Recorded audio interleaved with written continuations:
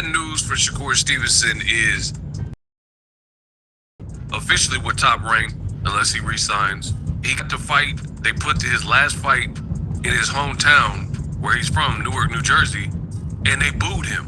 Not only did they boo him, but the people were evacuating like there was a bomb or a fire or something before the fight was been over. That's what I want to talk about in this video. So Shakur Stevenson fought Artem Harutyunyan. If I know a lot of people say, oh, I can't wait for Ego to give his fight breakdown. This video is not gonna be that, because on my post-fight breakdowns, since I'm the best in the business and it's not even close, I like to take my time with them, and I don't want to confuse the two subjects because this doesn't have as much to do. But hit the subscribe button, tune in, and I will do a Shakur Stevenson versus Artem Harutyunyan where I focus more on the fight itself and like takeaways. So Top Rank did Shakur Stevenson dirty, and you guys seen the clips. You'll see the clips in this video as well. But there was a point in this fight, because I have ESPN Plus and watched the fight, there was a point where the ESPN cameras, Top Rank cameras, they showed people exiting Shakur Stevenson's fight prematurely. I don't think y'all heard me, man. They showed B-roll footage of people in the crowd in groups leaving Shakur Stevenson's fight. Like, I've covered a lot of boxing, and I don't ever recall anybody, any platform, any network, any promotion doing that, where the focus is like people walking to the concessions or leaving or anything like that. Like, just think about that. If you're a boxing telecast, you want to make it look poppin' as possible. So you're gonna dim parts of the crowd if sections are blocked off or unsold, right? You're gonna have the camera not focus where there's gaping holes in the audience, and you're gonna make your event try to look as lit as possible, I would imagine. Oh no, not for Shakur Stevenson and Top Rank. What they did is literally the opposite. They showed the crowd leaving, and to me, that was one big last FU to Shakur Stevenson, because I can't think of any other reason why that would be done in a broadcast. Again, your goal, I would imagine, is to convince people that it's lit and they need to attend your show. 118 to 110, and Lynn Carter 116 to 1. So the exchange was, I know he's not knocked out, but he's just trying to survive. Andre Berto, former champion, says, why Top Rank show the people in the arena leaving? Shaking my head. They nasty for that, LOL. It's Shakur's last fight with them, so I believe they are being petty, showing they don't mind letting him go. And it's exactly that. I agree with Berto 1000%. This was one last big FU because Shakur is now entering free agency, and there's a strong likelihood, as I've said before, that he may not return to Top Rank. Because why would he?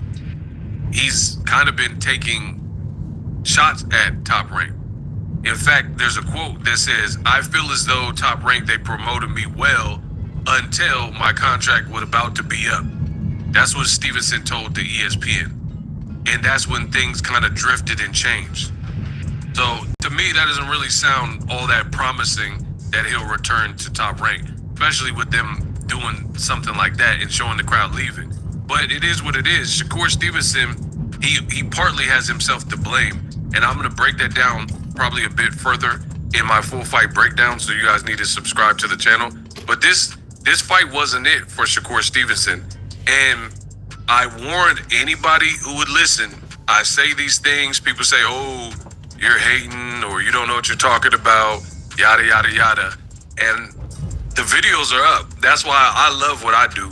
I love my job, because you guys could deny it and say all this, but then when it happens, then you look stupid and I look great. The best in the business said it's not even close. I told you before this fight happened that this was kind of a weird fight for Shakur Stevenson for multitudes of reasons, but namely because Shakur Stevenson was going against the machine. The machine is your promoter.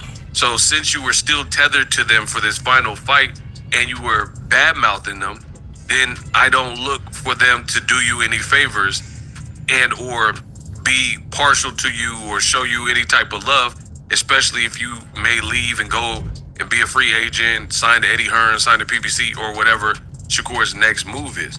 They don't, in fair play to Top Rank, they don't owe Shakur anything. Business is business, and if you're not going to be signed to them and you're not going to re-sign because there's a report out that says Shakur was offered $3 million a fight for 5 fights, so a total like a $15 million contract, and Shakur Stevenson declined it allegedly to pursue free agency.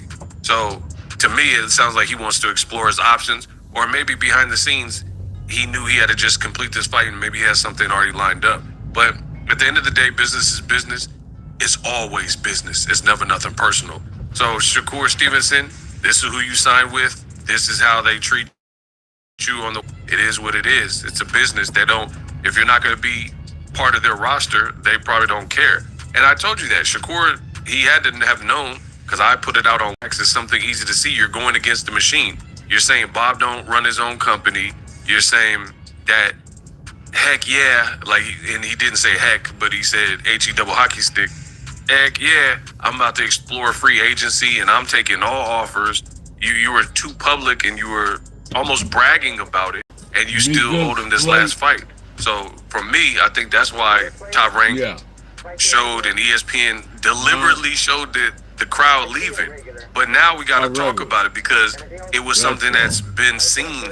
I mean, you could say they did him dirty or whatever, but the fight wasn't scintillating again. So Shakur Stevenson, I told you, he's putting pressure on his own self and then performing. And he won the fight and he won every round virtually. But I don't know what it is. There's something that's just not all the way connecting. And I think Shakur Stevenson is a good fighter, but he truly gets himself in hot water and basically scrutinized so much more because he's a social media baby. He's part of this Gen Z, and they can't stay away from TikTok and streaming and on Rumble and YouTube and X and Instagram lives and stuff. This generation got it bad. Usher, you got it bad. And Shakur really set himself up.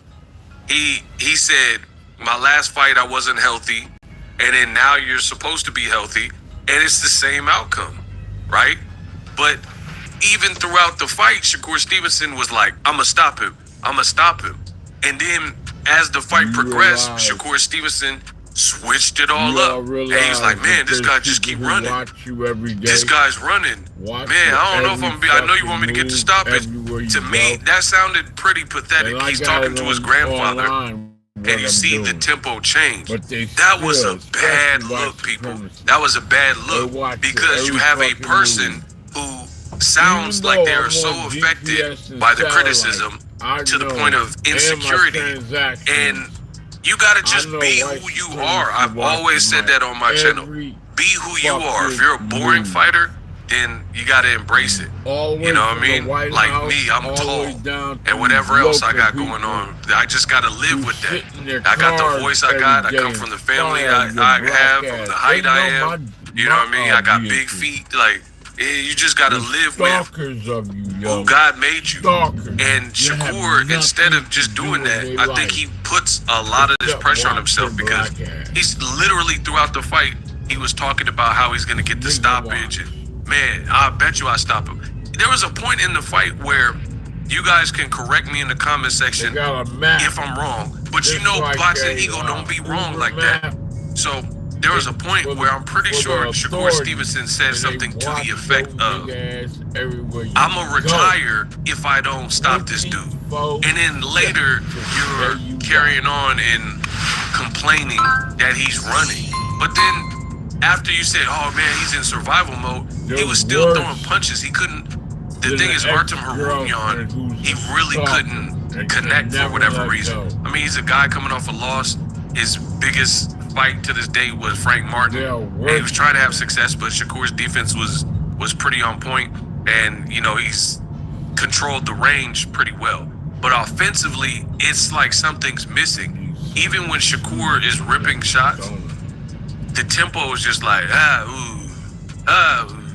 there's no like consistent blunt force trauma, and it makes like, do you remember being a kid and then your adult teeth were coming in, so you had to lose your baby teeth, and then the baby tooth is like hanging on by a thread, and then sometimes kids would be afraid to put that dental floss around their tooth and then close the door and yank the tooth out.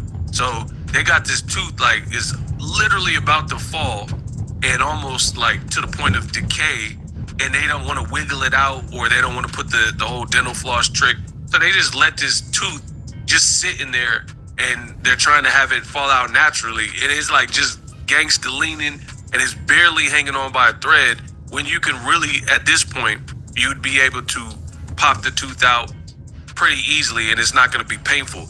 But because of in the child's mind, maybe they think it's going to be a painful process. They'd rather just let the tooth just sit there. But you're not going to graduate to an adult with these baby teeth. And I said that to say that's what Shakur Stevenson's style reminds me of. It's like he can't put these guys away. And it's not just about being a one-punch, one-hitter, quitter, knockout person. Because we know that's God-given. Not everyone has that type of power. But I've seen guys that don't necessarily have the most power, but they still know how to fight in a way that is very exciting. Like even Devin Haney.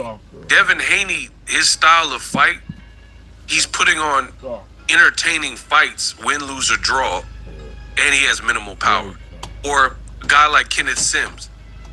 He was in a shootout fight, like Abu Kakarov or whatever the dude's name was. That was a great fight to watch. But for Shakur, it's just very weird. It's like he's showing like shades of like how skillful he can be, but then it's an immediate lull. It's like he doesn't want to get hit. He don't know how to finish. He don't know how to turn it up intelligently. It's almost like his pro style is not all the way turned over. And then even on the same card, you got a lightweight in Abdullah Mason. This dude is a pro. He's ready for even bigger names than what he's getting, because he's like chewing guys up. And he just got it. He has a pro style. I think Shakur Stevenson's problem is his style is not all the way converted from the amateurs or something. And there's points where he's admiring his work. Now I'm giving y'all too much of the game, too much of the sauce. Y'all gonna have to come back for the real breakdown, because I'm giving y'all too much of the actual breakdown. I said I wasn't gonna do that. But all in all, it was a weird fight. It was kind of a hard watch for me. It was like Shakur was doing some good things in there. It wasn't as boring as the Edwin De Los Santos fight, because he was actually punching a bit more, but it was still weird. Like the tempo, it's nothing to, like there's no crescendo. Like it seemed like Shakur had Harounian's number, and then maybe in the mid rounds he would start putting it together, and it was like, okay, I see what Shakur's doing. He's getting ready to paint the masterpiece, and then he never really painted the masterpiece. And in fact, Artem Harounian started winning some of them late rounds, and I'm like, where did this even come from? And then I think it was because he was trying to field off the critics and fight more entertaining. So therefore, he lost his form. He got a little bit sloppier because he's trying to beat someone he's not. I'm telling you. And it has to be embarrassing when You keep calling out Gervonta Davis, who's literally top, one of the top. I would have him probably number one, but he's definitely top 3 most exciting fighters in boxing right now. You keep calling him out. You're entering free agency. It's going to be hard to get and secure a fight with the Gervonta Davis with these type of performances. This is literally a back-to-back performance where when Shakur's in there with somebody with any level of like danger or skill set with a decent punch, this is kind of the level you get from Shakur Stevenson. And then, like I said, Top Rank, they added insult to injury because they showed the whole crowd leaving your joint and packing it in, and this is where you're from. I don't even, at this point, I told you, I've been said that. I don't even really want to see the Gervonta Davis Shakur Stevenson fight. I'll watch it, but I'm saying I don't really want to see. There's better fight. Tank versus Zepeda is a better fight. Tank versus Pitbull Cruz 2 is a better fight. And that's just being real. And I have no problem with pure boxers, but it's just something is not all the way clicking with Shakur's performances, especially at lightweight. And then ESPN commentary was horrible, bloody, awful. And you even had Tim Bradley who was saying stuff like, "Oh, I brought my coffee today." So they're filming at night because it's on the East Coast, so it's late at night. And Tim Bradley saying basically I have to bring my coffee to stay up. I need to be caffeinated because Shakur's gonna bore me and put me to sleep. And like I said, you have people like Nick Young, former Lakers player, basketball player in the NBA. He said the fight was boring as ish. It's gonna be hard. You're calling out Tank, but Tank's the most electrified. He's the A side. I'm pretty sure this ain't the type of performance that you wanted before free agency, and to have a back-to-back. You fought on Thursday versus Edwin De Los Santos, and then everybody said that fight was boring. This fight was slightly better in terms of offense, but it still missed people. Nate Diaz versus Jorge Masvidal. I'm being so real, and you know boxing is my first, not UFC or MMA. That Nate Diaz Masvidal was a better fight. It was more fun to watch, for sure. So, Shakur, I don't know. I don't even know where he goes from here. Because this is just at 35. Imagine Shakur going up to 140, where the guys are more durable, stronger, and stuff like that. He's going to be even more, like, evasive and, like, apprehensive without being able to get it done. Because if you don't got power at the divisions you've already fought at, you're pretty well stifled. Like, if you're getting no stoppages to mercy stoppages at 130 or 135, 126, then you move up to another division, that's going to taper off even more. Because Shakur, his resume hasn't really aged well. There's guys like Joet Gonzalez and Valdez, and they later fought Emmanuel Navarrete, and he did a number on their face and had them looking crazy in the fights with them. Shakur didn't do all that to Joet Gonzalez, and he didn't do all that to Oscar Valdez's face. But Navarrete did. You know what I'm saying? So, I don't know. It is what it is. Maybe you guys feel Shakur is an acquired taste, but I thought it was definitely a bad look that your hometown was booing. Not only did they leave early, but they were booing you in your own hometown. I'm certain that that's not what you want for right before your free agency. You know, it's like a athlete going to the NFL Combine and having a horrible workout. You don't want that. You're trying to get picked up. You know what I'm saying? And this, to me, this performance, it still left more to be desired, especially with the amount that Shakur talks. And I know I'm not the only one, because his own hometown was walking out of the fight and booing multiple times. And then ESPN, as an added bonus, they decided to show the whole world that, like, hey, and that, hey, shout out to Bob Arum, Top Rank. They play that cutthroat business. You got twisted. What is it, the Braves? The Top Rank, they play that cutthroat. They play for keeps. They play the cutthroat game. Business is business. They're like, all right, Eddie Hearn, you want Shakur Stevenson? This is what his own crowd is doing. And they made sure to show that So like it kind of like stains.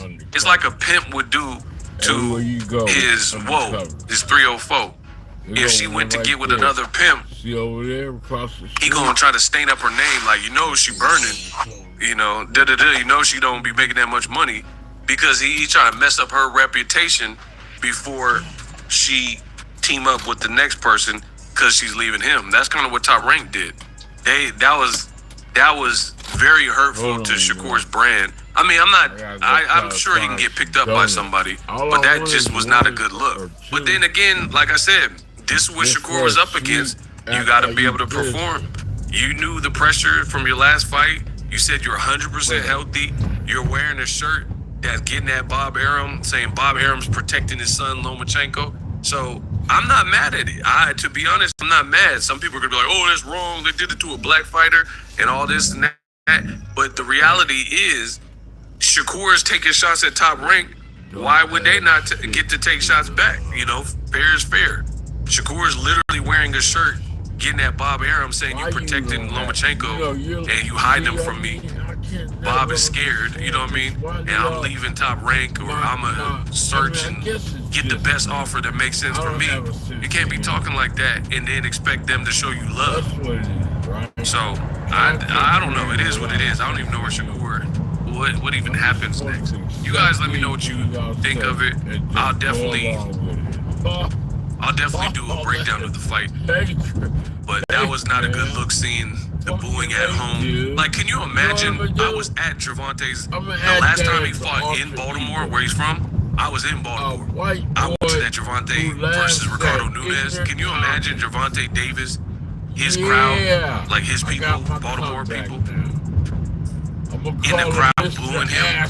It would have been dumb, because there was literally no reason to, because he knocked the dude's head and the dude's looking into the rafters. But again, Shakur, he creates a lot of these issues because he talks. He keeps talking on social media. He literally was talking throughout the fight, saying how he's going to get the stoppage, and then he didn't. Now you see the boos. Now you see people growing restless. Now you see people leaving prematurely. And again, Top Rank ESPN made sure that they showed that stuff. So it is what it is. Top Rank, presented by Hall of Fame boxing promoter Mr. Bob Arum. Brought to you this evening by AutoZone. Get in the zone. By DraftKings Sportsbook. Download the app now. And by C4 Energy. Energy that hits. We are sanctioned by the New Jersey State Athletic Control Board. Chairman Tony Orlando. Commissioner Larry Hazard Sr. This fight scheduled for 12 rounds for the WBC Lightweight Championship of the World. Our judges at ringside: Lynn Carter, Guido Cavallari, and Mark Lyson. And the man in charge at the sound of the bell is Mr. Alan Huggins. And now, to everybody here in attendance inside Prudential Center, Newark, New Jersey, and to everybody watching on ESPN, this is boxing. This is Top Rank. And baby, this is the main event.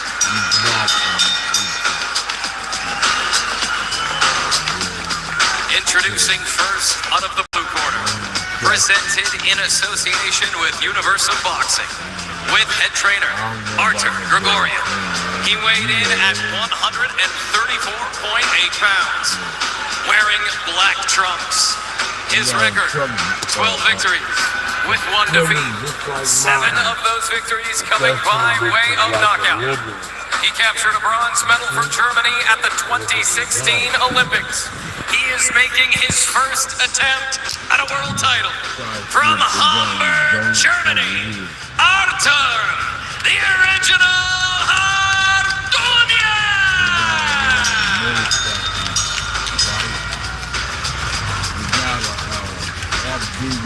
Introducing, out of the red corner, presented in association with Antonio Leonard Promotions, with head trainer Wally Moses. He weighed in at 134.1 pounds, wearing gray trunks with red trim. His record, perfect. 21 fights, 21 victories. 10 of those victories coming by way of knockout. 12 2016 U.S. Olympic silver medalist. He is the former WBO featherweight champion of the world.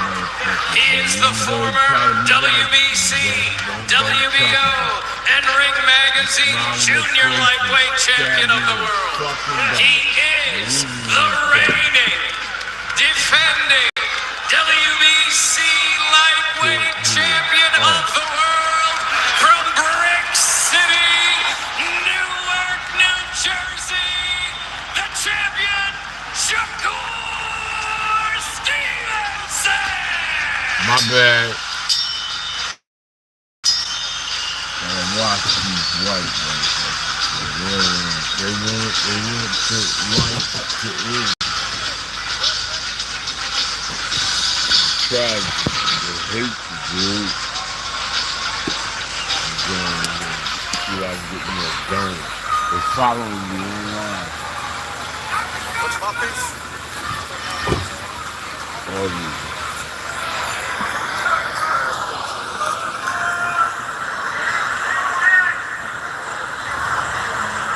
See what we got. You got any donut? Okay, gentlemen, you both have your instructions. Okay. My command at all times. Protect yourselves at all times. Anything from here on up is good. Anything from here on up is good. Touch gloves. Let's go. Shakur, when asked about Artem Artunian, said, I don't sleep on anybody. I consider Artem to be a deadly weapon. Artem, Tim Bradley turned to us yesterday and said, my mind is free, always positive. That may be his mind, but his body and his gloves are opposite a guy that's flat out better than him. Convince me he's got a shot here.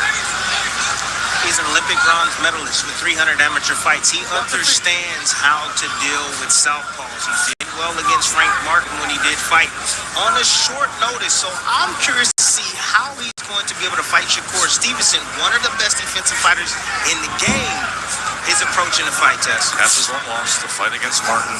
It took an eagle 8 with a damaged eye. Said, listen, I was only in the U.S. for 4 days. I'm very limited sparring for that Martin fight. Feels much better about what he put forth in the lead up to Shakur Stevenson. Artunian, the rhythm type of fighter, changes his distance in and out. I fuck with some white guns for now. Very fidgety to get in position, but that's how he does it. Gets in and out, scoots forward, lets his offense off. As of right now, keeping the same distance, but at the same time trying to put pressure on Shakur. I wouldn't mind getting that, but I already got to. Nice right hand down to the body. He told us in the fighter means that that's going to be his money punch. Instead of trying to hit the head of Shakur, he wants to go downstairs to be able to land his right hand. And eventually he's going to come up with the left hook. And I anticipate also, Tess, a level change. Nice level change from Artem. Yeah, so I can't do the hot there with the left hook. I was just going to say that. Level change, throw the hook, and then come behind with the right hand. Among championship caliber opponents, Shakur Stevenson's opponent connect percentage is 16.7. That's best in the world. That's good. Little bag, please. We'll see what that number looks like for Artunian as these early rounds develop. Yeah, I hope we don't have the same judges we had last fight. You're still on fire. Everybody is. I can't wait till you get on social media tonight and get into the boxing world on social media and hear the reactions to the Shock Foster shock of losing by split decision of Ropes and Conceição. The night started with spectacular fireworks with a double Mason's TKO with Keyshawn Davis against Medueno, and then it just went off the cliff with the scoring of Conceição being awarded a world championship against Shocky Foster, who had defensive mastery in our co-feature. Always watching, guys. He landed the more effective punches. You see Conceição couldn't even get in range to be able to land a punch. We'll have plenty to say about that on the state of boxing. He's in front of you, but he'll get out of range. You're seeing the defensive prowess right now, but not a whole lot of counterpunching. Now, I wonder if these are the same judges that are going to give the person just coming forward, throwing punches, the round. Copybox says he's only landing 2 of those punches that he's coming forward with. End of 1. Already got Welcome to all DraftKings the Casino, drinks I the need. home of blackjack. Get in on the thrill of the hit. Way by an inch, 2 inches here or there. I got a full Now tank of posting, trying to gas. find that range. I could be That going southpaw to do some stance. roading. But I'm not. Got 12 rounds of work. Yeah, Shakur seems like he's taking his time, having a hard time finding But Artunian's rhythm.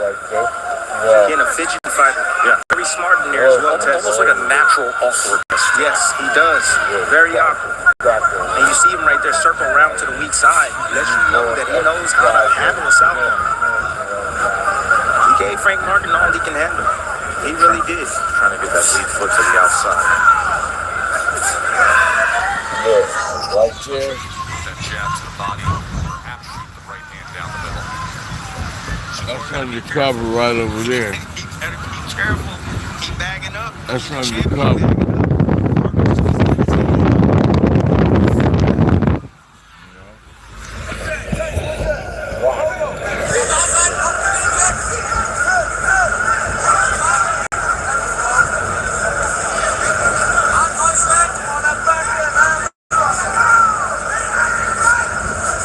So Shakur is playing a patient game. He's trying to get Artem to overcommit.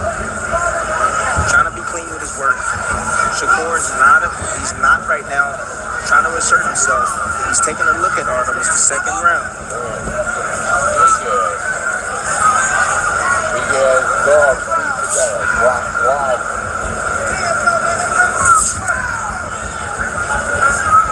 And I just want to let everybody at home know that I do got my coffee. Always good to be well caffeinated, Timmy. I know you're referencing what we saw back in November with the fight that was highly criticized with Shakur. Now he will say, hey, I was injured going into that fight. I did exactly what I needed to do to win a fight no matter what. Lack of entertainment and how much fantasy was there to be had. 105 punches were weighted in this. Santos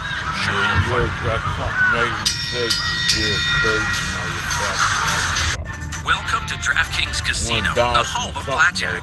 Get in on the thrill of the hit, the split, the double. around. He says, listen, there's a lot of bouncing going around, but I think I can find him. And Foley just said, just stab it to the body. So we'll watch with that lead right hand and see if that jab can find the body and try to slow and contain Artunian.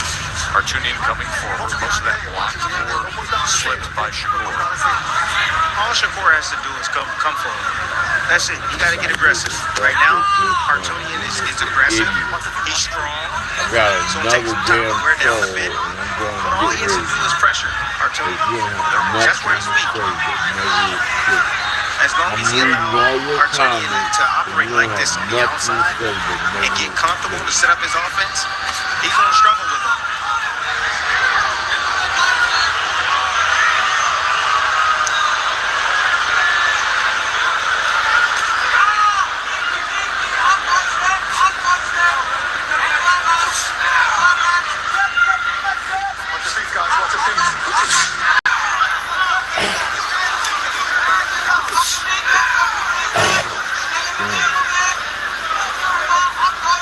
Again, Shakur not willing to engage at the moment. There he comes forward. There he initiate the offense there. Left hand behind that southpaw jab. Able to block that effort from Artunian. You know, one of the things that Shakur, he stays true to himself. And Shakur is fine. Come on, Shakur! Fight's going like this. He's okay with that. He told me, and if I said, well, what happens if the fight isn't appealing to the fans? He says, I don't care. My objective is to go in there, win, and go home to my family. That's my objective, and I'm happy with that. What was that line he said to us yesterday about, I'm finally comfortable. I'm comfortable in the villain role. I wasn't ready before, but I'm fine being the villain. Boy, that explains it right there on the back of his trunks. Twitter Instead of Stevenson. He's riding with it. On the back of his trunk. He's riding with it.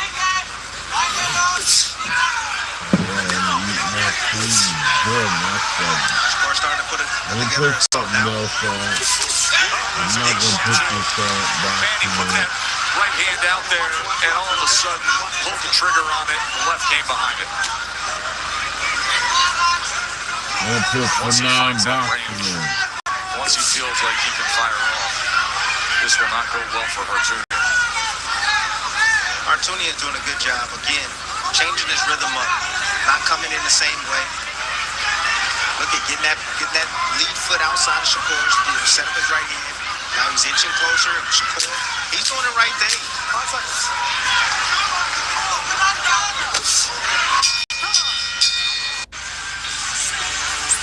Let's see here.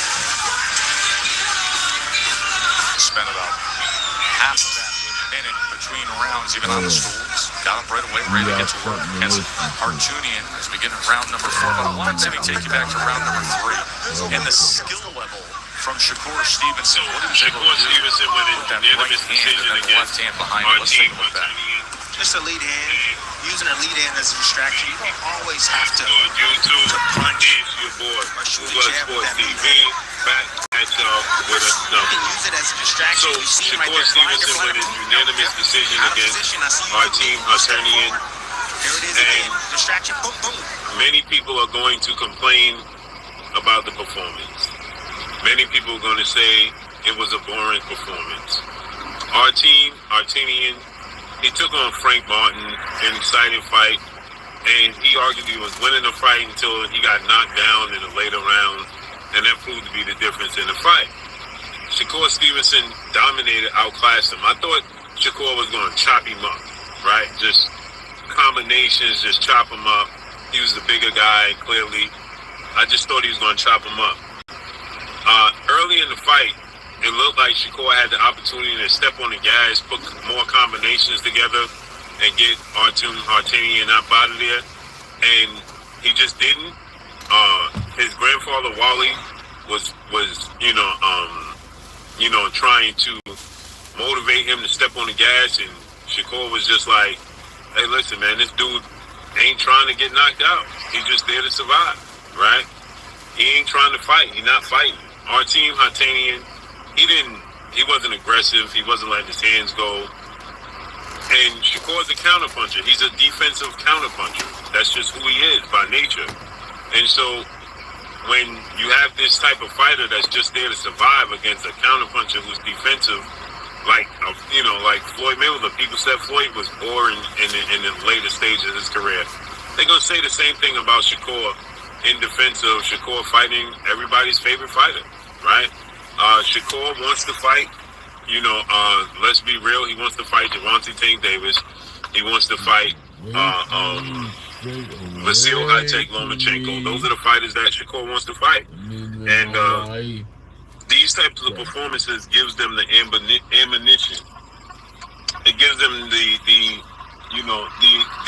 reason to say, I'm not taking the fight, right? And so, again, like I said, was it the most exciting fight that Shakur could have put on? Absolutely not. But again, coming off the performance with Edwin De Los Santos, where he was defensive-minded and moving around the ring, to this performance where he was, more flat-footed, standing right in front of our team, Artunian, and trying to provoke him to let his hands go and fight. Don't time Coolio out no more, because y'all... He just couldn't get Artunian. It don't matter. Let him say whatever he wants to say. And the thing is, Shakur just doesn't have... Don't time him out no more. One-punch knockout power like Tank Davis. Let him say whatever he wants to say, because it's taking up room. People going to tell you, man, Tank would have knocked Artunian out. Let him say whatever he wants to say. I'm going to block right? him. And even though Artunian was not opening up much and not letting his hands go and not giving Shakur much to work with, if this was Tank Davis would have absolutely got Artunian out of there, because he has a different type of power.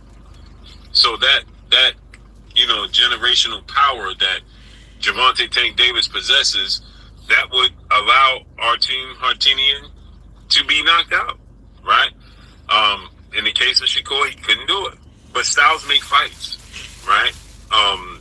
So I agree. Would Tank Davis had knocked out Artunian tonight? More than likely, because he was there to get knocked out. It's just that he wasn't opening up much.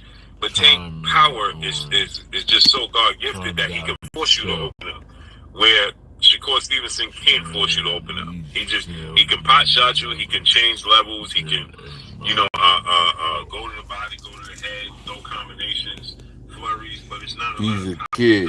I know he gotta be. With Tank Davis, He's like a little boy.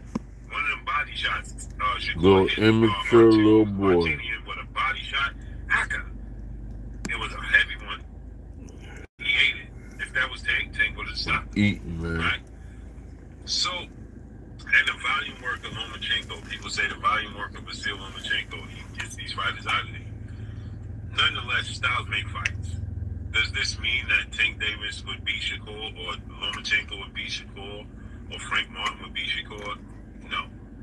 It's just styles make fights. It just is what it is.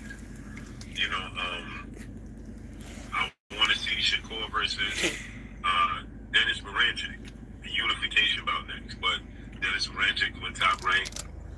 Shakur, this was his last fight with Top Rank. If he re-signs with Top Rank, we can see Dennis Baranchyk, Shakur Stevenson unification bout. Dennis Baranchyk is going to be more offensive and allow Shakur to put combinations together to get him up out of there. And it's a unification bout. But again, if Shakur doesn't re-sign with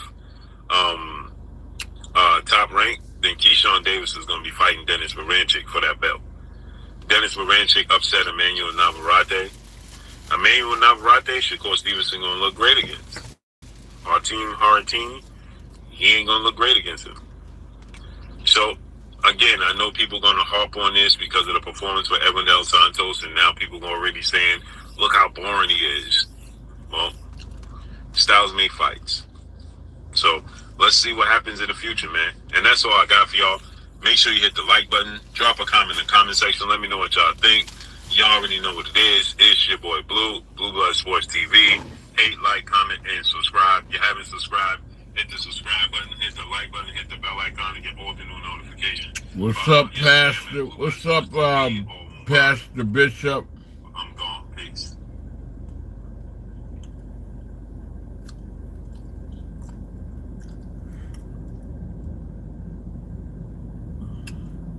I'm up here eating. Let me see what we got.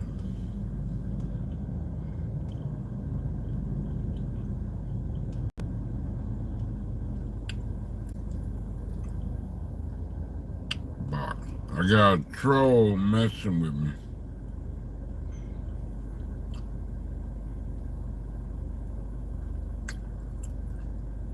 See what we got.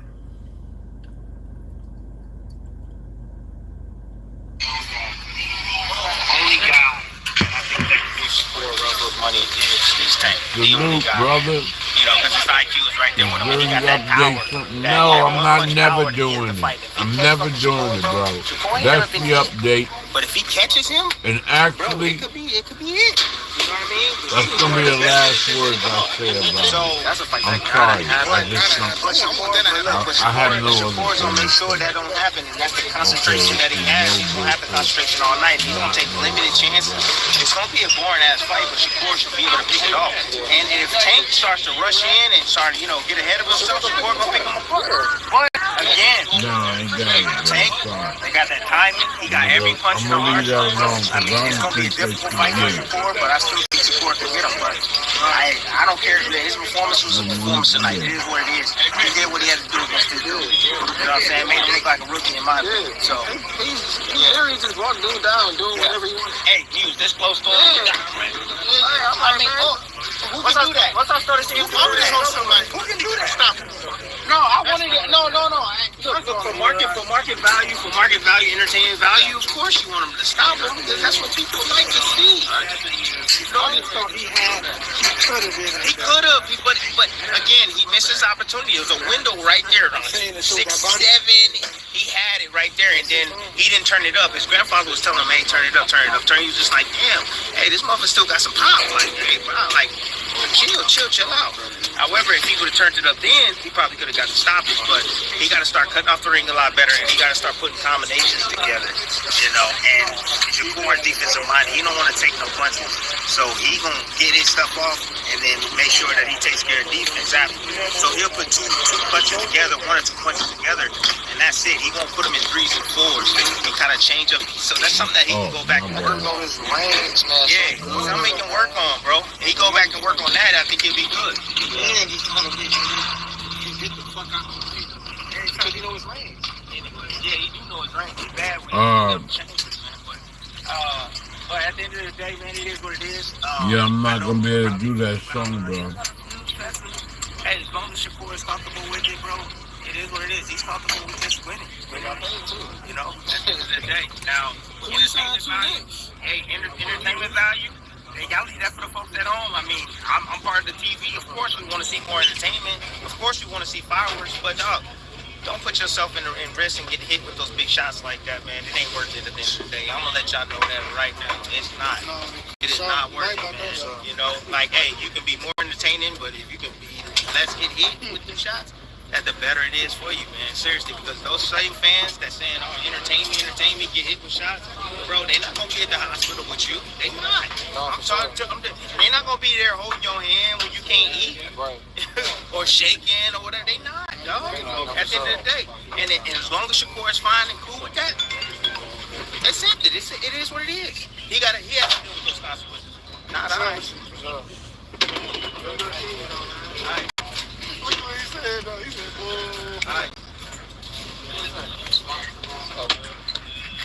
Alright, let's get up out of here, y'all.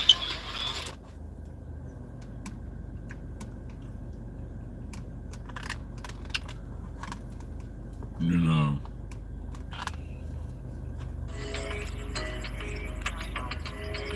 Okay, what?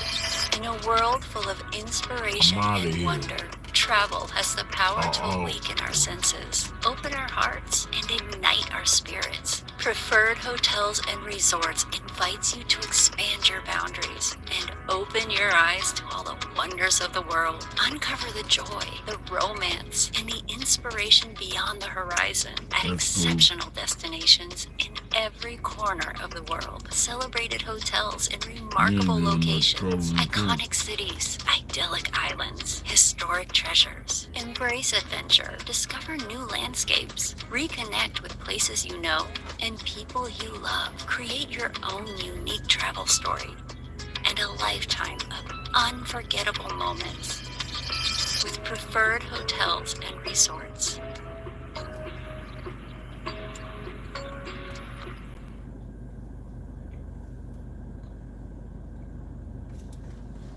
Shakur Stevenson beats Artem Harutyunyan by unanimous decision to defend his WBC lightweight world title. Here are pros' reactions. Catch the Shakur fight on the app, or man, ain't nobody watching that.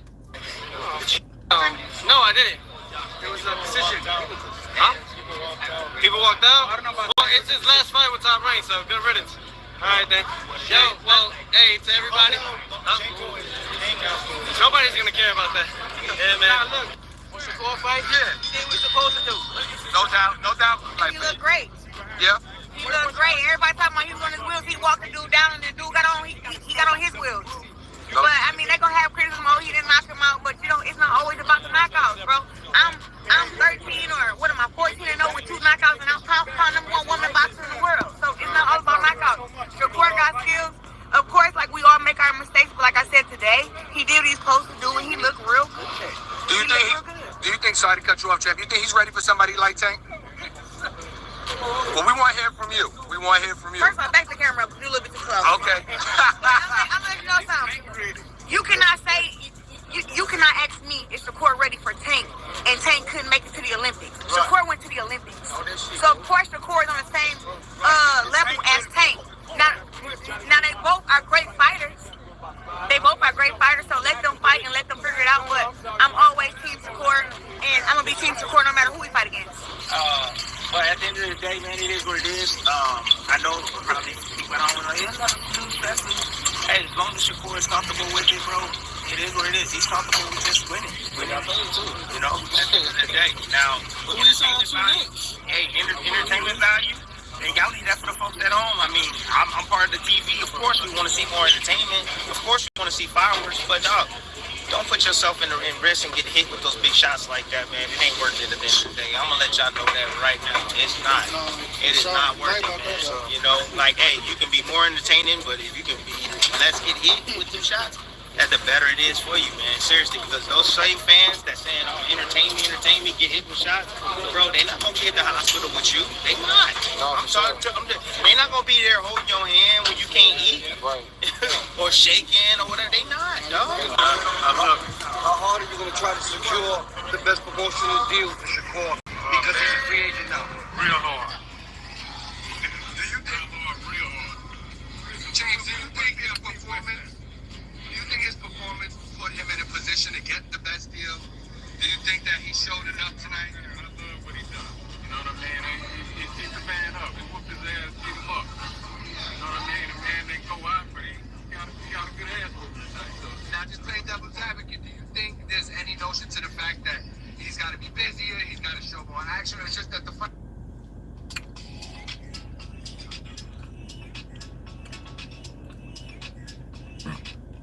All right, welcome back to the channel. It's your boy Fanon, and Ryan Garcia has just about done everything he can do to delete his boxing career, and today tells people how he really feels. I'm sure that he is going to claim that it's related to some substance abuse, that it could be related to mental health issues.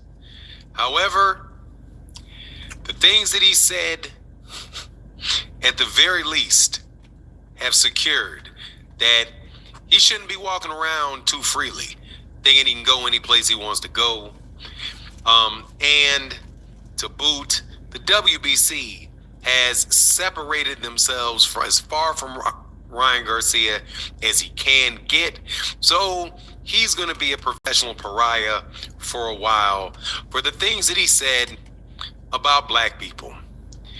Now, before I get into this segue and then get into the subject, let me tell you flat out, Ryan Garcia believed what he said.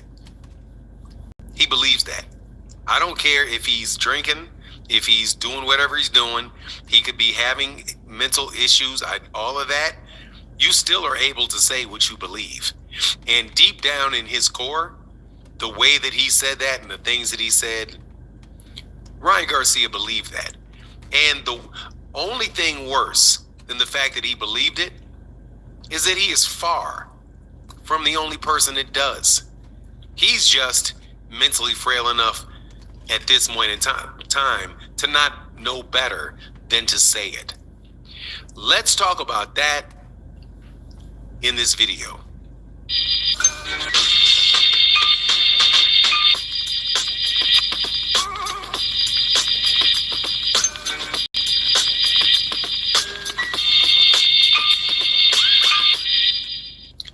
All right, welcome back to the channel. It's your boy Fanon, and in this video, we're going to be delving into the ugly side of boxing.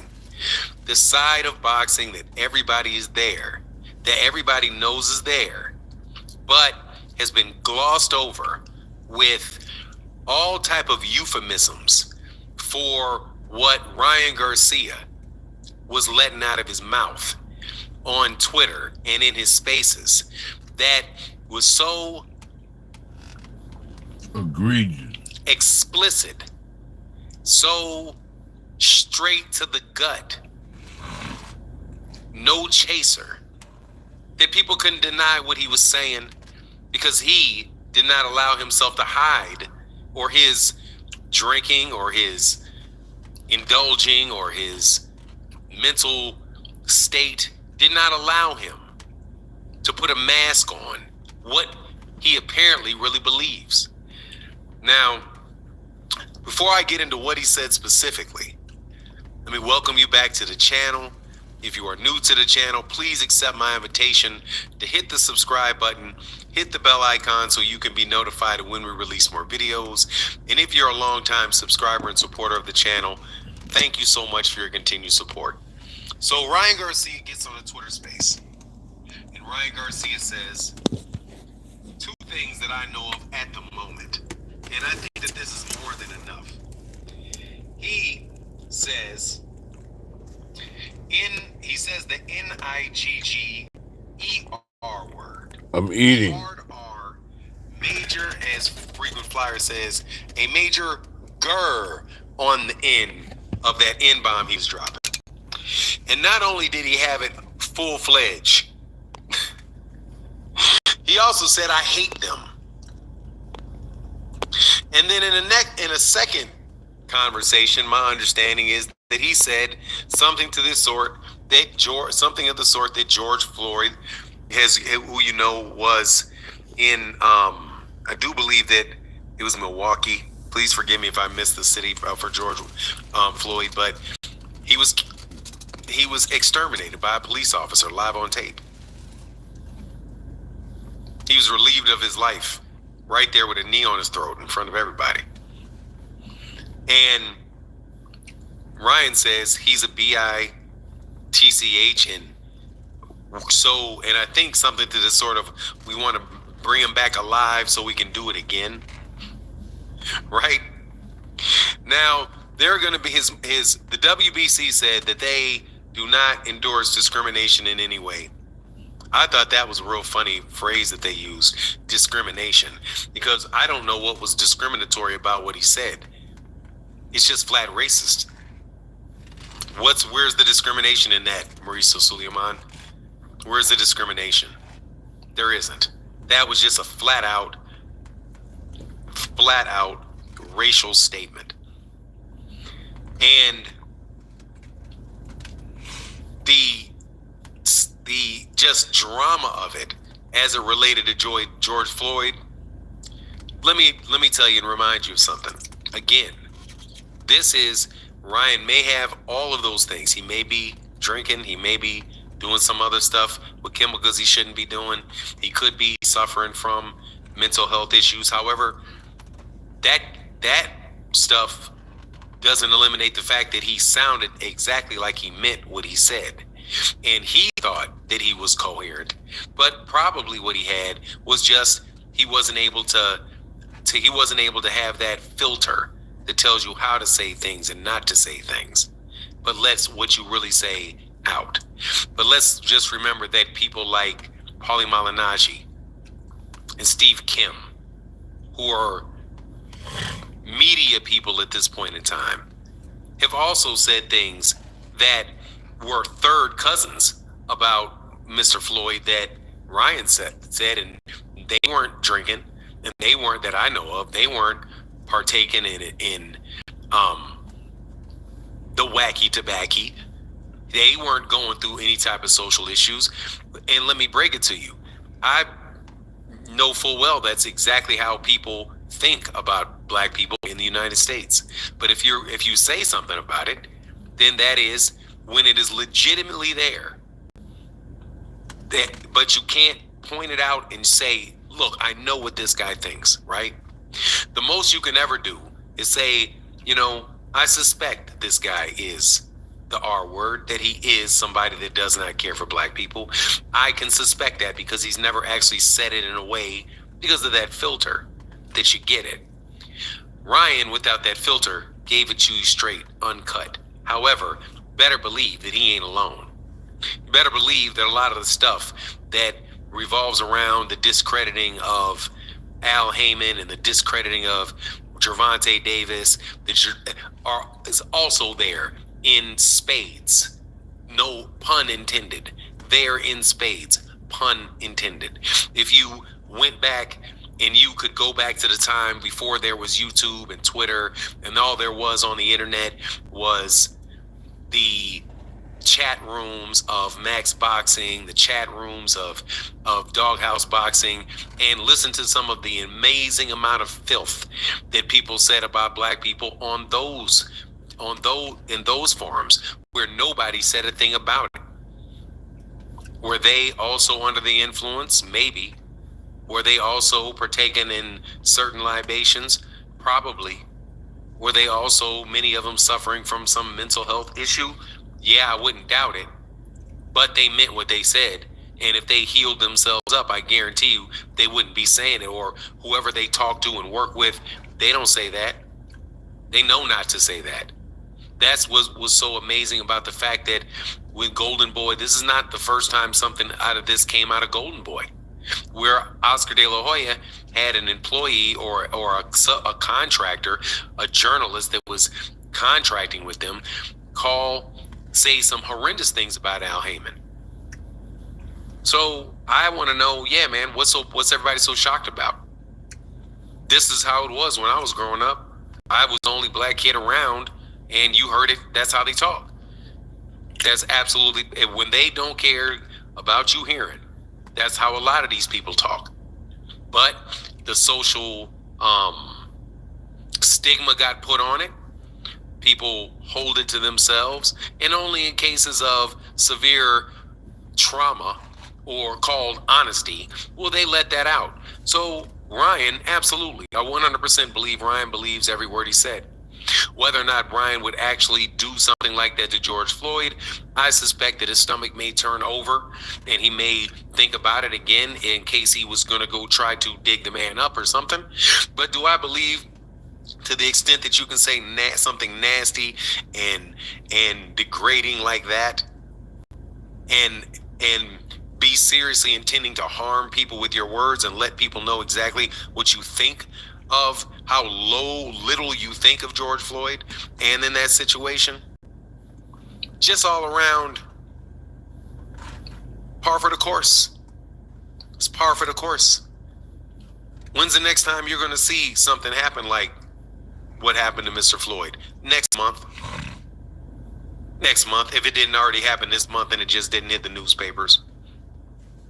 But, you know, we can all focus on Ryan and think that this is some thing that is not just how it is. That's how it is. Your parents will tell you how that is, how it is. It shouldn't surprise black people at all that he would say that. But again, this is where he goes from somebody that you can suspect that he thinks that way to no, he said it, he knows it. So a lot of times when people have those filters, you can't point your finger at them. You can't say, oh, yeah, I know you're this. Oh, I know. Take, for example, I believe heavily that Mike Montero has sentiments that rival Ryan Garcia's statements, but he's just never going to say it. Neither is the people that hang around Golden Boy, which Ring Magazine, which is owned by Golden Boy, who's the promoter of who? Ryan Garcia. Not shocking at all from coming out of that organization that one of their main people would say something like that. But less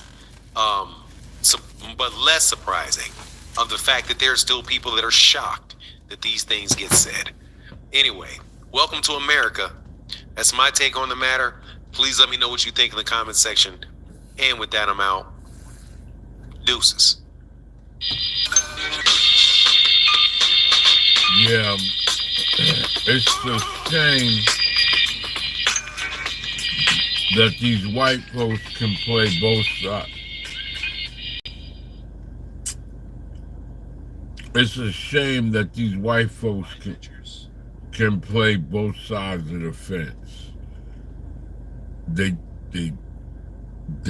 teach and they talk, and then they are apologetic. They teach you how to be on one fluffiness stage of politically correct, but behind closed doors, they really say how they feel. If you want a Mexican, you'd be taking it like that.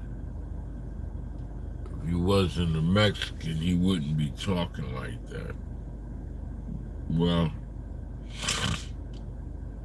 like Fanon said, Caucasian people used to talk like that out loud all the time. They just do it behind closed doors.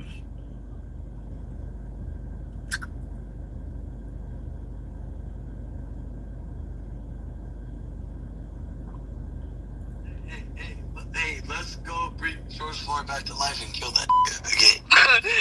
I'm gonna put my knee on his neck.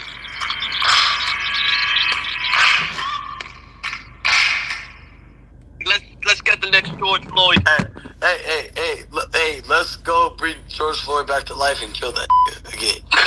I'm gonna put my knee on his neck.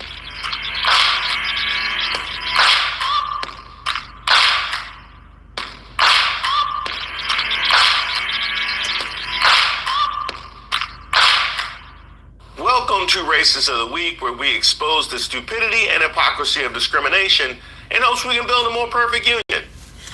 And also laugh. As usual, I would like to thank today's sponsor, Racism. And don't forget to like and subscribe to the page, and definitely leave me any possible suggestions for nominees in the comments. Today's nominee, boxer Ryan Garcia.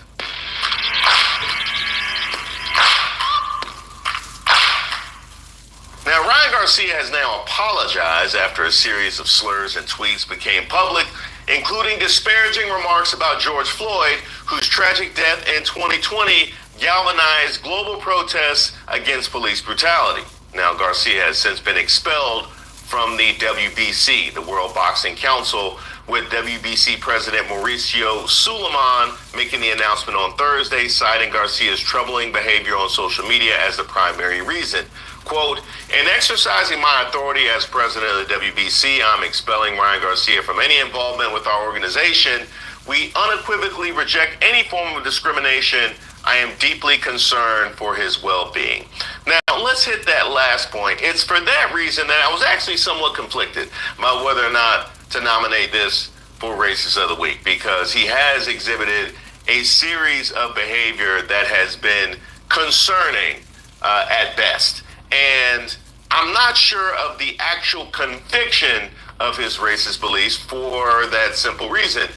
Yet at the same token, how could I just ignore somebody saying, well, you know what? Some things are just beyond the pale. Here's a sampling. I'm anti-black. Yeah, let's join the Ku Klux Klan. Let's fuck the. Yeah, I'm KKK. I hate. I'm the leader of KKK, and I summon you to be the knight in shining. No, I'm KKK. No, I'm KKK. I've got the AK-47 ready. Let's get the next George Floyd. Hey, let's go bring George Floyd back to life and kill that again. I'm gonna put my knee on his neck. We need a scientist. In addition to that clip, there was a whole gang of N's, and I hate N's, and I want to join the KKK, F the Muslims, accusations of crimes against children. You guys know the rabbit hole he went down. Now, a few things that I did want to note here. Hey, Trump, this you? Uh-oh, let's see what you got, Bass Hands.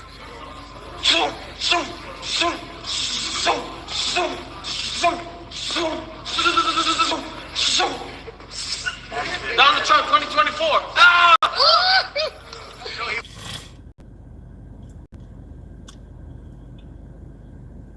Cause I'm pretty sure that this is you. Now you didn't say what he said, but I want to know, why does this rhetoric always find itself so close to Mar-a-Lago, right? It's always adjacent. It's always just a hop, skip, and a jump.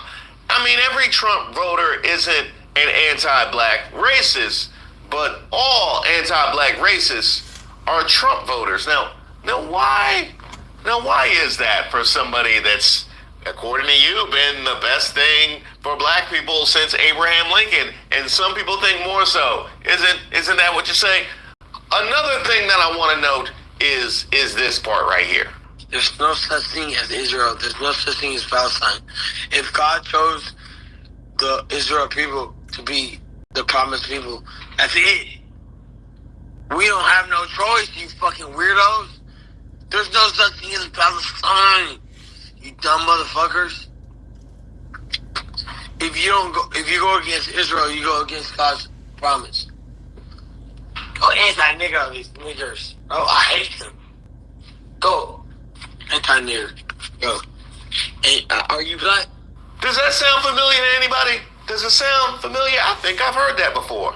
We bless Israel. We bless Israel. Those who bless Israel shall be blessed. In that degree program, I didn't research exactly what you teach, but are you familiar with Genesis 12:3? Probably not as well as you are, Congressman. Well, it's pretty clear. It was the covenant that God made with Abraham. And that covenant was real clear. If you bless Israel, I will bless you. If you curse Israel, I will curse you. And then in the New Testament, it was confirmed that all nations would be blessed through you. That is rhetoric coming out of the mouth of a boxer in a drunken ring, exhibiting behavior so troubling he's been expelled from the WBC. Yet it's also word for word the same thing that's been said on Capitol Hill by people that we pay to lead us. Now they took Ryan presumably somewhere to sleep it off after this, but Republicans raise money off of it. I think some of them need to sleep it off. I really do. I think some of them need to sleep it off. Bober, you've been doing too much sleeping. Representatives for Garcia and Golden Boy Promotions, this management company, didn't respond immediately to requests for comment regarding the WBC's decision. Garcia did post an apology on Twitter saying, "I was trolling. I want all of the killing to stop. I love everyone. Sorry if I offended you." In a statement released after the WBC's penalty, Garcia's family addressed his behavior as well, saying that they do not align with his or his family's true character or beliefs. According to his father, our family unequivocally does not support any statements Ryan has made regarding race or religion. These do not reflect who Ryan truly is and how he was raised. Those who know Ryan can attest to this fact. Ryan has been open about his ongoing struggle with mental health over the years, and as a family, we're committed to ensuring and encouraging that he receives the necessary help to navigate this very challenging time and address both his immediate and long-term well-being. Now, I appreciate his family actually taking ownership that what he said was as troubling and problematic as it's been received. At the same token, I'm a little bit conflicted about how accountable to hold somebody who is presumably suffering from mental health issues for this kind of rhetoric. Because at the one hand, we have a pretty long rope for people who we believe are not operating at the height of their powers. At the same token, why does it always get to racism? Like, why does it always get to racism? And not like one racist thing. He hits you with the ends. He hit you with, "I want to join the KKK," and he hit you with digging up George Floyd. Like that is a pretty, and then he also hit us with the Muslim rhetoric and the Israel rhetoric. Sounds like a downright MAGA platform that'll get you elected in 14, 15 states. That's pretty specific. Now, in addition to his expulsion from the WBC, Garcia is currently serving a 1-year suspension handed down by the New York State Athletic Commission. This penalty was imposed after Garcia tested positive for a banned substance before his April bout against Devin Haney. Initially, Garcia had triumphed convincingly over Haney, securing a majority decision victory with 3 knockdowns. However, this victory was later overturned to a no contest, which I guess gets Devin Haney off the hook for not eliminating Ryan Garcia from our public consciousness. Like, when I first saw this, I was extremely mad, because I was like, man, Devin, if you would have handled your business, we wouldn't have had to worry about this dude. This wouldn't have even been news. But I guess if the man was on that stuff, then I can't really say that. I've lost fights to people that want nothing but hot dogs and Cisco. So who knows how the good stuff actually works. In fact, Devin Haney's father and trainer Bill Haney weighed in on the whole thing. Let's do this. Introducing Chevy's best lineup of SUVs ever. I'm definitely not happy to see the kid crashing out, you know. I always try to be as optimistic as I can as just a human being, and I hope that, you know, everyone could be with me in my most trying times, as well as him going through his or anyone in my family. These are the times that having a dad who's been there on that roller coaster with you, that ups and downs, that their voice is loud and vocal at the top, as well as when you've hit rock bottom. You know, so that team, you know what I mean, I wish them well, but there's no place for that kind of talk, you know what I mean, and particularly and directed, you know, in the way that it's being directed, you know. You know, it's just no place for it. I think that he should get help, you know what I mean, and that's it. I don't believe in kicking a man while they're down. But he definitely should get help, and the people around him should step up and be held accountable and speak loud and be just as, you know, happy that they can be there for Ryan during these kind of times. This is a time that you see what kind of team you got. Concerns over Garcia's mental state had been mounting in the lead up to his fight with Haney, exacerbated by his erratic behavior online. Suleiman acknowledged that despite outreach efforts from the WBC offering support for mental health and substance abuse, Garcia had declined multiple offers of assistance. Now, a couple things. One, I just raised the question of how responsible to hold people when we feel like they're not operating at the height of their powers, or when they're refusing assistance. That would ratchet that up just a little bit. I would also ask this question: how do the other sanctioning bodies look at this point? Like, the WBC has seen, if nobody did anything, then maybe boxing could wash its hands of delving into these matters. But once the WBC decides to suspend him,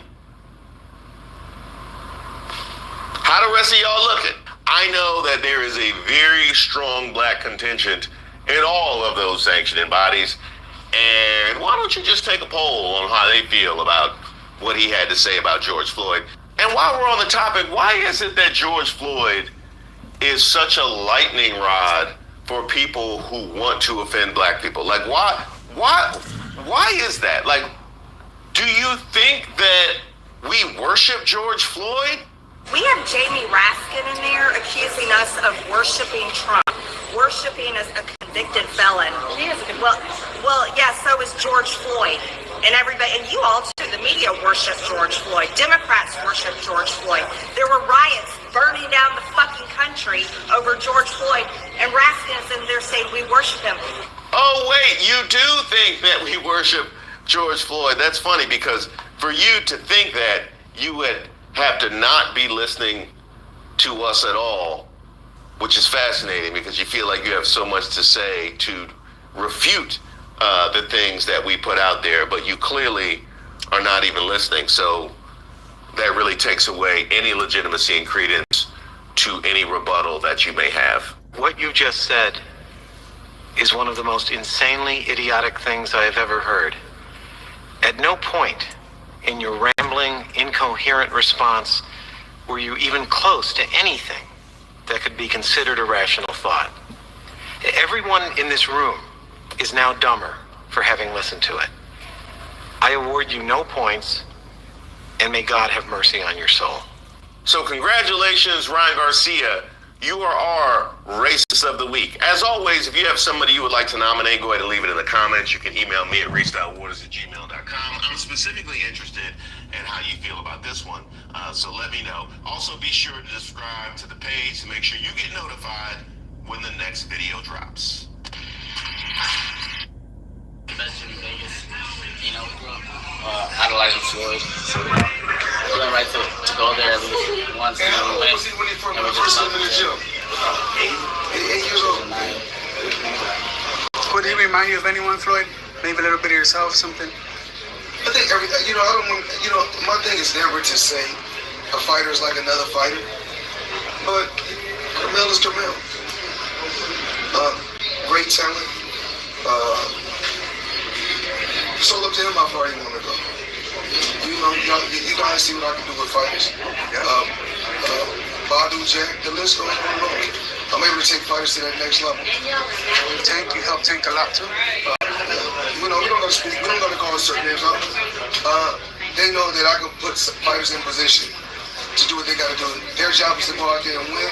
My job is to put them in a certain position for them to have an opportunity to accomplish what they want to accomplish. You know, Floyd, right before the bell rang for the first round, you said something in his ear. I think that has a lot to do with how he carries himself, very mature, composed. What did you say in his ear, and how much does that actually impact you, Carmel? Well, we don't really want to tell.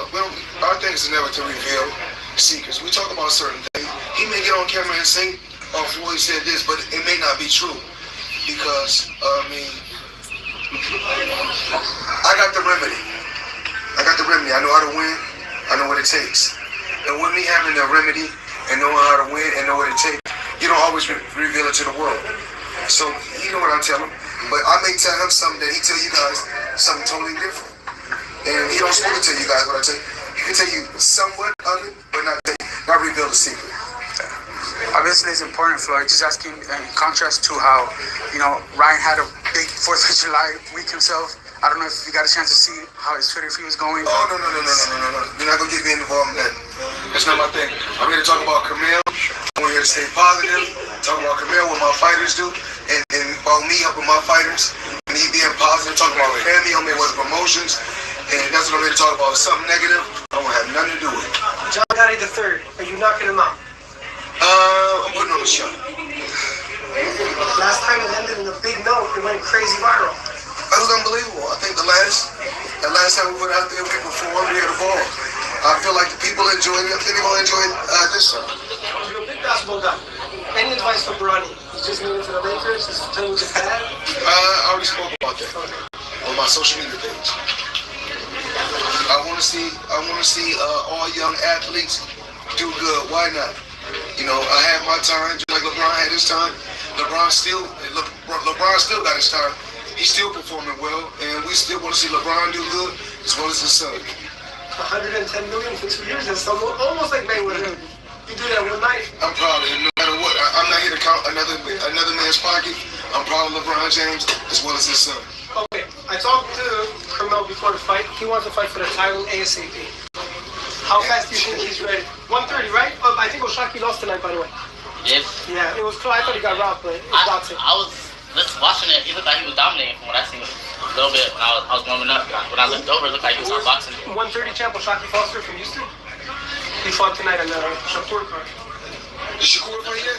No. Fight right now. Hey, yo, don't we got Caitlin on this? Cameo! Sullivan! You ready for the champ? We're going to get back in the gym and make sure I'm ready when the time comes. What's going on with the Super Bowl. Man, what's going on with that new buddy? Pop, what you think about your son? I'm very proud of him. He's great.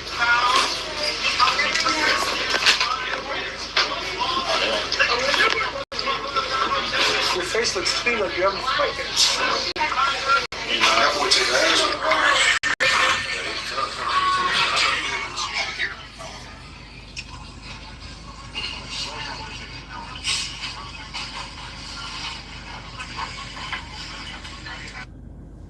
We need people to clean offices and buildings. No experience necessary. And the pay is very, very good. You need explorers and leaders who change the world. It's fun, inspiring, and you can learn so much. Get your copy now at hiddenhistorymuseum.com. Let's discover hidden history. He was on exactly, so I don't misspeak because I like to have everything in order. Let me see who can come up real quick and let me know about the lot. Shaved. Let me get shaved eyebrows. But no, you sound like a white supremacist with that name. Let me let you up here anyway. All right, shaved eyebrows. What's up, shaved? Hey, what's up, Tariq? I'm good. So, did you hear Ryan Garcia's live the other day?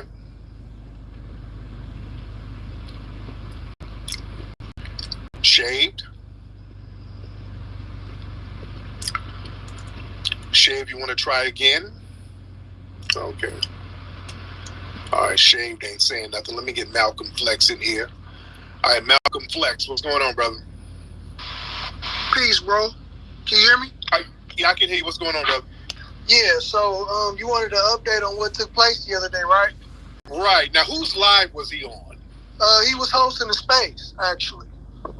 Oh, so he was hosting his own space? Yes, he was hosting a space, and Sneeko wasn't in there at first. He was going off, calling black people niggas and niggas. The N-word, right? And he was saying F Muslims. He was going crazy, and then somebody mentioned Sneeko. It was like, hey, we need to get Sneeko in here.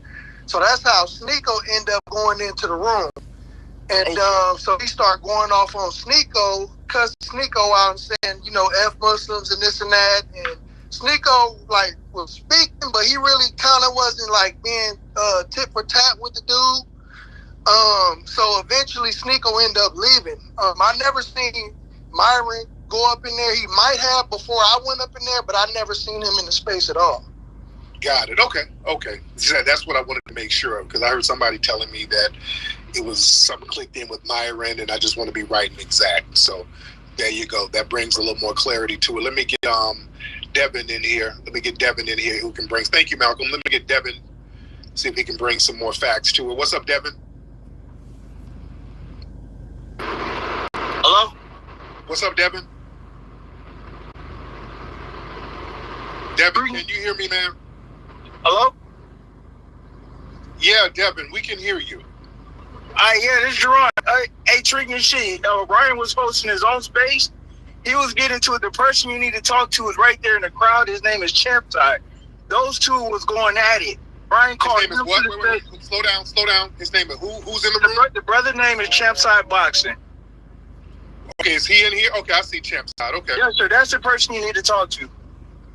So they were going at it or something? What happened? Right. Originally, Ryan was hosting a space, and then he was throwing like slick shots at Champside. Then he called Champside to his space. Then Champside called him out on his like passive aggressive racistness. And then right after that, he held another space called Anti. And then that's when he started spiraling out of control. Oh, wow. Well, Champside, I just tried to let him up and he bounced. So he's probably about to log into his fence there. Okay, but thank you so much, bro. Thank you for helping to bring clarity to it. Okay, yeah. Now, the Champside guy was going to bring him up and then he immediately bounced. So that's interesting. Let me get Artman the Great. Artman, can you bring some clarity to it, brother? What's up, Artman? What's going on, brother Tariq? I'm good. How are you, sir? Go ahead. I'm doing really good. I'm an FBA boxing fan, hardcore boxing fan. I've been following this Ryan Garcia stuff for a little minute, man. He really is a racist, and it started at home. His pops, he called out Devin Haney's pops and said, you know, he has nappy hair during a press conference.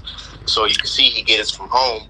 So none of this stuff is really surprising, but everybody's giving him sympathy. I'm not feeling it. I'm not feeling it at all. He crossed the line. He's an habitual line stepper. He needs to be dealt with. Yes, indeed. So, yeah, thank you so much. So, yeah, man, Ryan Garcia, he's been doing and saying little slick stuff, like my man said, making little racist comments, and him and his family making little racist comments towards other black boxers. And on the audio I heard, he was using the N-words and F-N-words and talking about George Floyd. Just some real slick stuff about George Floyd, just real crazy talk. And he was doubling down on some tweets, F-N-words, I'm not going to say it here, talking about black on black crime, just really going off. Now, some people from one of the boxing federations, they kind of suspend him, they distanced themselves from him. Ryan then gave a real half-ass apology. Let me read what the apology is. Let me scroll down. The apology was really a backhanded diss. It wasn't a real apology. Hold on. Here it is. It says, I take responsibility for my words. I'm misunderstood. I got a lot of trauma, and it's been a tough couple of months, as everyone can tell, but I am sorry. I struggle with substance abuse, and it's hard for me with everything going on. I actually love black people, no cap, which is why I actually said I offended all my black family and friends. This sucks, but all I can do is be better and stop using stupid words and letting some people in my circle hype me up. Sorry, everyone that I offended. I still stand on stopping black on black crime. So you've been injured in a recent car accident and you want to get a major check like this right here. Here's what you're going to do. Use this app. It's called Case Connect Compensation. I still stand on stopping black on black crime. Okay, that's not an apology. You're gonna end your apology doubling down on your because that black on black crime, that's anti-black rhetoric. You're not stopping anti-black crime. I mean, you're not stopping black on black crime. You couldn't even stop crime, Latino on Latino crime in your own homeland. Talking about some damn black on black crime. What about Latino on Latino crime in your homeland, dude? Y'all got drug cartels all over the place talking about some black on black crime. The temerity. That's a deflection from the failure that's going on in your own homeland. The minute these tethers come over here and start talking about black on black crime, you don't ignore all of the crime and degradation and filth going on in your homelands. They always come over here deflecting in some black on black crime. We don't have crime like y'all.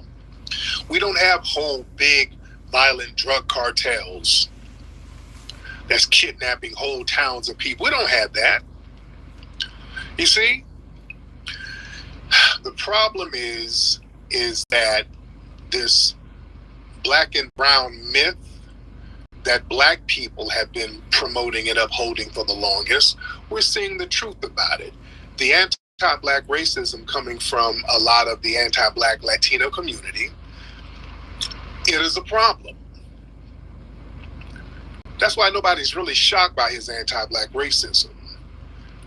A lot of the white Latinos, they have a lot of anti-black racism that they've always had. And once they get into a space with other people where they can be comfortable, they let all this stuff hang out.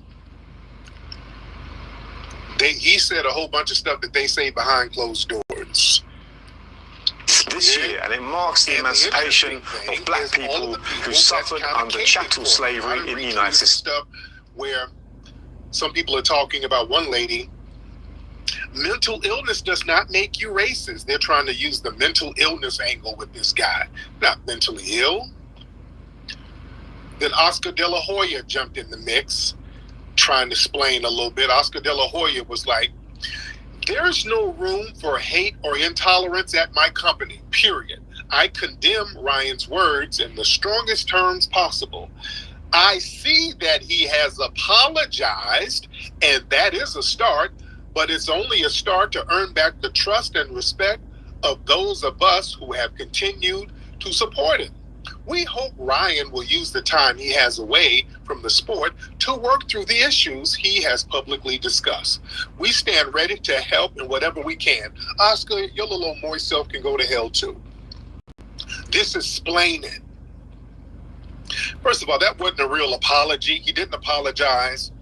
And he wasn't talking about you. He was denigrating our community.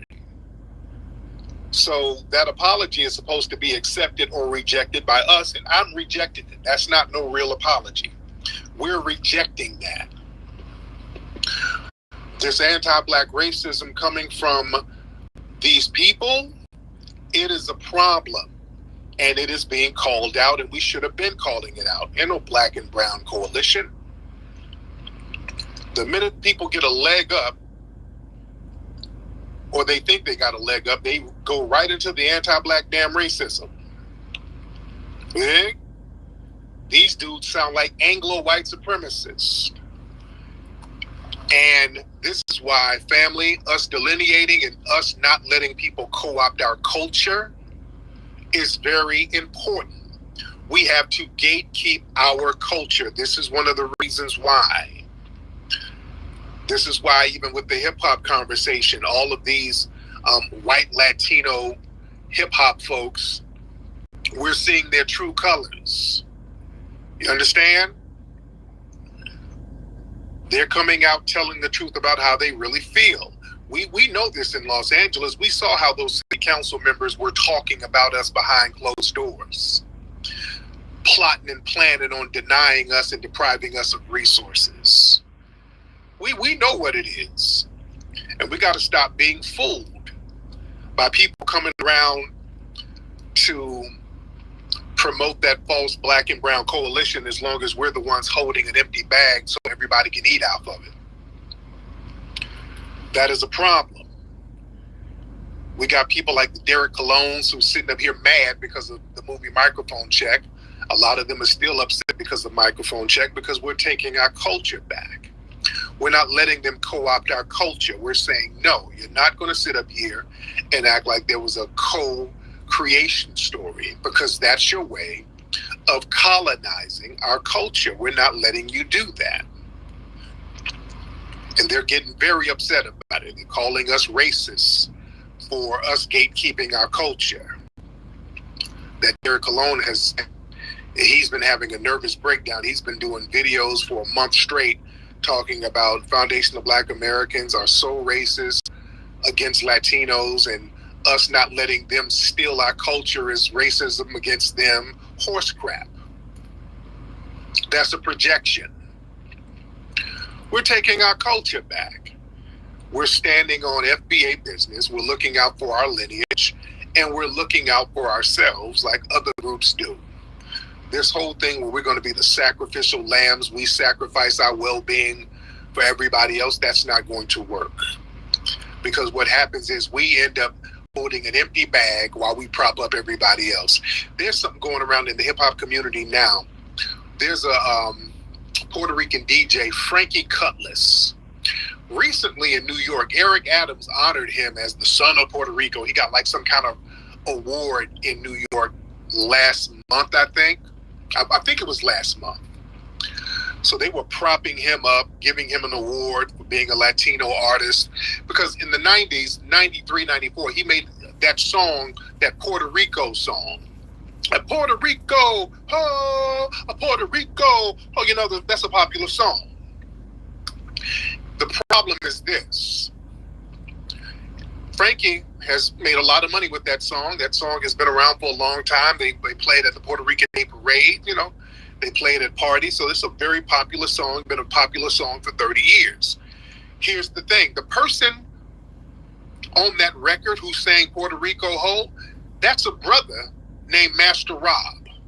And that's a sample from a record from from 81, 82 called The Live Convention. There was a concert that they recorded. I think they did it at Harlem World. It was a whole bunch of different artists, and it was a live event, and the record came out. It was a pretty popular underground record, 81, 82. Master Rob was a brother, and a dude named Kevy Kev, they were on stage. Master Rob saw it was a lot of Puerto Ricans in the audience, so Master Rob wanted to shout them out, so he just did an impromptu chant. He was like, Puerto Rico, and then Kevy Kev was like, ho. Master Rob was like, Puerto Rico, ho, a Puerto Rico. So that's from a 1981, 82 record. Frankie Cutlass sampled it. Here's the thing, Master Rob has been complaining for a long time because he never got no money from that. You understand? Did you know you could be entitled to a 5 or 6 figure payout if you were in a traffic collision within the past 2 years? He never got no money from that. You understand? Master Rob, the guy. All right, we're back. Let's see what we can make it do what it do. All right, we're back, guys. All right, we are back, ladies and gentlemen.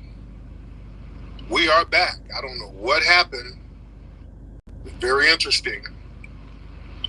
But we're back. Hope everything is good. I was talking, and then the live just stopped.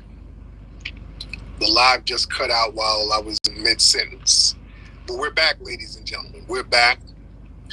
And we're going to have people come on up and chop up game. What's up, Nikki? What's up, Brother Marcel? What's up, Sincere? All right. Yeah, that was weird. What's up, Brother Mikhail? I see you down there, brother. I see you down there. But we're gonna get some calls in a minute. Let's get some. Y'all ready to come on up? Let me y'all raise your hand so I can have you come on up, ladies and gentlemen. Raise your hand if you want to come on up. By the way, did you guys see the new commercial for our children's book? People loved that. People loved it. For the new well, it's been out. The children's book been out, but the commercial is new for the hidden heroes from A to Z. People loved it. Because it's a very innocent, cute, kiddie commercial, and that's what we wanted to do. We wanted to let the kids be kids, because we don't see that, especially with our black children. They always try to adultify our children.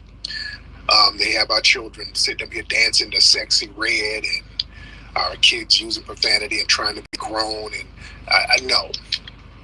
We got to stop letting our children be adultified, because that justifies harming them. Because if you try to sexualize children and have them running around cursing and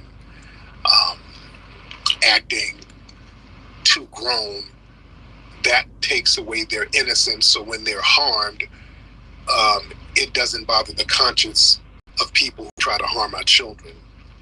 So it's very important for us to let our children act like children. And that's what we did in the commercial we did. We had them acting like little kids, which is what they are. Let them be kids. Let me get our brother Sincere Love the God in here. Sincere Love the God. What's up, brother Sincere? My man, how are you, sir? Remind you where you got cut off at. You was talking about that Puerto Rico song with the Master Rob dude. That's when it cut you off. So I just wanted to remind you of that. Okay, my man. Thank you so much. So yeah, if you guys didn't hear, hold on, sister. Hold on. We got some sound going on. I was talking about Frankie Cutlass has a song called Puerto Rico. He did 93, 94. He's been awarded, and he got like an award from Eric Adams recently, and that song has been kind of a classic for 30 years, but the guy who actually is saying Puerto Rico Ho is Master Rob, and that was from a sample from a record in 81, 82 called The Live Convention. And Master Rob was never paid. He'd never been papered up, and he's still been complaining for not getting formally papered up and recognized. For he's the one, his voice made that song a hit record. So he's like, hey, man, just on a moral level, throw somebody a bone, brother. And, ain't nobody breaking him off nothing. On Code. Hop on Code. Brother Tariq, what's good with you, man? What's good, man? I'm good. How are you? I'm good. Now it's been, a little bit over a day since this Ryan Garcia situation happened. And I've been looking at Twitter and just paying attention to my timeline. Now, let me ask you and some people from the room.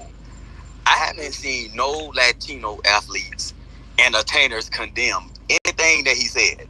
Now, if this was Floyd Mayweather, they would have took his bank account, took his Twitter, took his Facebook, and I'm just trying to see just how they just continuously just get away with just spewing this kind of anti-black hate.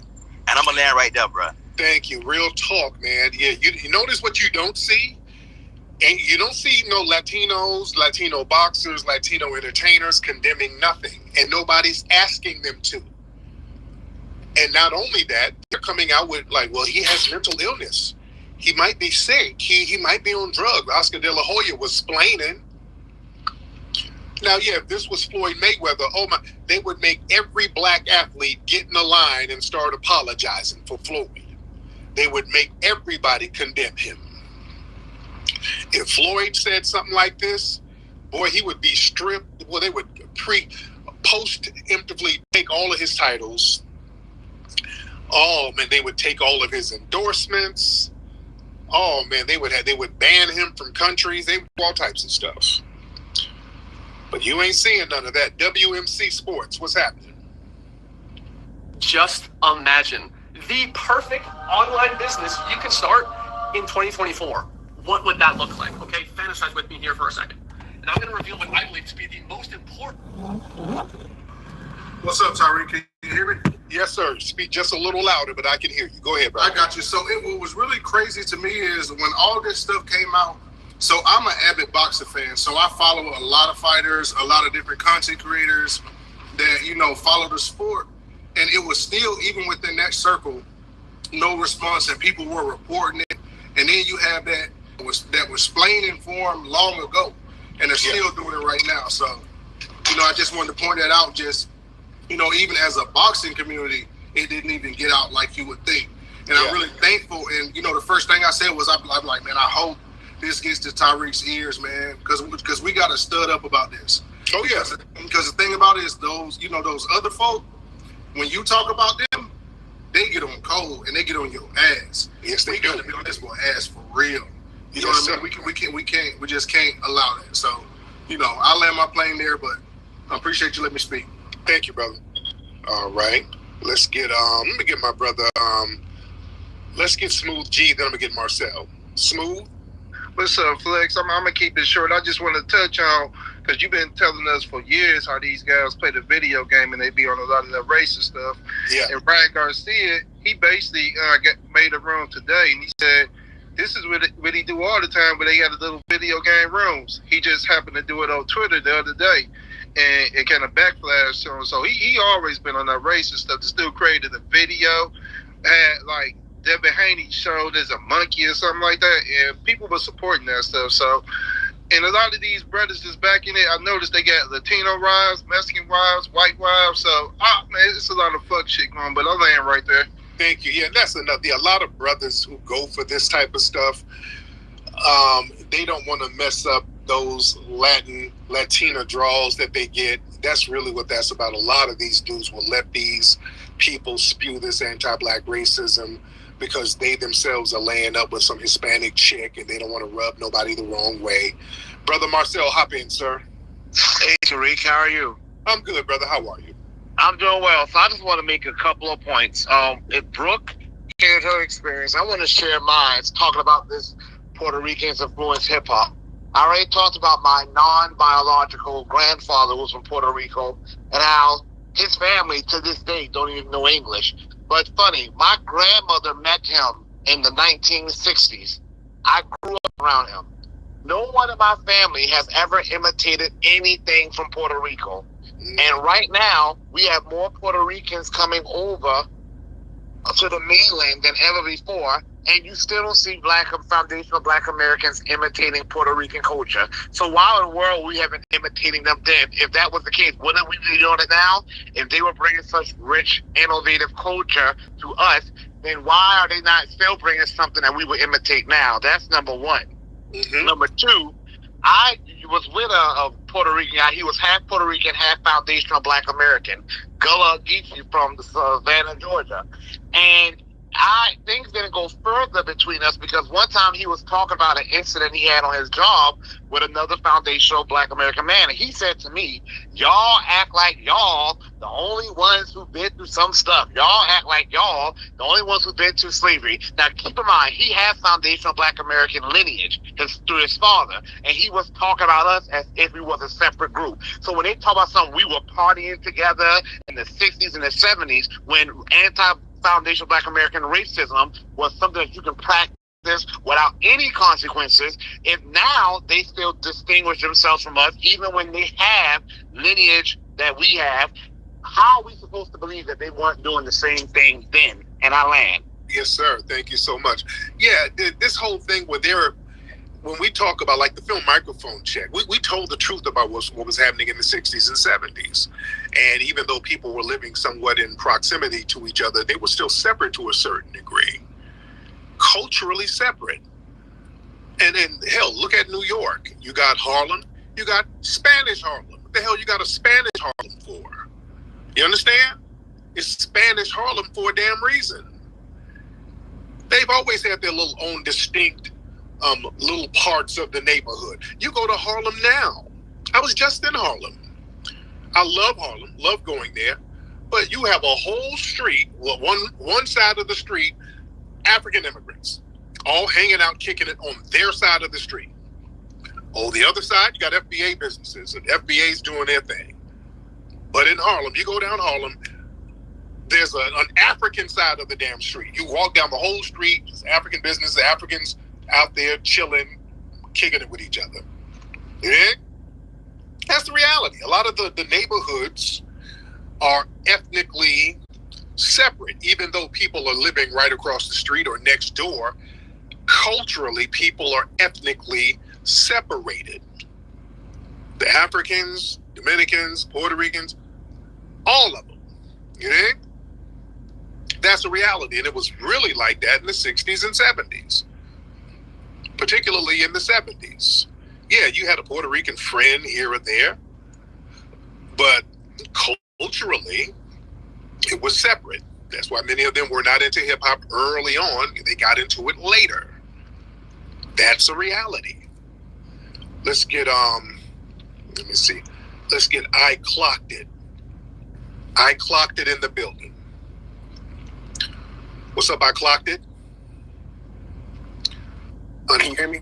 Yeah, I can hear you. What's going on? Perfect. So, yeah, I follow boxing pretty closely, and Ryan Garcia, this isn't anything new. His dad was calling his opponent nappy-headed in the press conference. And so I think what's really interesting about this whole dilemma is up to this point, Ryan Garcia has allegedly failed like 5 drug tests. He's pinning his failed drug tests on other people. He's done a lot of illegal things leading up into his fight with Devin Haney. But up to that point, he was still being protected by the raccoons and the non-black people, right? But it wasn't until today that people are now saying, oh, Ryan, you're disgusting. Oh, Ryan, I can't believe you would do this. So now that he's addressed race and brought it to the forefront, now everyone feels like they can be comfortable in denouncing him to have a sense of moral justice. Right. Defending all of his shenanigans up to that point. So don't try and switch now, and that's my plan. My man, thank you so much. Yeah, that's it. Who's that talking? Well, there we go. But yeah, this is why, we got to condemn that type of stuff and be on code about it and get the off-code people away from us. Because, the Sambo class, many of them were caping for him.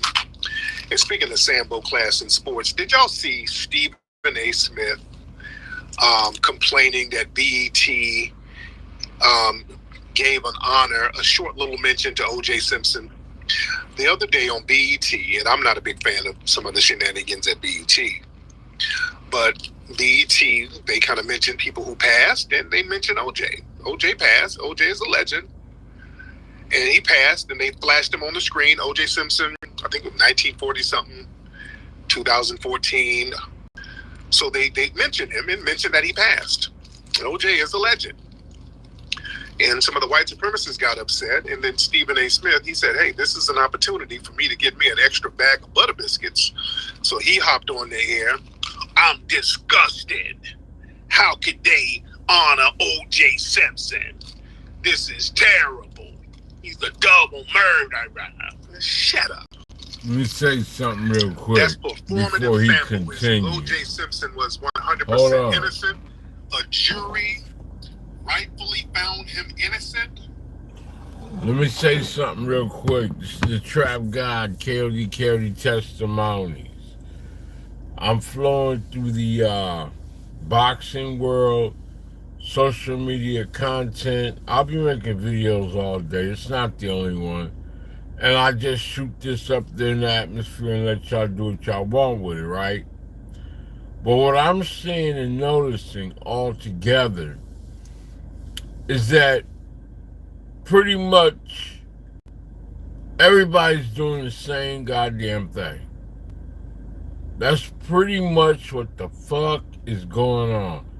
From this man, Tariq Nasheed, talking about all these different topics, from boxing to Stephen A. Smith to black media and issues, excuse me,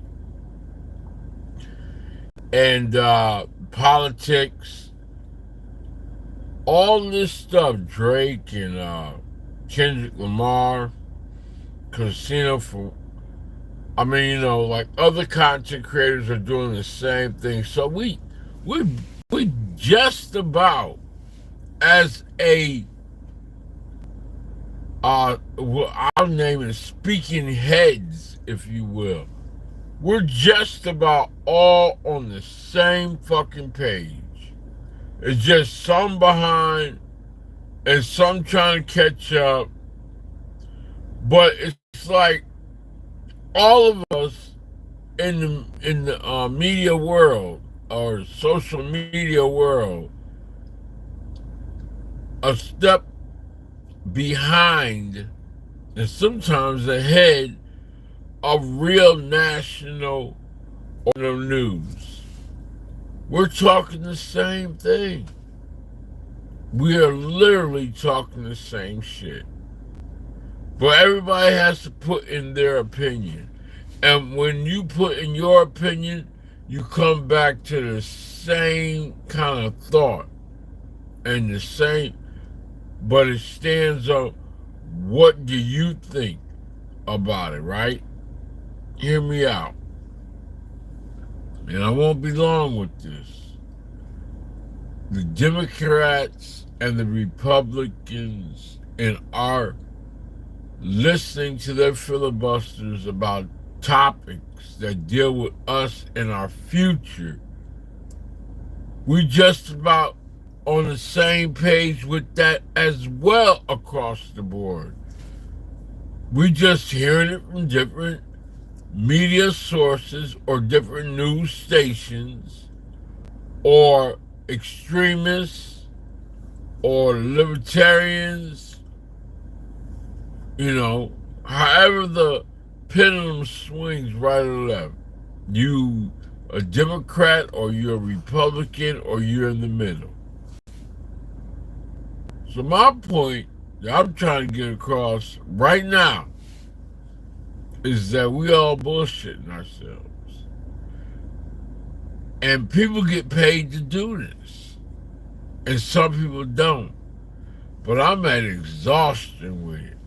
Because I'm not really learning anything at all. We're not doing nothing but waiting on the outcome of a election. Then the outfall of that election. Because even if we do have civil unrest, peace will be brought back.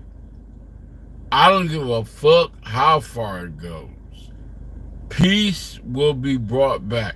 We've seen what white supremacy and the white nationalists are made of. And that ain't shit. They can't even do white on white crime and make a dent in the way the world moves in its transit with commerce and capitalists and democracy and so-called freedom and life. Shit may transpire over on the East Coast, West Coast, North Coast, South Coast, or overseas. It might be total chaos, or even up on the moon or underwater. It don't matter where it comes from. Life continues to be moved forward. Babies are born every day, and people die every day. There might be crazy situations that just take you like, oh my freaking God. I remember the Trade Center falling down because of terroristic acts. And guess what? With all that situation going on, it seemed to be the most devastating thing in the world.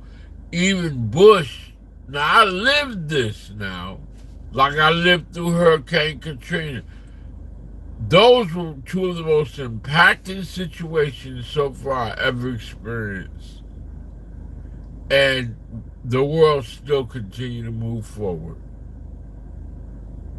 The riots, no matter where they are, the world will continue to move forward. The fires, the hurricanes, whatever earthquakes, whatever devastation that happens, that FEMA and problem solving and the money to come up to fix that, emergency funds or whatever, life still continues. This is the same thing with any of this rhetoric that we hear. You must make the best of your life, and do whatever you need to do to make you happy. When I hear people come on here and talk to me,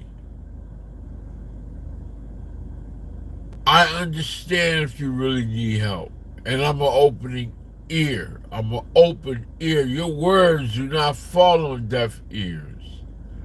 I'm listening. However, you have to take accountability for change in your life. Are you going to allow that to make you do the ultimate unthinkable, forcible act inside of your helpless and hopelessness and depression?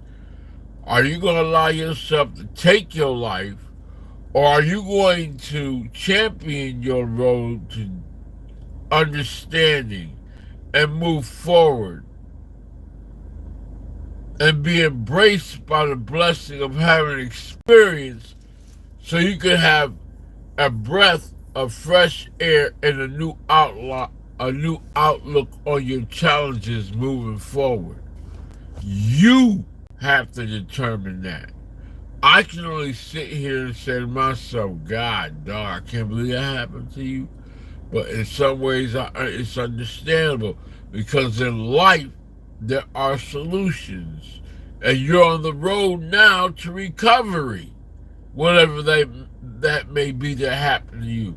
Now, we sit here in judgmental states of mind, judging individuals as they catapult up or they fall down. We're seeing what that person is built, how they're built. And all of us can look in a fishbowl, or all of us can throw rocks at a glass house.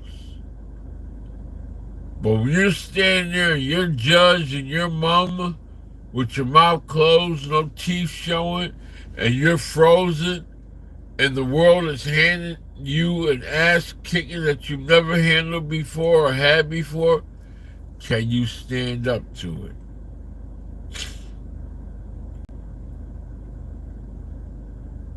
This right here is just a part of it. It's just a part of it. Many people had died before I was born.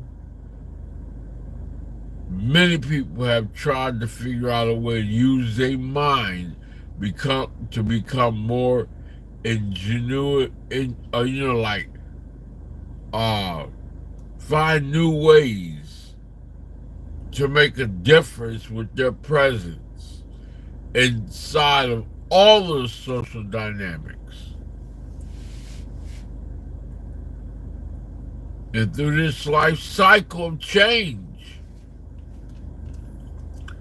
sometimes you are heard, and sometimes people just don't pay attention to you at all. You must not allow people to bring you down to the point where you don't keep fighting for what you believe in.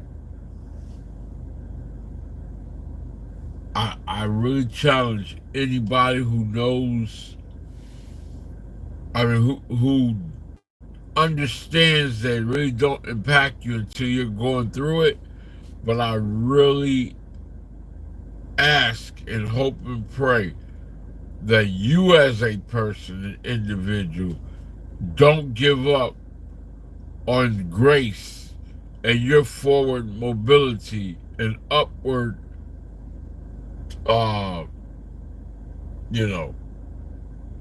you're challenging yourself to have the best of life and what it has to offer. If you never make it up that way as far as you think your mind should go or where you see other people at, you're still not a failure. You're still not a failure. There's going to be immature people all over the world who have no life. And for so long, they fall into them areas. where nobody's paying attention to them, and they have no other choice but to take on the role of foolishness. And that's where they live. They have landed their plane, and that's the best they have to offer.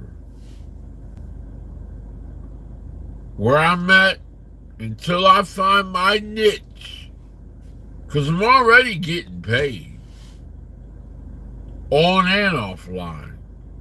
I'm already getting I'm overwhelmed with the amount of information I'm receiving all over the world. That's not a problem. My travels, where I've been, where I'm at, and where I'm going every day is not a travel. Not a problem. I can revisit them. Or I can go to new places and do new things. In this boxing game, it's just a revolving door, and younger fighters come, and current fighters utilize their worth, and someone go past their prime, and they fall in the older years and got keep getting knocked the fuck out, and their voice change, their mind change, and they take a rest and try to come back, or they become commentators or trainers, or they just retire and do expeditions or whatever. They find somewhere else in life to go out of the fight game. And we watched them live and die. But they gave us some of the best highs and lows that we ever wanted to see and be around as a boxing fan. In life, I'm just telling you, find your niche in anything you want to do while you also are living your life for love, and falling in and out of love, building you again, loving yourself again, and just enjoy the journey.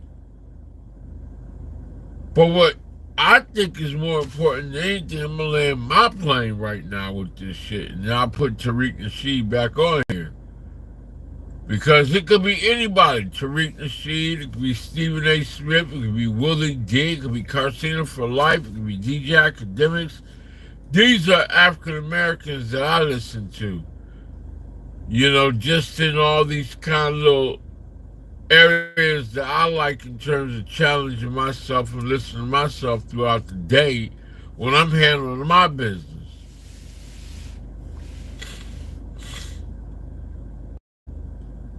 That I learn from, and I hear about what they're doing in life. You know what I'm saying? But I was going to end with something, but I forgot what it was, so I'm not going to play like I'm doing. Yeah. Ooh, I'm so fucking full. He was 100% innocent.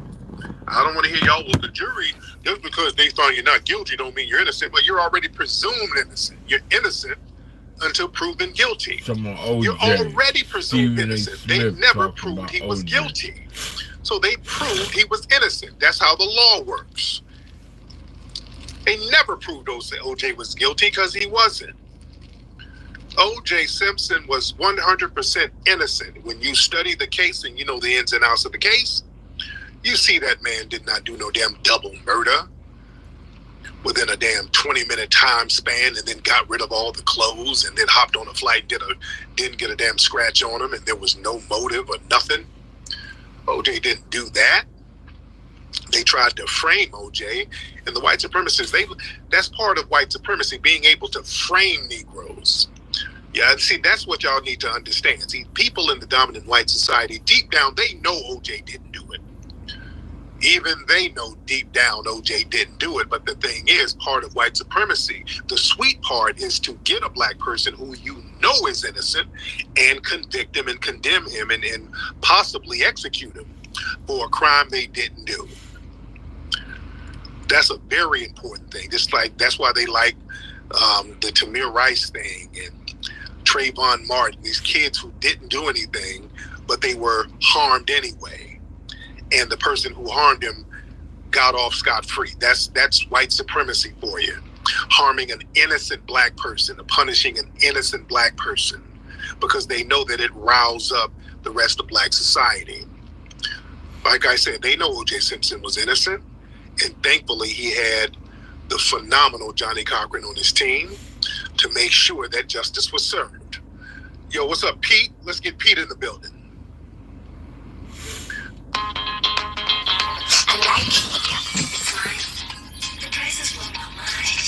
Let's get Pete in the building. Hey, what's going on, Pete? Now, are you a Hispanic gentleman? Yes, sir. Okay, you need to change your smoke detector. Now, are you Colombian, Mexican? What are you? Well, see, that's another thing. I think just like you with FBAs and trying to delineate.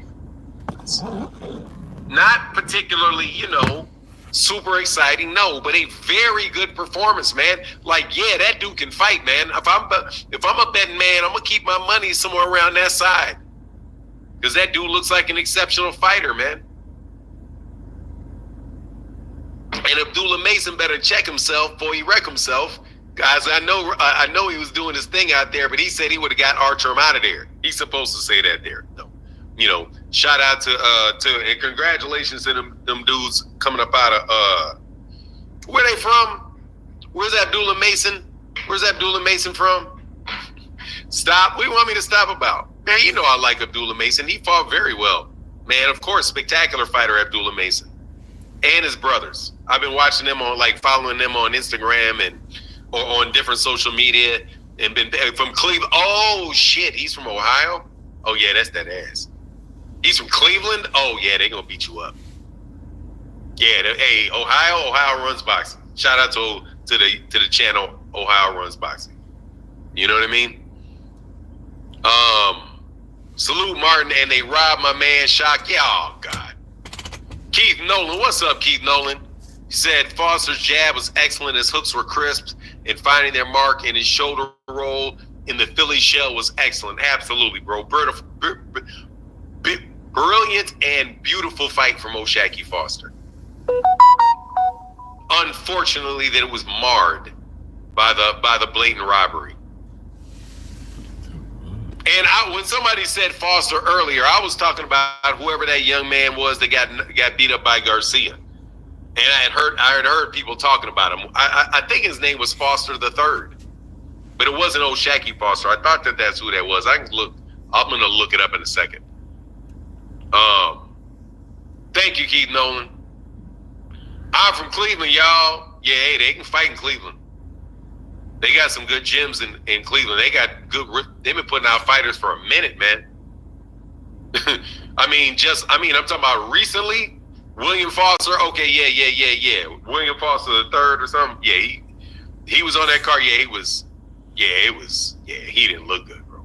He looked outclassed. You know what I'm saying? He looked outclassed. I can't lie. He looked outclassed. Shaq can appeal that fight. No, I doubt it. He has to get that run back, man. But they didn't give him no rematch clause, man. He don't get all them special privileges other people get. Paper Chase K said, Shakur laid a golden egg again, overrated. Shame on you. Shame on you, man. Shame on y'all. It was, he's just, look, man. He's just a victim of the Haney-ism of boxing. No, it's been around a long time, no joke. But for real, Paper Chase.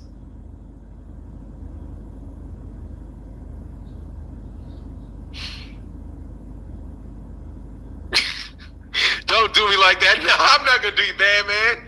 I promise I won't do you bad. Look, here's the thing. Hey, one day, one body, Yahweh. I got you, man. I'm gonna put the link in the chat, though, bro. I'm gonna put the link in the chat. Man, I know, bro. I know what you got to do. You about to get into religion. That's what you about to do. It's Sunday morning, dog, but this ain't church. Unless I feel like preaching. It's all I'm saying. You know what I mean? Sunday morning, cats who want to be in church are in church. Shakur laid a golden egg again. Bro, it's unfortunate. It's fortunate and unfortunate that there's Gervonta Davis that is knocking everybody out. Okay? Let me explain this through the heavyweight division. Do you know how Deontay Wilder was knocking everybody out and it was super sensational? And then, now that he's not at the top of the division is not exciting anymore. It's not anywhere near, it's not as exciting as when it was Anthony Joshua and Deontay Wilder. It was not. It's just not as exciting, man. It's not as exciting. Seeing big fat Theory get beat up by Ivan Drago's short little cousin. No, because you don't have that guy that just got that electrifying wow. So you have that in the lightweight division, and you're comparing everybody to Tank. Tank is the measuring bar. He's the measuring stick. Tank's performances. You cannot expect Shakur Stevenson to perform like Tank. You can't do it. It's not fair. His fights will not look like that. He's not that guy. He's not that guy. He's not that guy. And Tank ain't that guy. He don't fight like Shakur does. Shakur doesn't fight like Tank. But that doesn't mean that Shakur can't do his thing in that ring in the way that he does the thing in that ring. Because he does his thing in the ring. Shakur does his thing in the ring. That man can fight. I'm trying to tell you, that man can fight. He's just not that guy. He's just not that guy. I understand that, though. However, look, that's a very good fighter, man. That's a very good fighter. And he's doing what he got with what he has. But look, none of these guys have what Tank has. None of them have it. None of them have it. Teofimo Lopez ain't done it in a minute. Tio don't have it. Matias don't have it. Oh, he don't have it. Ryan got it. Ryan got a little of it. Ryan got a tad bit of what Tank got. He got a little degree. He got a degree of it. Of that ability to get you up out of there.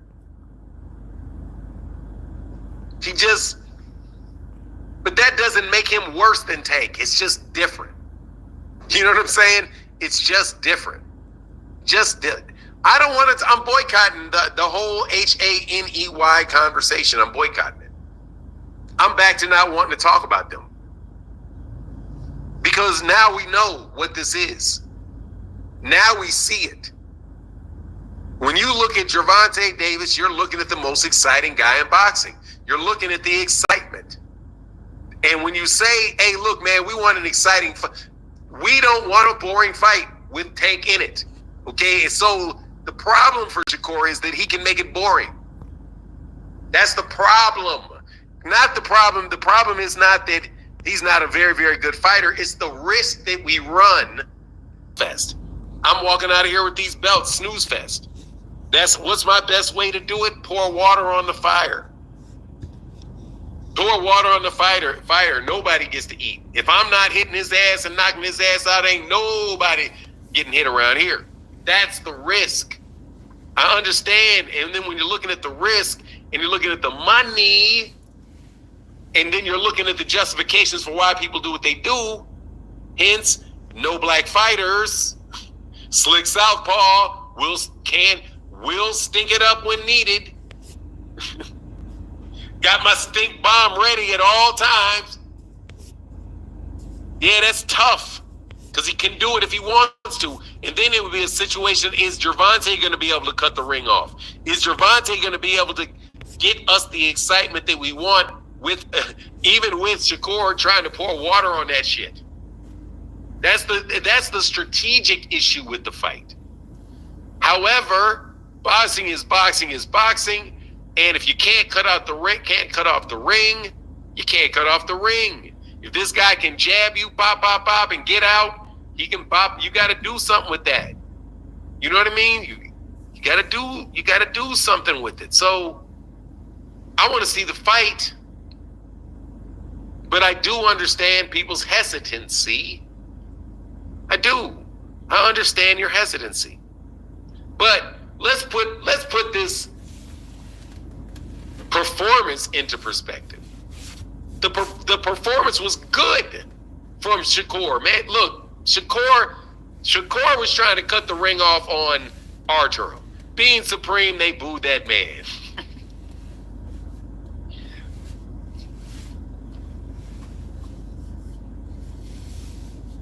Pitbull is going to get his ass whooped by Shakur. Ain't nobody beating Shakur but Tank. That's it. Ain't nobody beating Shakur but Tank. Let's not lie to ourselves. Let's not lead ourselves astray. Let's not run ourselves amok. Okay? Pitbull Cruz ain't beating Shakur. Official Dana J, stop, Fanon. You know better than that. I know better than what? What do you have to be specific? Official Dana, D-A-N-A, Dana J.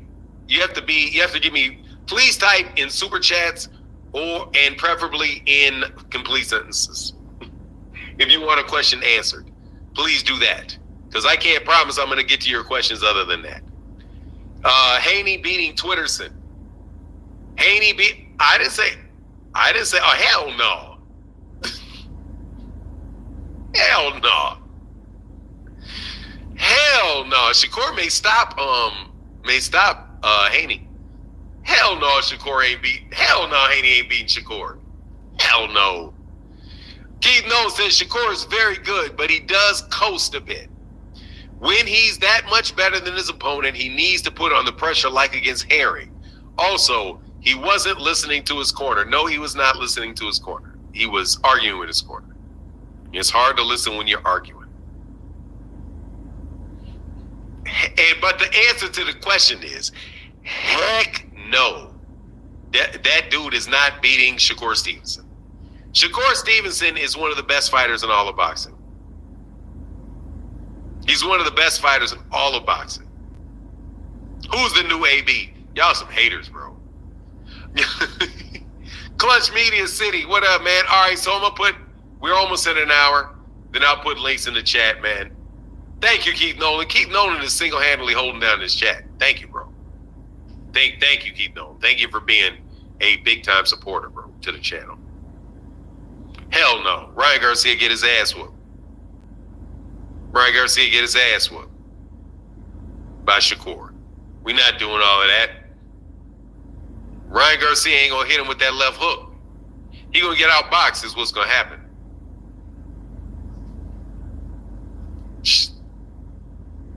Man, y'all are just Now I see what the Hanos clan was dealing with. Anyway, so here's this link. I'll put the link in the chat now. Now we can get some people in here. And, you know, Loma's not, according to somebody, Loma pulled out of the fight. Told Gervonta to go fight Shakur. Go fight Shakur. Hell nah, man. I ain't fighting both of y'all. I want to be at the end of this. Shakur gonna be like, Gervonta gonna be like, I'm gonna fight somebody. It ain't gonna be Shakur though. And I'll see you in January. You know what I'm saying? Yeah, I saw that. Yep, Coach Kenny. Yeah. Did I put the link in the chat? I don't know if I did here. So here's the link in the chat. But I prefer the questions in the super chats, please. So y'all can give the regular supporters a break. Because they really do hold up the channel, man, a lot, dog. As somebody said, I'm not a big influencer. I'm not the biggest influencer. It's salute, Columbia, salute. As one of the coach said, I was like, man, come on, man. Kerr still has a lot of amateur Olympic fighting style in him. Hey, man, that shit is fighting. He can fight. It's called Sweet Science of Boxing, not Knockout Shakur Supreme Boxer. Yeah, but ain't nobody asked what it's called, dog. Really, it's just called boxing. That's what it's called.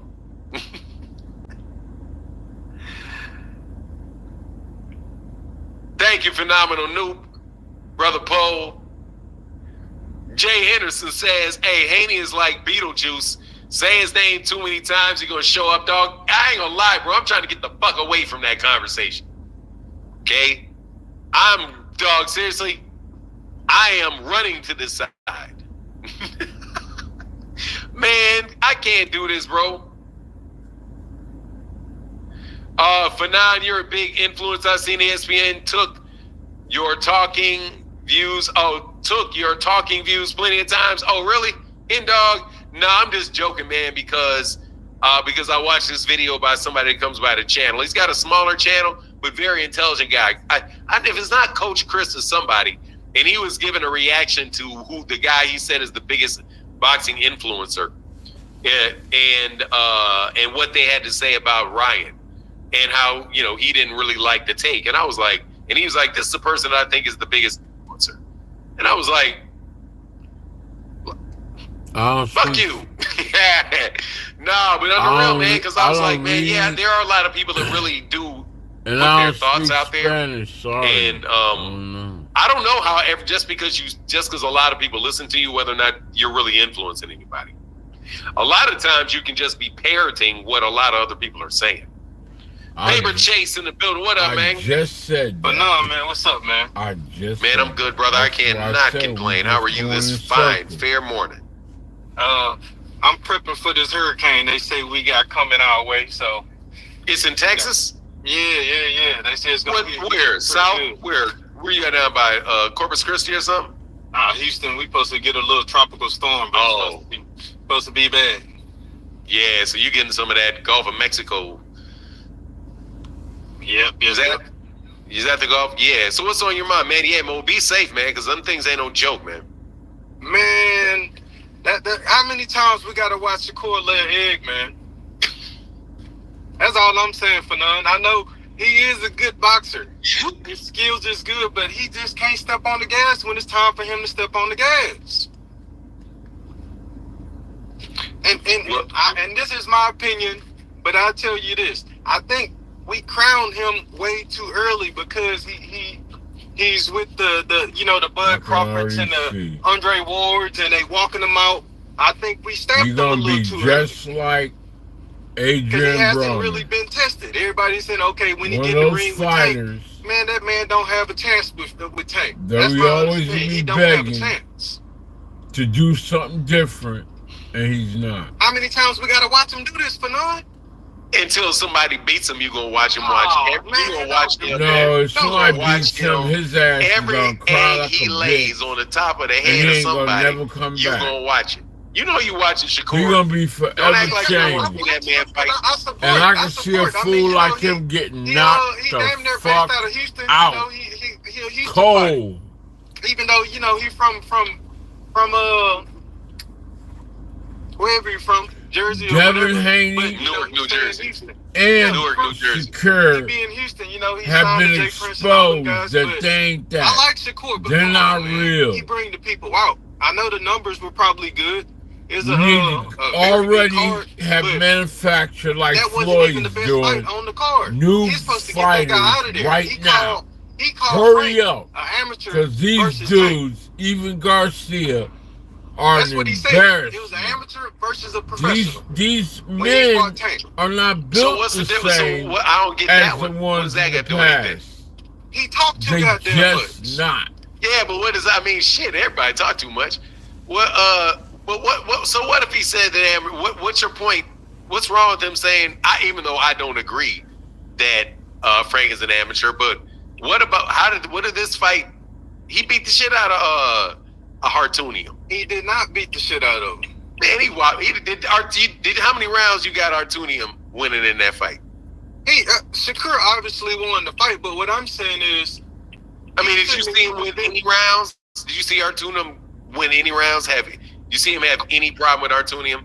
He had a much easier time with Artunium than Frank Martin did. I'm just saying, man, Shakur's supposed to be so damn great. Then, come on, man, get him out of there. And then his grandpa in the corner talking to him, trying to coach him. These guys is uncoachable. What you arguing with the man for when he being honest with you for? Get him out of there. I'm just saying, like, come on, Fanon, let's call a spade no. Hey, the fight was, he didn't knock him out. The fight was, lackluster. I will agree once again that it was, it wasn't. But again, you are comparing him to Gervonta. Ain't nobody doing that shit. Ain't nobody doing that shit. Devontae, but all I'm saying is he keeps saying like he want to fight Tank. But what do you think is really gonna happen when he fight Tank? Man, look, that's not the topic. I'm just saying that the man gonna can wrap fight, man. up, The dude, run, he ain't like he got whooped up and he by gonna try to Artunian. win He on beat the dude. point. He beat him. You didn't expect no goddamn Tank's knockout out of that walk fight. him down, hit him with his ain't hardest nobody thought that. Okay, yeah, he's about and to knock slow this dude him up. Yeah, you want him to knock him out. Yeah, like try to get him out of there, but he was so much better than the dude that you can't say anything about the class. And the fight is going to be as far as over. the class of fighters, Shakur's Shakur's in the top class of fighters. Before he's in the top class now. The man's the three division champion.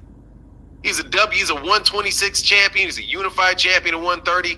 He's a champion at 135, and he just defended his belt. I do believe for the was that the first time that he, or the second time that he did it? I think maybe. It's the first time. I think he got it versus De Los Santos, because didn't De Los Santos replace Frank Martin? Fanon's bullshit. I think he did. It was the last minute. I think Fanon is doing this just to keep. He just got served a slice of humble pie. Money coming in his household because like. He knows saying, that the dude was running. He didn't cut off the ring. He let him get away the whole fight. Come on, man. Hey, come on, Fanon. What you want me to? You keep telling me, come on. I'm telling you, I know. What do you want me to change about what I He's good. His skills is good, but I don't think he ain't got no power. I think that's what it's coming down to. The body, he was trying to break him down to the body, but he ain't got no power. He don't. Like he don't. That's just the bottom line. He's waiting on his man strength. How old is he? 26. That's how I know. Fanon is bullshit. If he ain't got it now, then shit, I guarantee you he ain't gonna get it. Man, that man can punch, man. He just ain't no knockout. The dude wasn't trying to get knocked out. He wasn't going for break. But it is. But look, man, I understand where you're coming from. I'm just saying, y'all some Shakur haters, I gotta try to keep you guys from being so biased. Okay, well, I'll say this, and then I'm gonna let you do your thing. Yes, sir. He needs to see Haney before he even thinking about looking at Tank. Haney don't want no smoke with Shakur. Well, they need to run it, because he gonna get his ass clipped by Tank, and then that's gonna be the end. It ain't gonna be no more excuses. He ain't want to fight me. Like, come on, bro. You ain't want to fight either. You ain't want to fight. Your grandpa was listening to you. Ain't nobody gonna lie to you. Your grandpa was telling you the truth.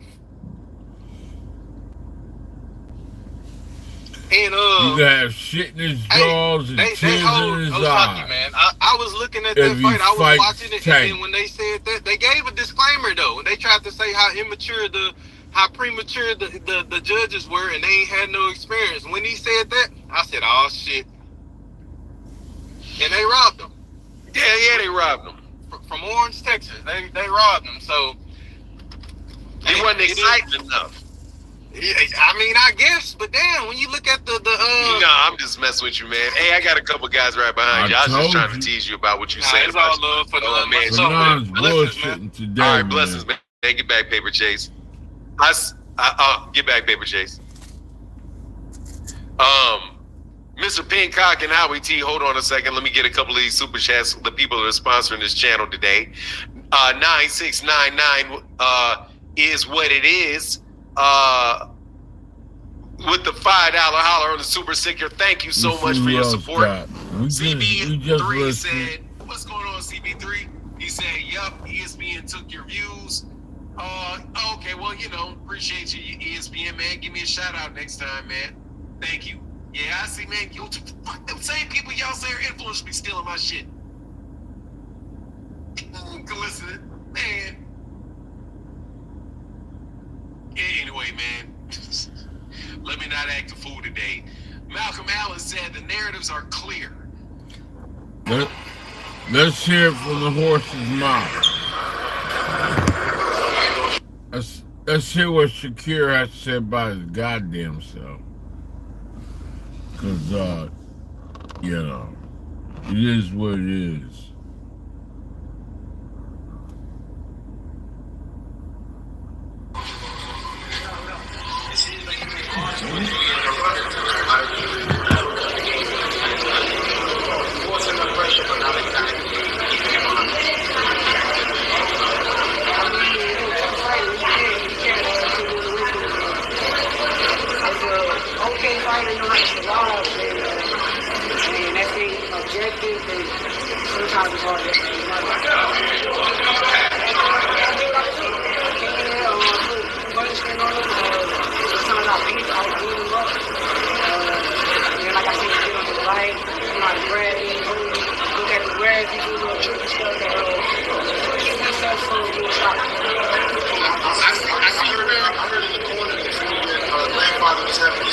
Obviously, I'm here, so I didn't hear exactly what it was, but I saw people on Twitter saying that.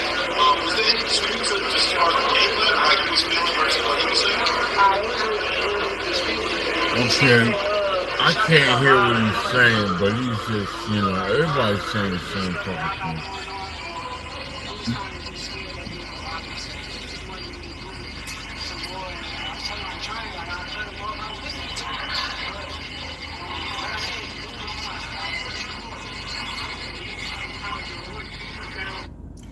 Tank will expose this fool. I mean, Shakir is just not the answer. He's gonna get his ass knocked out by Tank. And he'll be crying and shitting all over himself. And I don't think he'll ever be the same fighter. I think he's emotionally immature. And that he won't be able to bounce back, because it takes a long time to come back to even get a tune-up, and his own city don't like him. Right there last night was an example of that.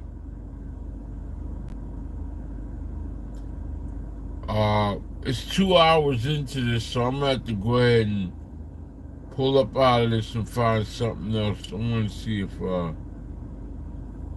Tim Bradley. Let's see. Money is Tank, the only guy, man. You know, because his IQ is right there with him, and he got that power, that one-punch power that ends the fight. If he catch fucking Shakur, bro, Shakur ain't never been hit. But if he catches him, bro, it could be it. You know what I mean? He was one of the best finishers in the game. So that's a fight that gotta happen. But Shakur's gonna make sure that don't happen, and that's the concentration that he has. He's gonna have the concentration all night. He's gonna take limited chances. It's gonna be a boring ass fight, but Shakur should be able to pick it off. And if Tank starts to rush in and start, you know, get ahead of himself, Shakur gonna pick him apart. But again, Tank, they got that timing. He got every punch in the arsenal, bro. I mean, it's gonna be a difficult fight for Shakur, but I still think Shakur can get him. But I don't care. His performance was a performance tonight. It is what it is. He did what he had to do against this dude. You know what I'm saying? Made him look like a rookie in my opinion. So he's literally just walking dude down, doing whatever he wants. Hey, he was this close to him. Who can do that? Once I started seeing, who can do that? Stop. No, I wanted to. No. Look, for market value, entertainment value, of course you want him to stop him, because that's what people like to see. I just thought he could have, but again, he missed his opportunity. It was a window right there. 6'7", he had it right there, and then he didn't turn it up. His grandfather was telling him, "Hey, turn it up." He was just like, "Damn, hey, this motherfucker still got some power." Like, hey, bro, like, chill out. However, if he would have turned it up then, he probably could have got the stoppage. But he got to start cutting off the ring a lot better, and he got to start putting combinations together, you know. And Shakur far as defensive minded, he don't want to take no punches. So he gonna get his stuff off and then make sure that he takes care of defense after. So he'll put two punches together, 1 or 2 punches together, and that's it. He won't put them in 3s and 4s and kind of change up. So that's something that he can go back and work on. His range, man. Yeah, something he can work on, bro. He go back and work on that. I think he'll be good. And just trying to wait. He get the fuck out the range, because he know his range. Anyway, yeah, he do know his range. He's bad. He up changes, man. But at the end of the day, man, it is what it is. I know probably he went on another few sessions. Hey, as long as Shakur is comfortable with it, bro, it is what it is. He's comfortable with just winning. You know, at the end of the day. Now, entertainment value. Hey, y'all leave that for the folks at home. I mean, I'm part of the TV. Of course, we want to see more entertainment. Of course, we want to see fireworks. But don't put yourself in risk and get hit with those big shots like that, man. It ain't worth it at the end of the day. I'm gonna let y'all know that right now. It's not. It is not worth it, man. You know, like, hey, you can be more entertaining, but if you can be less get hit with the shots, the better it is for you, man. Seriously, because those same fans that saying, "Oh, entertain me, get hit with shots," bro, they not gonna be at the hospital with you. They not. They not gonna be there holding your hand when you can't eat or shaking or whatever. They not. Anyways, okay, I'm gonna start off with softball. Let me go to softball TV. That wrangle Ryan Garcia, therefore he will troll Ryan Garcia on the internet for the rest of his life. Devin Haney posted this right here, talking about, damn, Ryan, as y'all can see, it is a man in the hospital. The link leads you to a TikTok right here. Everybody pay attention to what this man says. I won't be the first to come to y'all and say that I ran into Ryan Garcia and he jumped on me because I gave him my opinion about him calling black folks the N-word. And I told him he needed to be blackballed. So him and his goons jumped me. And now I don't know if I'm going to be able to walk again. So I ask that y'all just pray for me and pray for my family. God help me, please, in this cruel world. Ryan Garcia is a cruel man, and he needs to be stopped. Thank y'all. I couldn't tell y'all if this is true or not, but what it looks like is that Devin Haney is doing the police job. Nobody else has reported on this except Devin Haney. Typical Henderson, Nevada activity raised by somebody from Oakland, California, the softest city on earth. Why is Devin Haney doing the police job? I'm gonna tell y'all. Because like I said, he ain't never gonna fight Ryan Garcia again. So he's trying to get Ryan Garcia and his team locked up. Soft ass nigga. Who made the most money? Second off, dude in the video said that Ryan Garcia and his team jumped on him because of what he said about black people. Devin Haney is trying to say that Ryan Garcia committed a hate crime. Nobody else have confirmed this story except Devin Haney. What do y'all think? Do y'all really think that Ryan Garcia is going around jumping people on the street just because they come up talking to the man about what he said on Twitter? Fuck that! I don't care what y'all say. Y'all don't gotta subscribe to Southpaw TV. Devin Haney is on some Karen type of activity. What boxer in the history of boxing does not give a man a rematch if you feel like he got cheated? What boxer in the history of boxing is literally trying to get another man locked up for something they got nothing to do with boxing? Devin is a straight goof troop, I'm telling y'all. Like this post right here from Mr. Max Calendrino talking about Devin will reclaim himself as one of the best fighters in the world. Stop the damn cap. As y'all can see, Devin Haney responded back with, I will in some word in Arabic. I do not speak Arabic. If some of y'all know what this means, type it up in the comment section. Talking about Devin's gonna be one of the best in the world. Devin was never one of the best fighters in the world. Bum ass nigga. Speaking of another professional athlete who thinks he's some type of street individual, Steven Jackson, Stack 5, the man who went to O Block in Chicago begging for acceptance in a city that he is not from. Steven Jackson is the type of individual to call the police if you run up on him on the street. Steven Jackson is not like that. Steven Jackson tweeted out, somebody tell Ryan Garcia to pull up to 3rd Ward, Texas and say what he said about G. Floyd and see what happened. When people bring up the dead, it shows who's really dying inside. Free game. It's different set of rules outside the ring. Steven Jackson is talking about what he would do outside the ring. You are not like that. Get some help before it's too late. What Steven Jackson is trying to say is that low-key, he a basketball player / street individual. All of these athletes begging for acceptance from the streets sound corny to me. Steven Jackson ain't gonna do a damn thing to Ryan Garcia. Steven Jackson is not like that. He never was like that. Just because you swing on somebody on a basketball court don't mean you like that outside the court. That's some hoes. That's some hoes. I'm telling y'all, a lot of these athletes get on my damn nerves. Y'all wish y'all was on some street stuff. Steven Jackson don't know a damn thing about the streets. Just because he went to O Block and recorded himself don't mean a damn thing. Just because the man is taking up boxing at 60 years old does not mean that he tough. Steven Jackson ain't gonna do a damn thing to Ryan Garcia. I'm not saying that I agree with Ryan Garcia was saying on that Twitter space. I do not stand with Ryan Garcia being racist towards black people.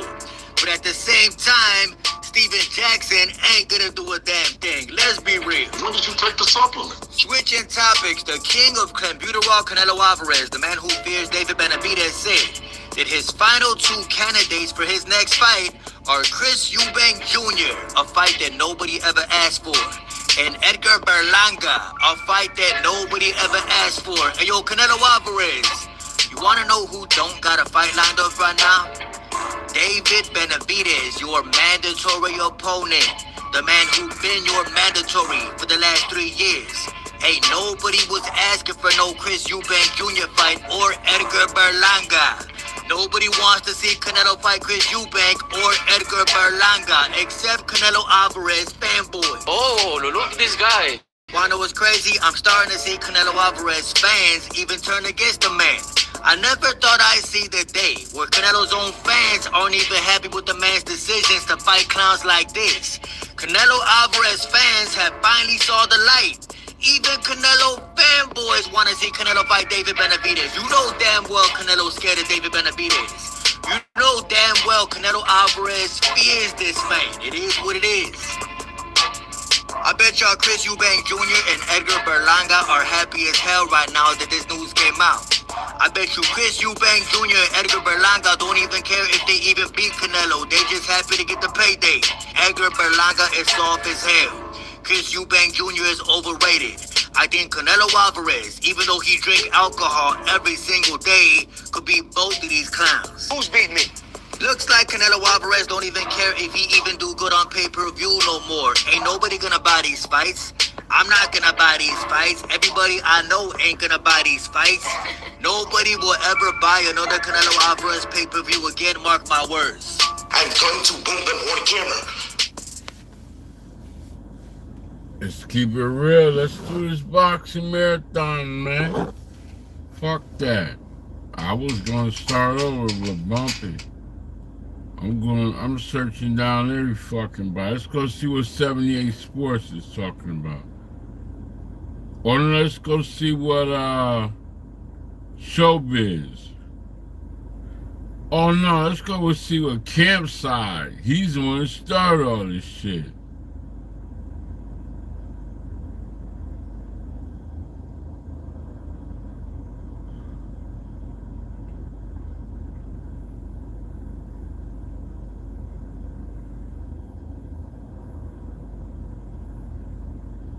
Come on, man.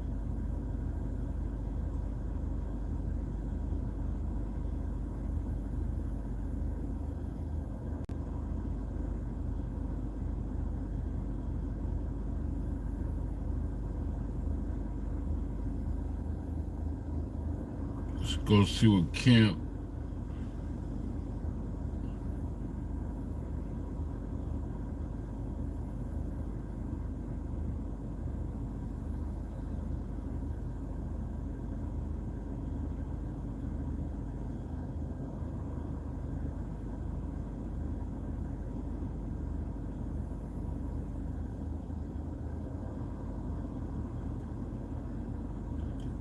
What the fuck?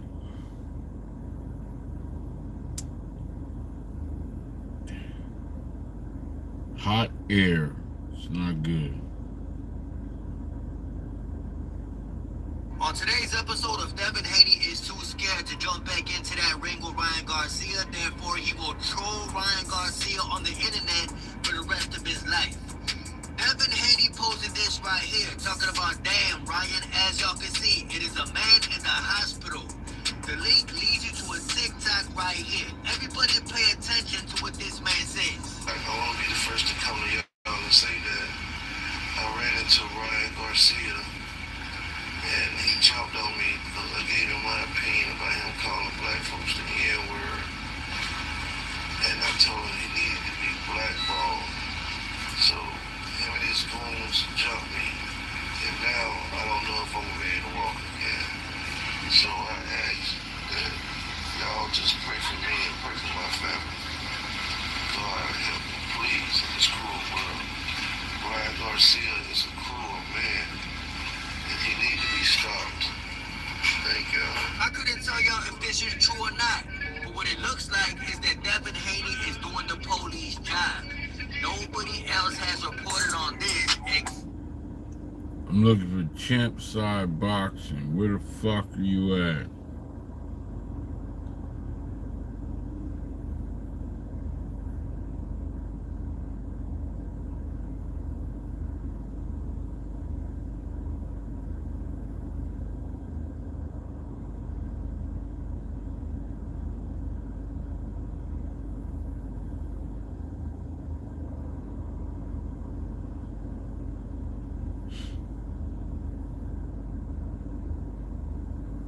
Here we go.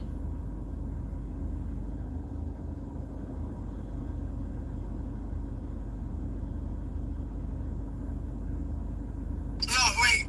Bring up a black dude. We need a black dude. Bro, I'm tired of killing and until y'all stop, I'm anti-nigga. I said niggas left, I'm going right. If to the right, I'm going left. Y'all keep killing each other. I'm sick of y'all. Bro, I don't know anything, bro. I'm just a innocent bystander for Trump. Vote for Trump. He gonna make sure you out the dump. Hey, tell him about the ER word, which I never say. All right, so this is deep, y'all. Open up y'all ears. Open up y'all minds. No, let him speak. So, of course, you got the nigga, right? It's cool. Everybody say that. So, a lot of people get offended when ER. Say it. No, say it. But y'all worried about somebody of a different color saying nigga with an ER, but niggas sending niggas to the ER. Oh my God. I'm the greatest. Wait, what do you do? He's a producer, music with this for a lifetime. But I'm the nigga around and I'm telling them, keep them niggas from around you, boy. They gonna try to drain you. Hey, what you think? Go 21 days? Oh, yeah. So, look, they say in life, it takes 21 days to start a good habit. I have to, that's true. all my people out there, go 21 days with no niggas in your life and watch how everything change. Wait, so... Hey, that nigga sound like Uncle Ruckus. Oh, God. Oh, my God, bro. Man, Uncle Ruckus was on or something. Hey, no, Uncle Ruckus was a real nigga, though. It's just, you know what I'm saying? He hated niggas. He loved black people, black women. You see what I'm saying? Hey, but no, it's still a good percentage of black people. But you want to know the percentage? Is 0.004. I'm going to say 4 because we on live. Hey, bro, go at it with this guy named Champside. He's pro, like he's Get this narc. I don't want to deal with this narc again. This guy's boring. Back to you. Go get him. Huh? Champside, go. Hear him out. Bro, why isn't the Savior talking, bro? Champside. The Savior? Because he picks his spots. What's up, the Savior? The Savior. They say you boring, Champside. I want to hear what you got to say, bro. I'm open ears to everything, but I'm also the definition of the truth. Ooh. What's up, Ryan? Appreciate you accepting. No, it ain't me. It's fully framed, bro. It ain't me. It's fully, bro. Ryan has nothing to do with this, guys. This is just my opinion. So do not. What it is? Ryan Garcia said. Don't say Ryan Garcia ain't said shit. Fully. Would we be hearing from you if you weren't on Ryan's platform? Yes. I told you he's a nerd. I told you he's a nerd. I don't think. Guy sucks. Listen, Ryan, can you call off the guard dog Eden, please, so we can have a conversation? Hey, bro, just speak, bro. Eden does whatever Eden wants. This is what I wanted to say. Why do you feel the need to bring up a token black man to speak against black people and push this anti-black propaganda, bro? You pushing propaganda right now with your space right now. See, this is the thing. Since when are you so concerned about black issues, Ryan? Stop the cap, bro. Because he's been around me and he saw people die. Bro, he understands what's going on, bro. You sound like a token coon talking about keep niggas away from you. Was you raised in a black household? Yes. Are you a narc? Were you raised in a narc household? Household? Get on his ass. Bro, he can't get on me about anything, Ryan. Don't hide, Ryan. You're pushing anti-black propaganda after calling me a racist. We are pushing the truth. We are. If I got on this thing right now and said, "Hey guys, I think y'all should stop killing each other," I think y'all wouldn't listen. So guess what? Well, let Ryan say that about his people. I'm coming to work. Let now Ryan you say that about his people. No, you talking about pushing black propaganda. Why are you speaking on Ryan's platform about black people? Because they gotta stop killing each other, bro. I mean, but he's not lying though, bro. The most black people die. Bro, he's not lying. July in Chicago is worse than the fucking war. Mexicans kill Mexicans. White people kill white people.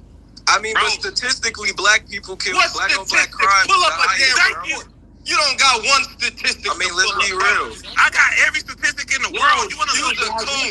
Use a coon. Bro, you weird, bro. You just use it. You come up here talking like Uncle Ruckus. Uncle Ruckus, my nigga.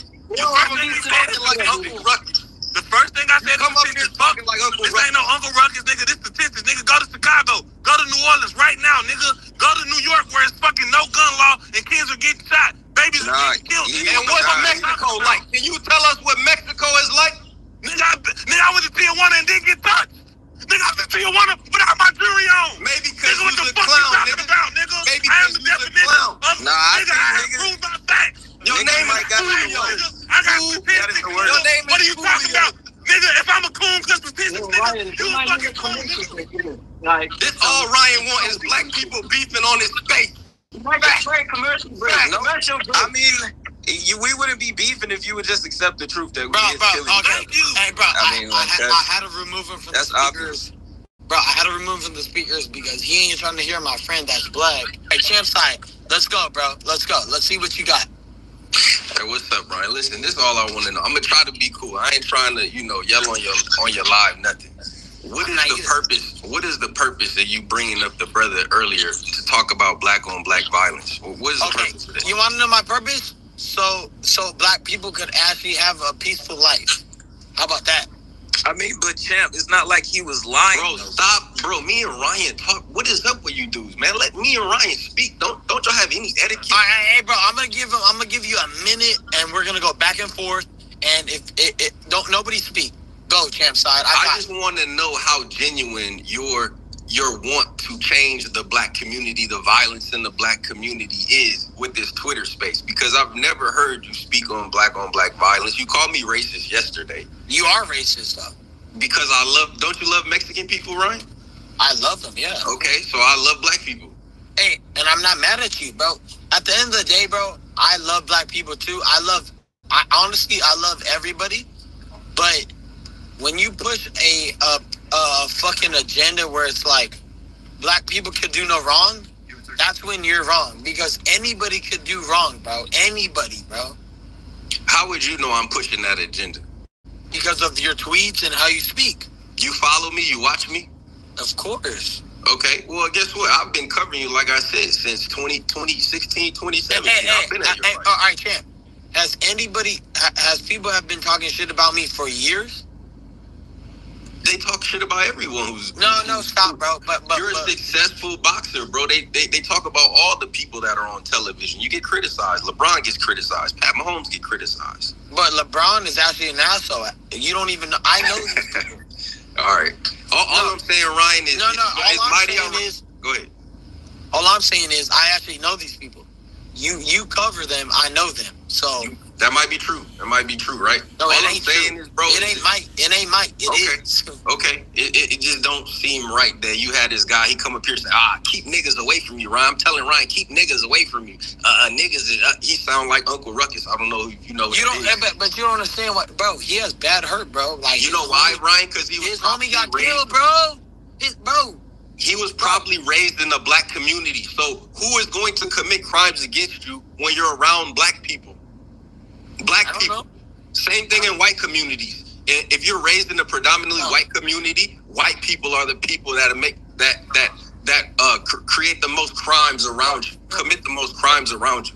It has everything to do with your. Oh hell no, that's cap. That's cap. Black people are not. Wait, can you back that up? People are not going around looking for Fulio saying let's ruin Fulio. Champ. You're gonna be able to.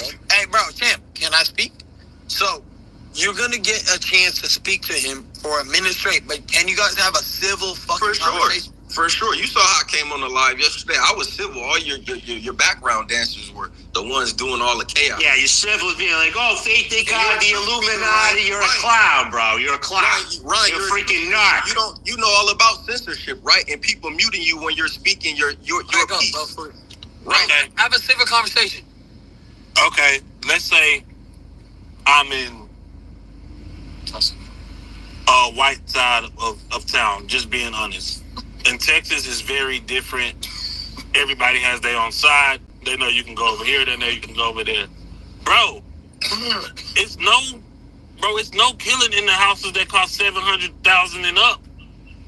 So what you saying does not make sense. We staying in, bro, where I stay is Section 8 housing. On God. So in Section 8 housing, bro, when you in Section 8 housing, you know, bro, it can get real grimy. Don't let this poverty. guy Yes, it's poverty. Okay, if I'm walking around there, I can get cooked. But if I'm in fucking biggest mansion, you gotta go to Bro, security. why are you comparing poverty to wealth? Have you ever spent any time in an impoverished white community in a trailer park? Guess what? They're not killing each other. The answer is no, you haven't. Just keep it real. Say you haven't. Bro, I'm from Texas, bro. Have you ever heard of Baldwin Hills? You know about DeSoto, right? There's affluent, wealthy black communities, and guess what? The crime is not high. In DeSoto, Texas? I'm saying in the wealthiest black communities I'm telling you, DeSoto, Texas. That's what you're referring to, right? Well, it's one of the communities that I know I just saw so many people die in DeSoto, nigga. Niggas been dying in DeSoto, bro, nigga. I've been to DeSoto, bro. DeSoto is the worst, nigga. They die everywhere, but what does that have to do with you coming on Ryan's space pushing? Man, listen, I'm trying to. All right, so listen, Chip. So let me just say this one last thing, bro. On the 4th of July, I don't know if you know. I can show you statistics, bro. This is not. Y'all can think Uncle Ruckus. Fuck that. Uncle Ruckus must have been a real motherfucker. They called him a coon. They called him a coon, whatever. Bro, the 4th of July, the most black people die, bro. That's why. Coon is racist. Yeah, that's racist as fuck too. But that's a fact. Everybody on 4th of July, they got guns and fireworks, and it's just bad energy in the air. And a lot of, bro, the 4th of July in Chicago, I will show y'all the statistics.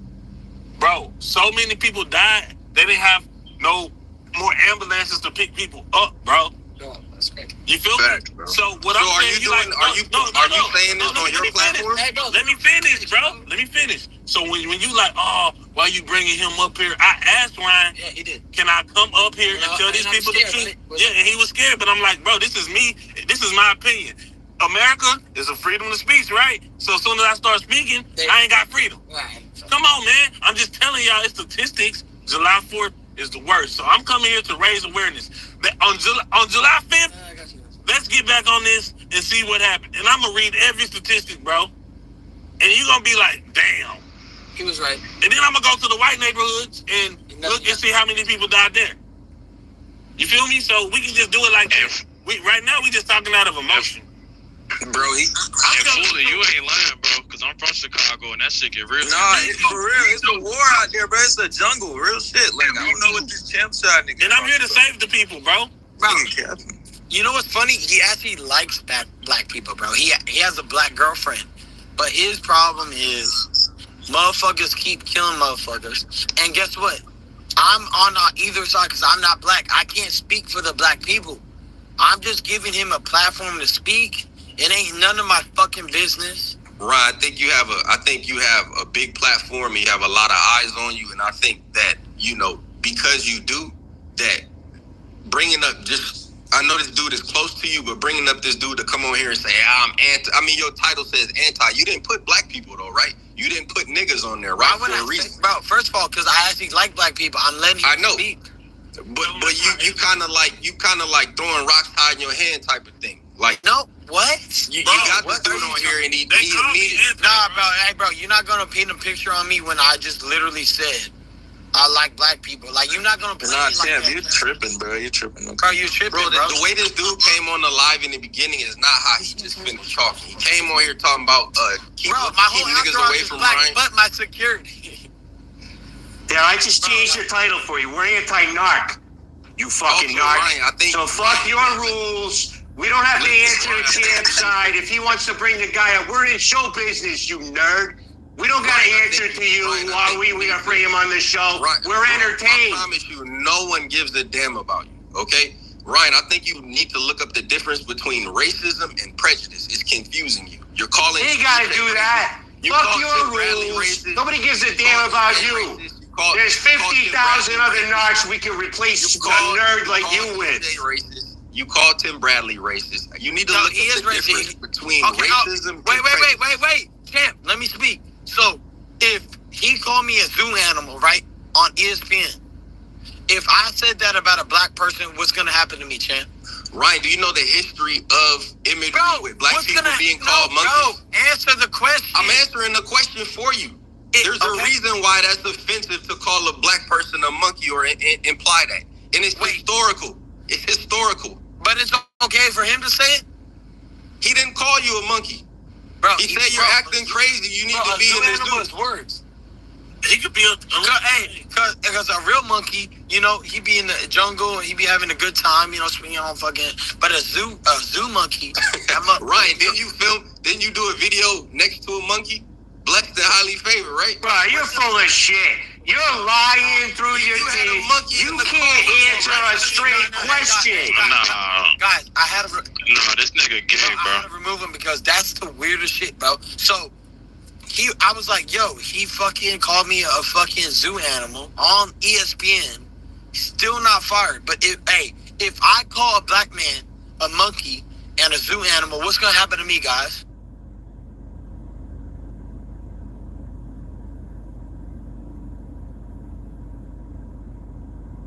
We just chilling, you know what I mean? Shout out to Champ Side, the baddest brand in the land, you know what I mean? And I happen to be from Oakland. Yeah. Yes, sir. And we here. What's going on, Champ Side, man? I mean, it's a lot shaking in the boxing world right now. And, you know, Devin's name is centered around a lot of it. Yes, indeed. So, listen, I'm gonna treat this like we haven't heard or seen from you. I know you've been making your rounds. You know, I've spoke with you a few times since the fight. But I want to treat this kind of like we haven't heard from you since the fight, April 20th. I saw you after the fight. You know, you did give out interviews and stuff like that before getting in your car. What's your feelings right now with everything that's transpired since April 20th? Where are you at today with it? You know, I love boxing even more than before the April 20th event.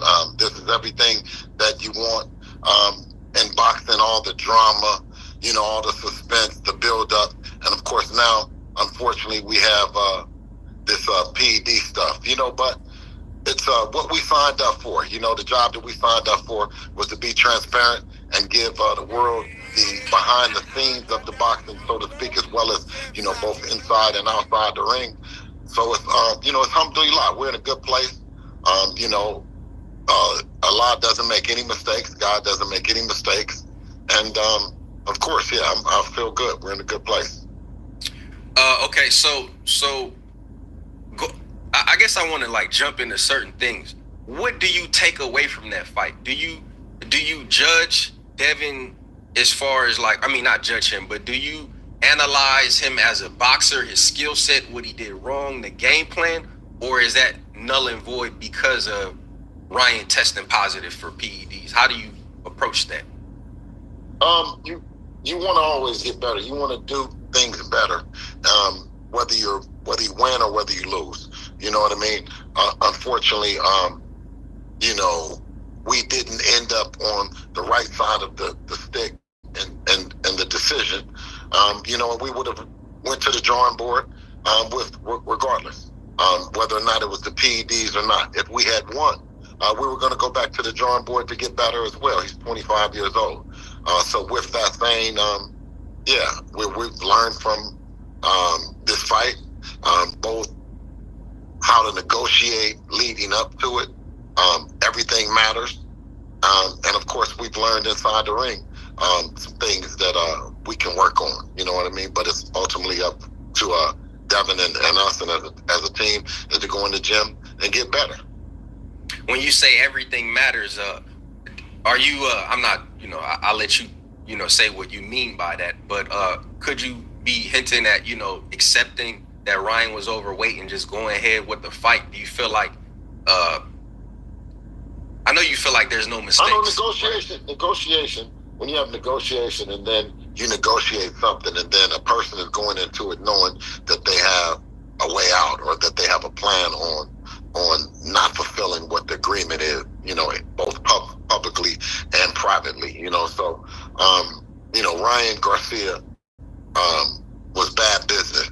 He was bad business in terms of the negotiation process. He wasn't true to what he had said initially when negotiating with Dev, you know, what the split was going to be. Both of them had agreed to a split, and then when it came down to talking to Oscar, Ryan couldn't stand on it. Ryan couldn't speak for himself, and then it would be Golden Boy can't speak for Ryan, and Ryan can't, you know. So it was you know, it was a monkey show. You know what I mean? So to speak, that's the first word that comes to my mind. It was just, you know, a monkey show. They were, you know, not able to control their side of it. And it was their side, meaning Golden Boy and King Ryan Promotions. You know, it just was not, they were never living up to their side of the promotion nor the build-up. And that's why I was extremely critical on Oscar De La Hoya, you know, for coming out and saying what Devin didn't do, when Devin was it was everything professional, everything that you want, and you know what I mean, and a dance partner, and he came out and said the contrary, you know. So yeah, going back to the I kind of want to start because I hear what the internet is saying. I want to make sure I ask the questions that the chat want to know, that the people want to know. Okay. So if y'all got questions y'all want to ask, put them in the chat. Feel free to put them in the super chat.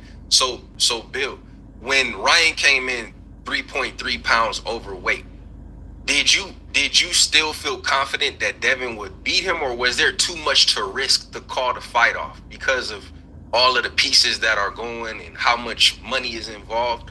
Or what was your thoughts when Ryan initially came in 3.3 and y'all said, you know what, we still gonna do it? Where was your mind at then? Oh, absolutely. Doing it for the sport that we love, doing it for boxing.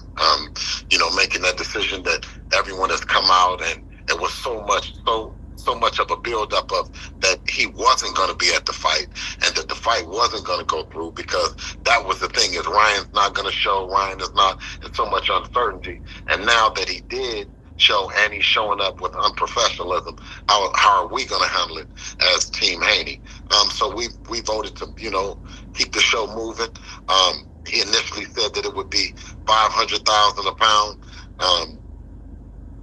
And when we got in the back, they wanted to negotiate, but they didn't want Ryan to do the negotiating. They wanted their legal team and Golden Boy to do the negotiation, and then of course they want to and his lawyer, they want to propose $200,000 instead of $500,000. And this is all going on the middle of, you know, like the weigh-in, right? Before the weigh-in, I should say, before they're getting up on the scale. And it's more so, if we take it, then the fight goes on, right? But if we don't, Ryan can't lose any more weight. He can't do anything else. And the fight is going to, you know, it's going to get canceled. So that's why I said with Floyd and him bragging about the 3 pounds, when it was such an intense moment, right? It was such an intense moment. Everyone knew that it was not professional, but he he seemed like it was so unintentional, but then after the fight, they bragged about it being premeditated. And, so I just think that Devin, what we show and what we bring to the table sometimes brings out a lot of the ills of boxing. It you know what I mean? It shines a light on it, you know what I mean? But we shine a light on the good, and unfortunately, you know what I mean, you get a chance to see the bad as well. So what was can you walk us through that moment where you found out that Ryan Garcia tested positive for Ostarine? What was that moment like, and what was going through your mind? Obviously, what you would like to do is to move on with the sport that you love and be gracious and humble and all that and defeat, and understand the process. You want to accept it, and you want to move on, and you want to do all those things that you're supposed to do. But then you have Ryan Garcia and this positive test, and now we move on, or we shed a light and bring a light to it, so no other fighter is ever put in that position. No other fighter is, no other fighter feels that they're going to benefit by doing whatever it means to win, that they're going to use PEDs, and it'll be a win-win because they'll come in overweight, 3 pounds overweight, guilty for the PEDs, and still it's a win. Well, I don't believe so. I don't believe so, and that's why I don't encourage Devin to do it. I don't encourage any fighters to do it, and it's a crop of young talent that's coming in the game, and it's dangerous for them that you have fighters that's willing to do that, because they are extremely talented, and don't deserve that, and nor does Devin. Have you been surprised at the reaction that people have had to Ryan testing positive, whatever reasons he's made, the overweight? Have you been surprised at how, like as far as Devin getting up from every knockdown, finishing the fight, seeing it through? Some people had Devin winning multiple rounds. Have you been surprised at how people have reacted towards Devin, or yourself even? Honestly, I think people may dislike you more than Devin, honestly. Like, I think that's pretty clear. Because it's the smile. They hate the smile that I can smile, and a lot of my friends that are extremely wealthy, and they don't look like me. They don't have my same complexion, nor do they have my same smile through adversity, through everything. When I say that I'm proud that I grew up in East Oakland, I'm very proud. And it's guys that are in Oakland or in the trenches that are in there are proud to be who they are, proud to be African American strong men, and you can't take that away from me, no matter what. You know what I mean? And I think, Pretty Boy, he thought that he could come on alive or put me on stage, that I would be ashamed to get as far as we've gotten. All this is all part of it. Wins and losses are part of the game. Of course, we're very competitive. So me being surprised, no, I'm not surprised, because I represent the minority. I represent the minority that'll get up off the curve, right, and not go back to it and not depend on it, and tell everyone that you can do it too. You know what I mean? You just have to see the star in your home and not on television or the sky. Don't look at me. Don't look at Devin. Look at your nephew. Look at your son. Look at your daughter. Look at your niece. Look at your little cousin. Those are the real stars that's at the home right now. That only thing that they need is the blueprint to what not to do. They don't need to know what to do. God has given them a vision and a passion, and it's your job to protect them and hope that you can show them the things not to do. I was able to show my son, and he trusted into me, that the streets was not something that he wanted to do or be a part of. He wanted to dedicate himself to boxing, and he did. So I'm smiling. I'm happy. You know what I I mean? I'm happy that his life could have a different start at 25 than mine, because I was just getting out of the penitentiary at 25. Yeah, I think one of the things that's exceptional about y'all, and I'll continue to say it, is the route y'all have taken to fight on Showtime, to fight on DAZN, to fight on ESPN. And it reminds me, because I don't know if people know this about the Bay Area and Bay Area artists, but a lot of the Bay Area artists in music historically have been known to get it out the trunk independently, right?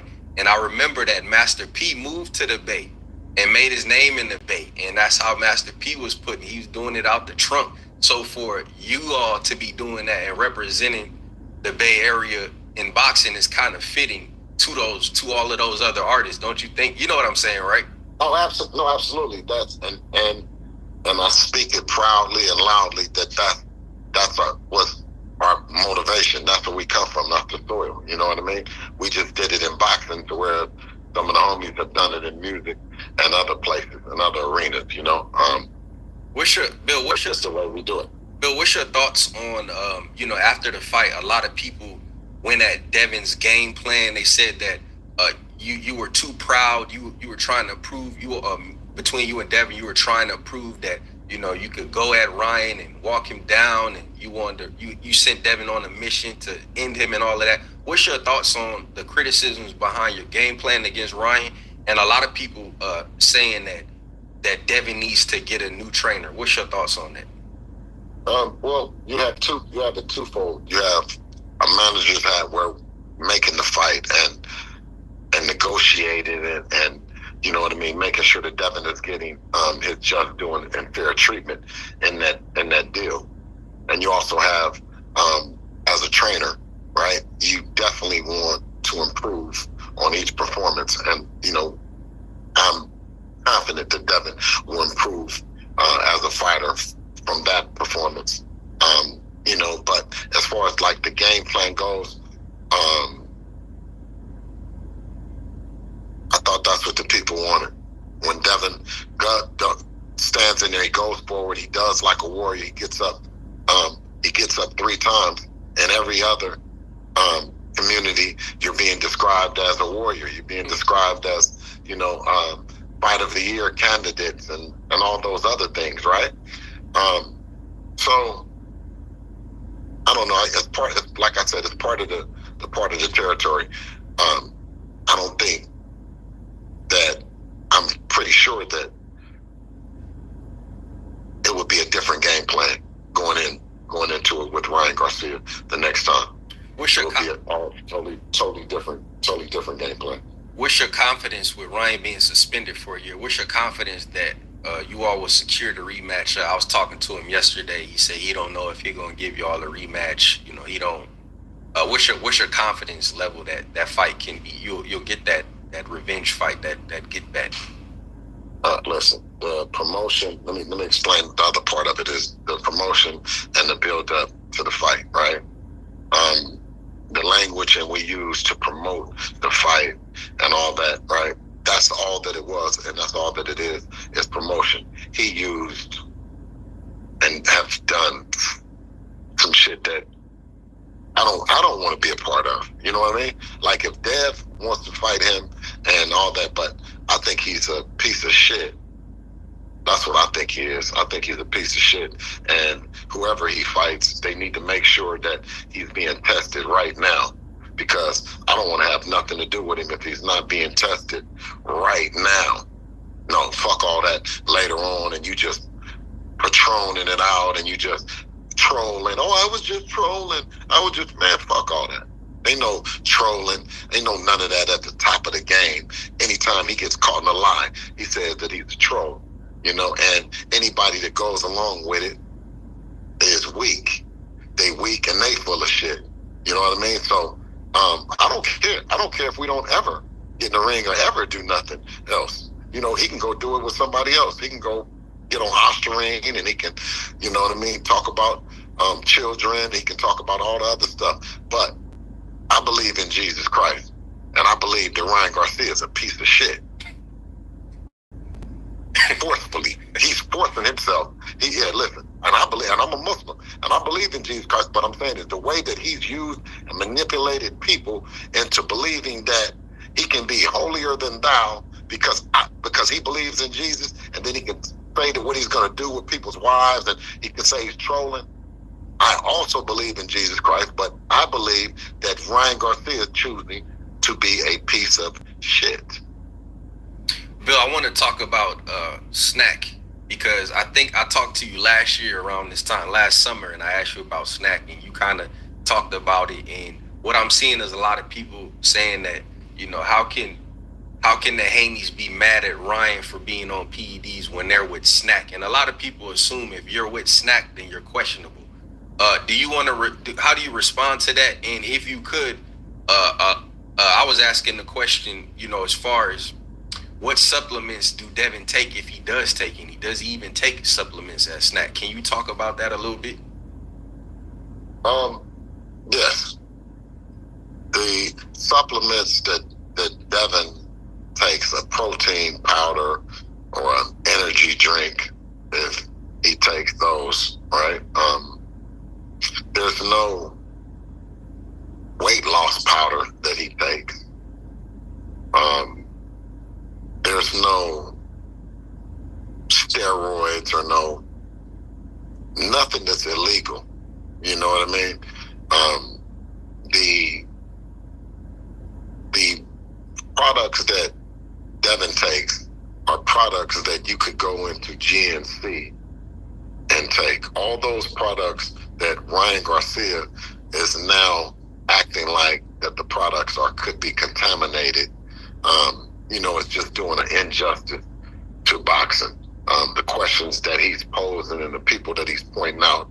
And that's why I asked him, I said, if you pled guilty already, then you come back to the people and say that you're trolling, but then you say that these other people and Scooter and then Zab and then Victor and then Devin, and I mean, when are you going to point at yourself? And when are the people going to hold him accountable, champs? When? Because it makes no sense. Does the heat at all, I mean, I don't know if you consider it heat, but have you ever second guessed your relationship with Snack or thought about moving away from Snack because of, you know, the history of Conti? I mean, I'm sure you knew it before you got with him, but I mean, what's your thoughts on that? Do you ever say, you know what, maybe we should just go off and do something different, just to be safe or whatever the case might be? Devin didn't work with Snack the last fight, I believe. I don't know if he worked with Victor the last fight closely, but Victor is a friend. Victor is I'm sorry, Bill. I'm sorry, Bill. Not to cut you off. What's the difference between working with Snack and working with Conti? Working with Snack and working with Victor Conti? Yeah. There's no difference in working with either one of them. The Snack products that you use, you have to make them work. You have to work on it. If you work with Victor Conti per se, then you're able to work with the strength and conditioning coach. He has a boxing gym. You're able to work with him, and you're able to listen to some of his expertise that he has in sports. You know, so I think that would be the difference between working with Victor Conti and actually just using the Snack products. So, your opinion, Ryan, you know, he's saying that, you know, because Zab is Devin's godfather and Scooter worked with Zab, and, you know, then he sent them over. One thing that I didn't get to ask Ryan yesterday is, why didn't you do your research on Scooter before you brought him in? And can you say anything about Scooter or Zab or your relationship? I don't know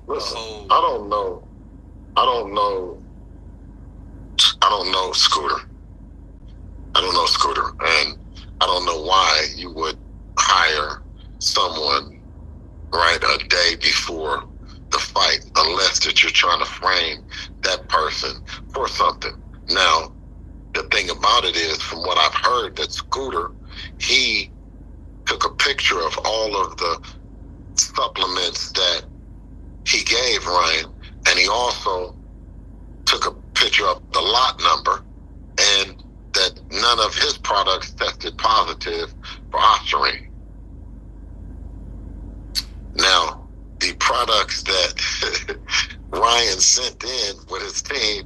They sent in some open products, right? But not Scooter's products with Ostarine in it. The people looked at them and told them, do you really want to fight this? Because you can get a whole lot of time for all this shit that you guys are trying to obstruct. and them guys, they said, no, we're going to plead guilty to all charges of it, and we're going to forfeit $10,000 and $1.2 million, and the $1.2 million goes to Golden Boy. They ain't y'all together. They was just laughing together. They were just laughing together, them two. They were just laughing. But now the $1.2 million that's being awarded back from the commission goes to Golden Boy. I said, hold up, man. Before we do anything, any fights, anything, let's get to the bottom of the shit. And I got time, man. Because I know y'all want to act like we're going to rush and, you know what I mean? Well, it's going to take time to figure out. I got time. Where's the 1.2 going to? You guys was together. I got a question. It's Golden Boy and Devin. It's Golden Boy and DHP, right? And Ryan. So Ryan is. So then Golden Boy gets the $1.2 million and the $10,000. Does that make sense? All right. I mean, I don't think Ryan should get it. Are you saying you should get it, right? That's what you're saying, or what? I don't think Ryan should get it. Absolutely, Ryan. Right? Absolutely. He's forfeiting it, right? It's forfeited from him. It's his guaranteed purse, right? Yes. They paid his guaranteed purse, didn't they?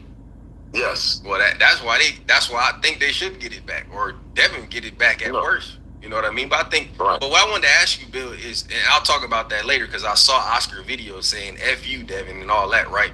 But Bill, I want to ask you about the disclosure of the supplements you're taking. When are you, as a fighter and a team, supposed to disclose what you're taking? Is that 2 months? You're getting tested. When you actually get tested, you tell them. So you come in and you say, this is what I've been taking here. This is what I've been taking here. That's what you're supposed to do. So, show them, and they write it down and all the stuff. And you get tested periodically, right? Even going up into the weigh-in, and then the day after. I mean, the night of the fight, after the fight, you get tested, right? Yes. So at no time before, during, or after did Ryan disclose any of these supplements that Scooter gave him. I mean, that's kind of, to me, that's breaking the rule. I mean, that's why he got suspended, right? But no, wait, listen. He said he took something that he didn't know, right? He said he took something that he didn't know. Right. Then he said he took some tablets. It was some tablets. He told me it was tablets, but there's no tablets on his paper. Nothing. But he didn't know the name of the stuff, right? And then he got found guilty of the shit. He still don't know the name of the shit. Crazy. No, he still don't know the name of the shit, what not to take, right? But you took that with a guy that you said that you just met. You just met him. So you just met him, and then when you get tested, you're not even concerned that you just took something and that you're going to put it on the paper. But you just met the guy. And then you get tested, and they say, well, what new supplements that you take? And you just took the shit on the same day that they asked you, what new supplements did you take? And you don't list them. I told you a lie. You're going to have to keep on saying the lie over and over and over again, and you're going to keep adding on. My grandmama said, don't. A lie, you're going to have to keep carrying it. Yeah. The truth is going to stand tall. Yeah, I mean, like you said, you asked him. He says he brought in a weight loss specialist to help him lose weight. Then he took a pill that he does not know what it is, but he knows it wasn't for weight loss. I mean, that's a contradiction in itself. Either you know what it does or you don't know what it does. But you don't list it on the paper. At all. You don't list it on the paper at all that you took it, but came back later on and says that that's what it was. So, Bill, as far as I know, a lot of people, again, I don't know why, fans, maybe because of, it helps them form the A side, B side arguments. What do you have as far as the numbers on? I saw Tank numbers just drop. What do you have the pay-per-view buys on Ryan versus Devin? I was at the fight. It was a huge crowd. It was an electrified crowd. Great show. What do you have as far as pay-per-view buys? I'm hearing that it's over 400,000. That's what I'm hearing. And you would get that from people inside the zone, or? Yes. Okay, so that would be more than attorneys. Okay. What do you think about it? It was reported by Dan Rafael, I want to say, that Tank and Frank Martin did $350K. What's your thoughts on that? I don't have any thoughts on it.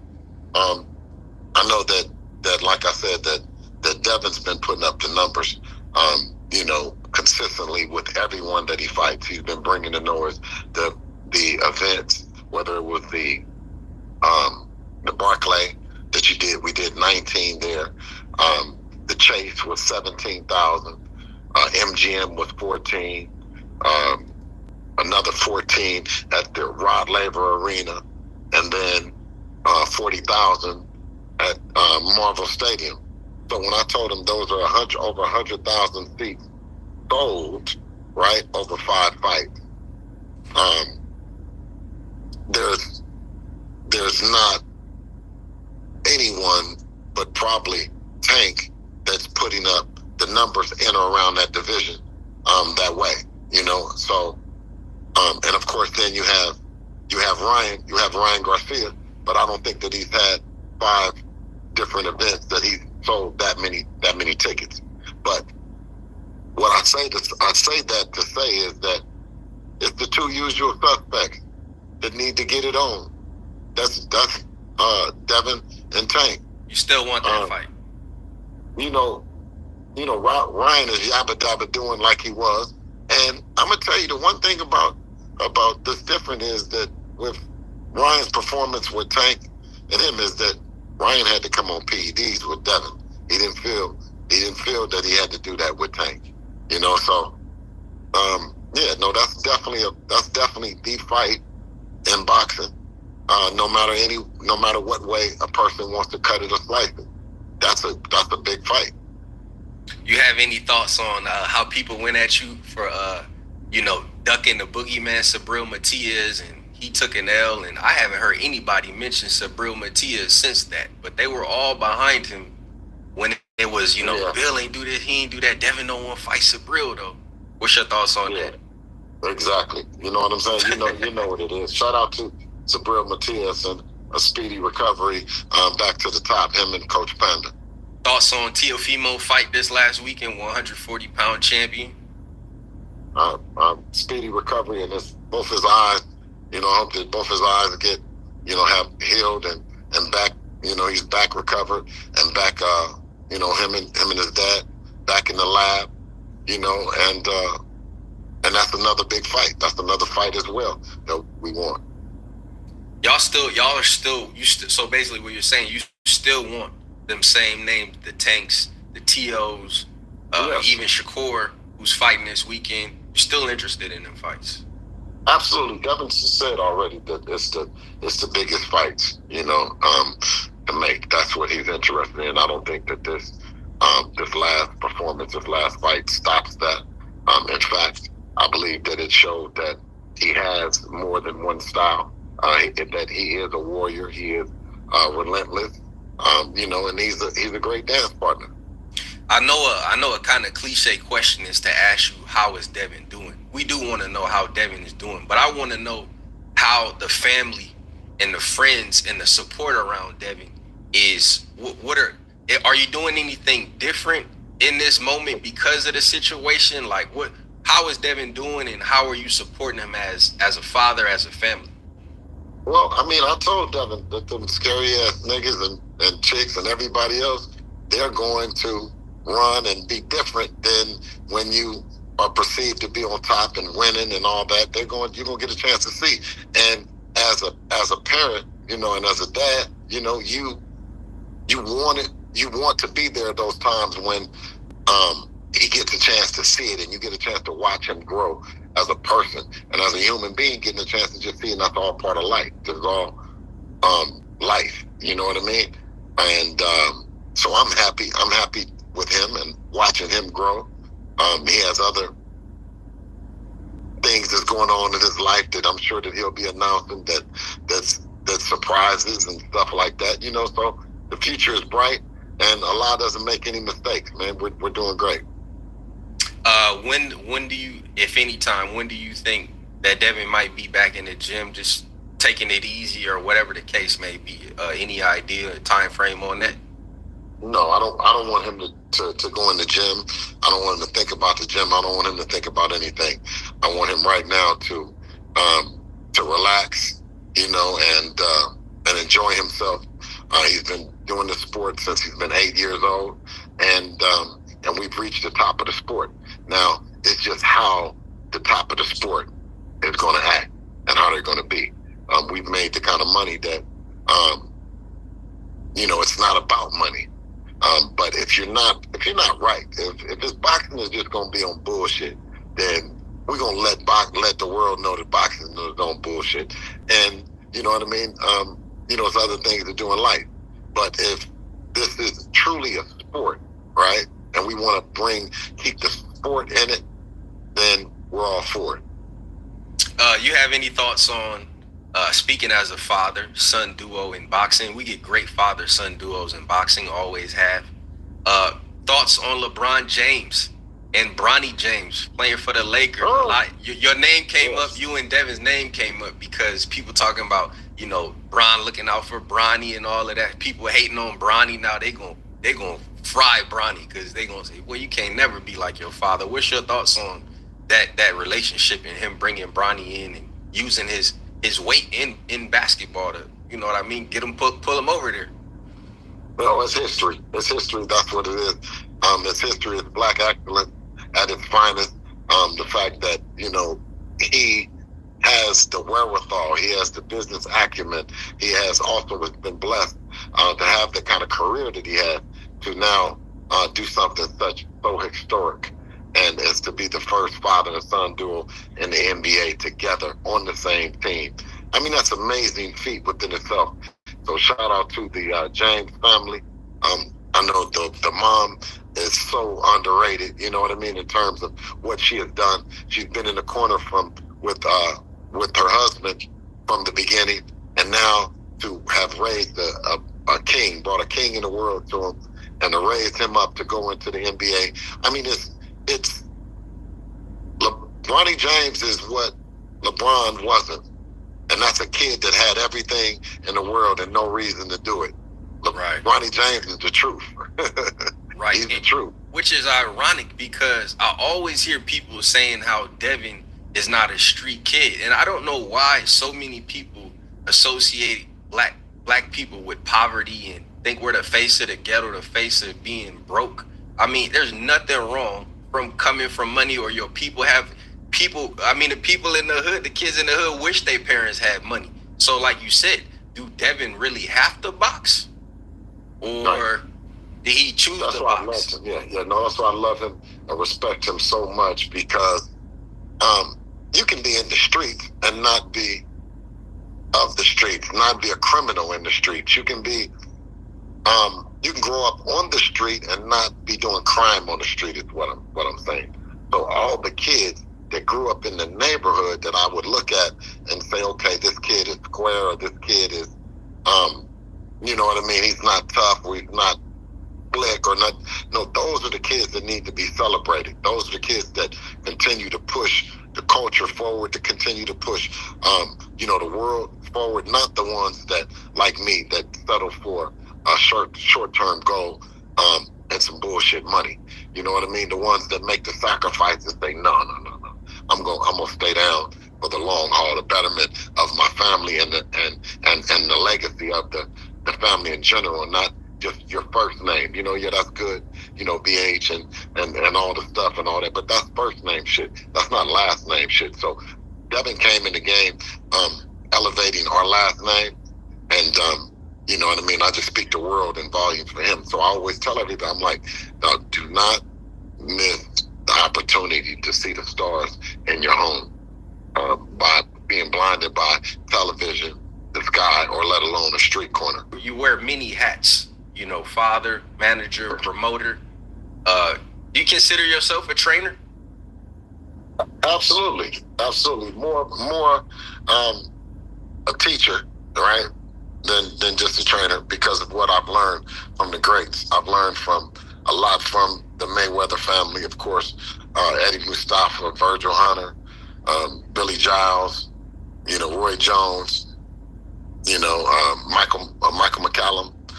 So, you know, I'm only repeating and teaching what I've learned from them in an era and a time in Las Vegas when the who's who of Whoville and boxing was coming here. I said this to you before, man. I don't remember anybody giving you credit when Devin became undisputed, but when Devin fought Ryan, I seen a ton of people saying it was your game plan and all of that stuff. But I want to ask you about the Floyd Mayweather call. I don't know if you can hear this on your end, but you actually, y'all actually made my soundboard. Let me play it for you real quick. Bill, you fool-ass Earthman. Fool-ass Earthman. We need to know where you came up with that shit from. And well, start with the fool-ass Earthman. You're just in the moment, right? Why do you feel like Floyd was rubbing it in when he called you? Like, what was going on with that? I felt like that was the energy. You was just like, man, you're not about to belittle me and my son while we down. Right. You know what I'm saying? Right. No, but you can't. You can't. There's no milk to cry in. There's no sulking. There's no nothing. We came right from 2662 76th Avenue, Oakland, California, 94605. We come right from there, right from the you know what I mean, the dirt with it.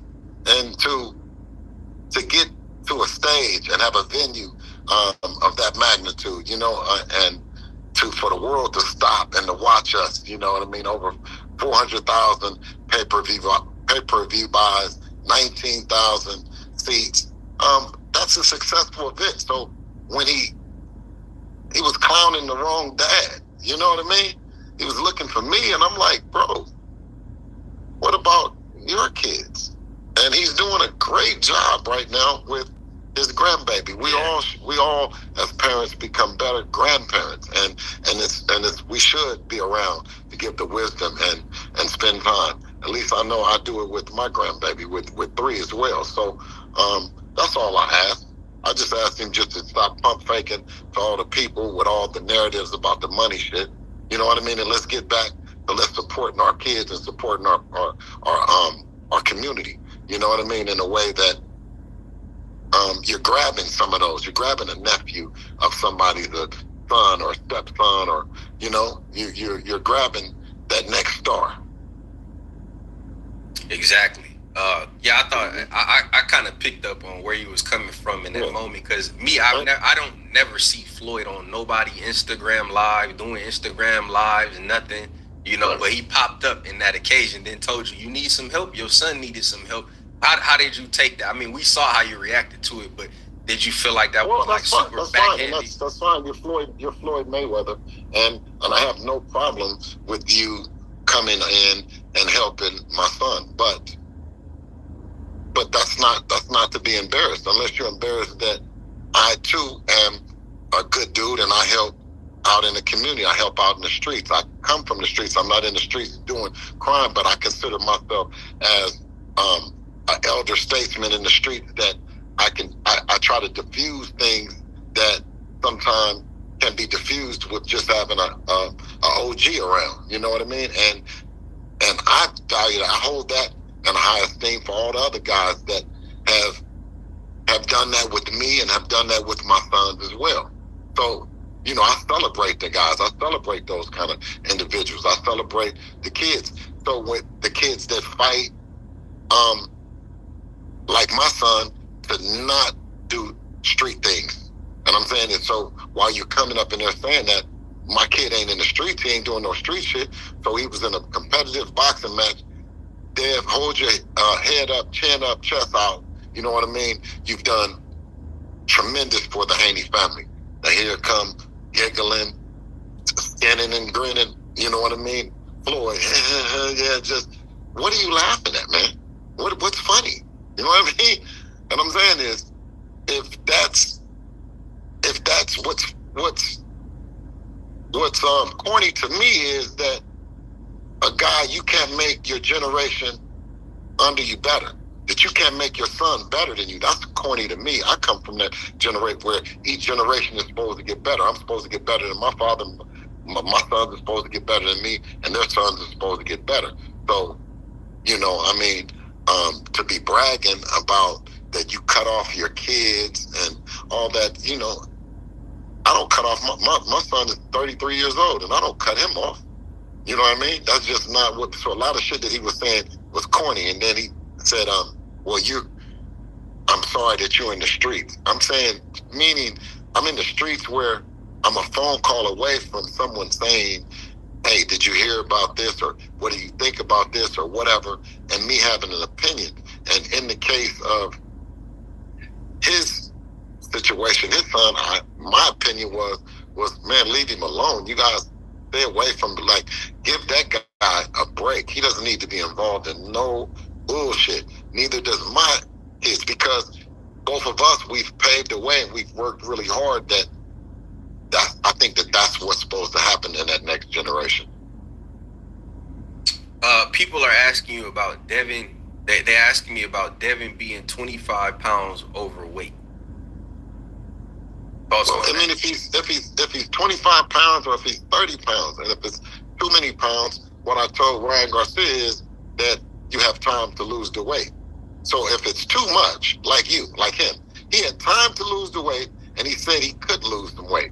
We have never said that we cannot lose the weight or we cannot make the weight. So this imaginary 25 pounds, imagine you saying 25 pounds and then telling us we got some time to get off whatever you need. Come on, man, we gonna shave it, man, like we do it. Huh? Give us 5 minutes. Give us 10 minutes. Huh? Man, come on, man. Give us an hour. Give us whatever. But you ain't gave us shit because you ain't never said that we was overweight. I know you're saying that if I'm violating a rule, then enforce it. And if you're not enforcing a rule, then I'm not violating a rule. Then I'm not. We've never violated a rule if you haven't enforced it. If you come there and we show up and we got on, and he got on the Averex, he got on the Timbs, he got on everything that he got on, and he stepped on the scale, right? It's nowhere where they said, well, you know, when you see us walking in, you see him walking to the arena, right? You see the infamous walk to the arena.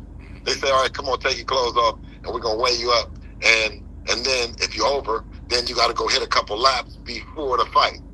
What the fuck are y'all talking about? When you see Wilder, you see Benavidez, you see everybody walk through there. They walk in. You see them get out the car and they walk in. And what weight? We never see nobody after the weigh-in. After you see the weigh-in, they said, all right, we got to fight. You got to show up to the arena. What are we talking about here? How can you be more than the weight? And if you are more than any weight, you should be told that you more than the weight and given an opportunity to get the weight off. Or an opportunity to say, hey, don't come at this weight. Don't come at that weight. Whatever. We have never heard that shit. They making that shit up, man. I don't know if Regis said this, so I don't want to put this on my dude, my round Regis, right? But people mentioned to me that Regis said something about having a stipulation on basically a rehydration clause on Devin in his contract. Is that true? Is there some weight that you could not blow up to and you still went over that? I don't know if you heard about that, but. So, Regis Project saying that he's doing a hydration clause? Don't quote me, right? But there was not no. Okay, let me ask you this though. So, why would there be on our first fight at 140 pounds in the next division just a rehydration clause? I'm telling you, these people be making this is what they say. They be making the shit up as they go along. No, wait. Regis Program is the one that said that Devin is too small to come up. He said he don't have the power and all the shit. He didn't say nothing about no weight. But if he would have said something about some weight, then you have an opportunity to say, okay, all right, I'm not going to come in this weight or Fuck you. We're not doing that shit. He never. There's no way. There was 100. He had the 140-pound title, so we had to come up and get his belt from him. So what weight did he want us to be? Yeah, I see. It was 140-pound title. Yeah, like I said, ever since this Ryan, well, they were talking, you know, about Devin Wayne 165 on Fight Night against Regis and stuff like that. It's Listen. Hey, Regis Prograde just decided to just go on and just not be a New Orleans nigga. Don't do that. Don't do that. No. That's not the NO way. And he knows that he's moving not like a New Orleans guy. I'm up here moving like an East Oakland guy to the fullest. He's not moving like that. He stopped moving like that when he decided to live between LA, Houston, and New Orleans. Right? So he getting the information. He's getting the information from the trolls and the shit that he's fucking with, and he's coming back and saying that shit. None of that shit is what nobody from New Orleans is gonna say. Nigga, they not even listening to you with that shit. You can't get back to the NO with that. Guaranteed.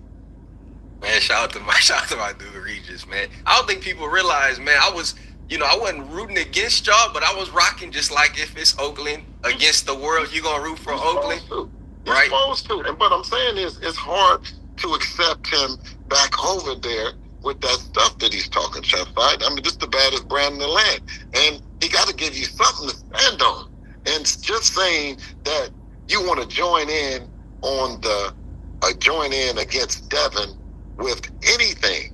You were the champion, the boogeyman. You were the guy that's been in the division that nobody was trying to get no payday and still ain't trying to. So the one guy that you do get your biggest payday with, you come out on bullshit. That's not New Orleans. That's not. You made a gap.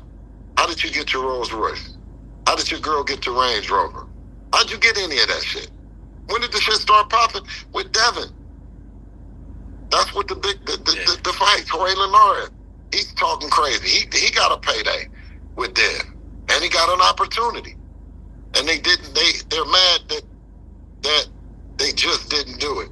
Yeah, Regis is a smart dude. That's my guy, right? But I just hope that he really think about how these people will use him to, you know what I mean? Like you said, tear down Devin. Yes. Because these people, I've been covering Regis before almost all these people, right?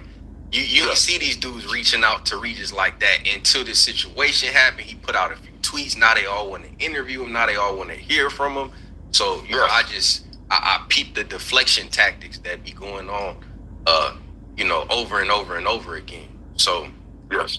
So shout out to Regis and his son, man, sharp, young, you know what I'm saying, a dude, you know what I mean, who got his daddy's back, you know what I mean, and hope that he can figure out something with them and see the star at home, man, and not keep chasing this bullshit, you know? And that's what that's about. And I thought that that's what he was on, you know? Was eventually taking his money and being the best parent he could. So Bill, around trolling. So I got you. I wanted to ask you about Alicia Baumgartner. Are you still working with her? No, I haven't been back to the gym with anyone since April the 20th. Got you.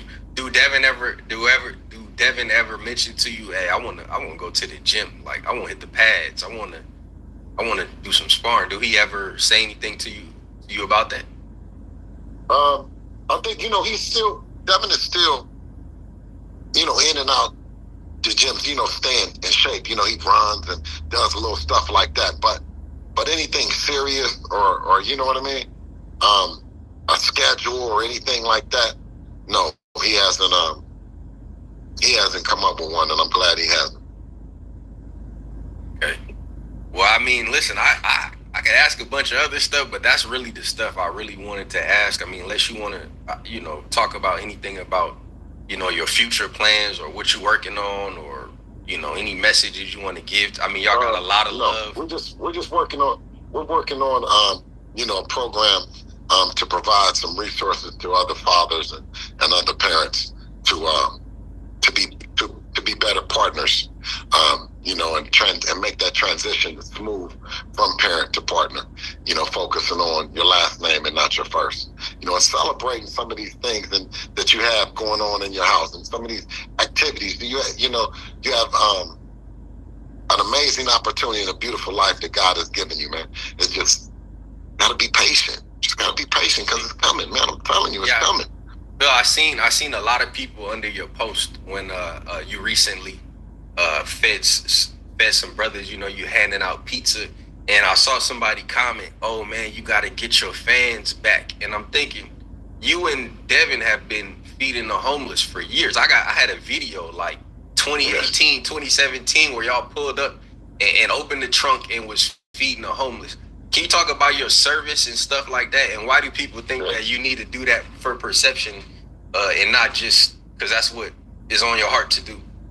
Well, that would just have to be an individual that's not used to doing it. And we do it, and then sometimes that we do it and we show others, and sometimes that we don't show, you know what I'm saying, what we're doing. It just depends. But I definitely want to be an example of a brother that has gotten it and gotten to this place, and I'm going to continue to give it. And no matter what people say, I want, if I can show you everything else, then I can show you that too. And I ain't going to feel bad about it. Do you think people have a hard time separating you promoting from who you really like? Not to say you're you're two different people, but of course, like you wear different hats. So when you talking your trash, you're gonna talk your trash. Do you think people have a hard time separating that you're just promoting? A lot of people in the chat is asking me why they say they don't have a problem with Bill, just that you always tearing down Tank. You tear down Tank. Any response to either of those parts of my question? Well, no, that's part of the business. I'm not on that side that you guys are on. I'm on the other side, and without having two sides, you can never have no fun. So, you know, everyone enjoy the side that they're on, and let's just push this boxing forward. I mean, it's competitive, and let's make it happen, Captain. Ain't nothing wrong with it. I'm just, you know what I mean? I'm just talking what my truth and what I believe in and what I stand on. And don't you like that? Wouldn't you like you guys want somebody that's not confident, that's not, you know, assertive enough that we're calling out the fights and doing our things to make the fights? What would your expectation be? Well, they want you as Devin's father and trainer and manager and promoter to say that Tank is better than Devin. That's what I said the other day. I said, y'all want Bill to say and believe that somebody's better than his son? Because, like... Okay, well, can I ask them this then? What happened the last time they was in the ring? Yeah, what was your reaction to the full sparring being released? That was what I'm saying is that was the shit that I was seeing. I was seeing Devin slapping him upside his shit. Now, when they released the highlight film of it, oh, it's all good. You know, Tank was firing on him and doing shit that, you know, Devin is standing there and then Tank just hit him. But when Devin does the shit, right, then they were saying that Devin was sucker punching him. I mean, I enjoyed the fact that but I knew that was burning them up. I knew that they're in the chat. They just hate that. They hate watching that part because that was another time where they thought and they expected that necessarily just humbled us, that we got a chance to see that the world got a chance to see the highlight film, got to see Tank's highlight film. And I said that it was a highlight film. And everybody, including Fernando Khan and the rest of them, they kept saying that it was different. And then when that came out, everyone said sparring don't matter. Yeah, I mean, when I watched the first tape, as an editor, as someone who creates content and does highlights, there were what we call jump cuts, and there was like 10 jump cuts in like a minute, which is a ton of jump cuts. Like, yes, like you 1 minute Tank on the left side, and me on the right side, and me on the middle. It's all over the place. So I mean, I thought Tank was doing his thing in that edited footage, but of course, when you saw the full footage, you saw that it was some good sparring. You know what I mean? It was some good sparring.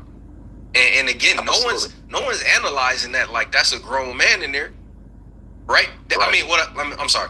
they're analyzing it like it is a grown man in there. That not that Devin was 15, 16, whatever he was.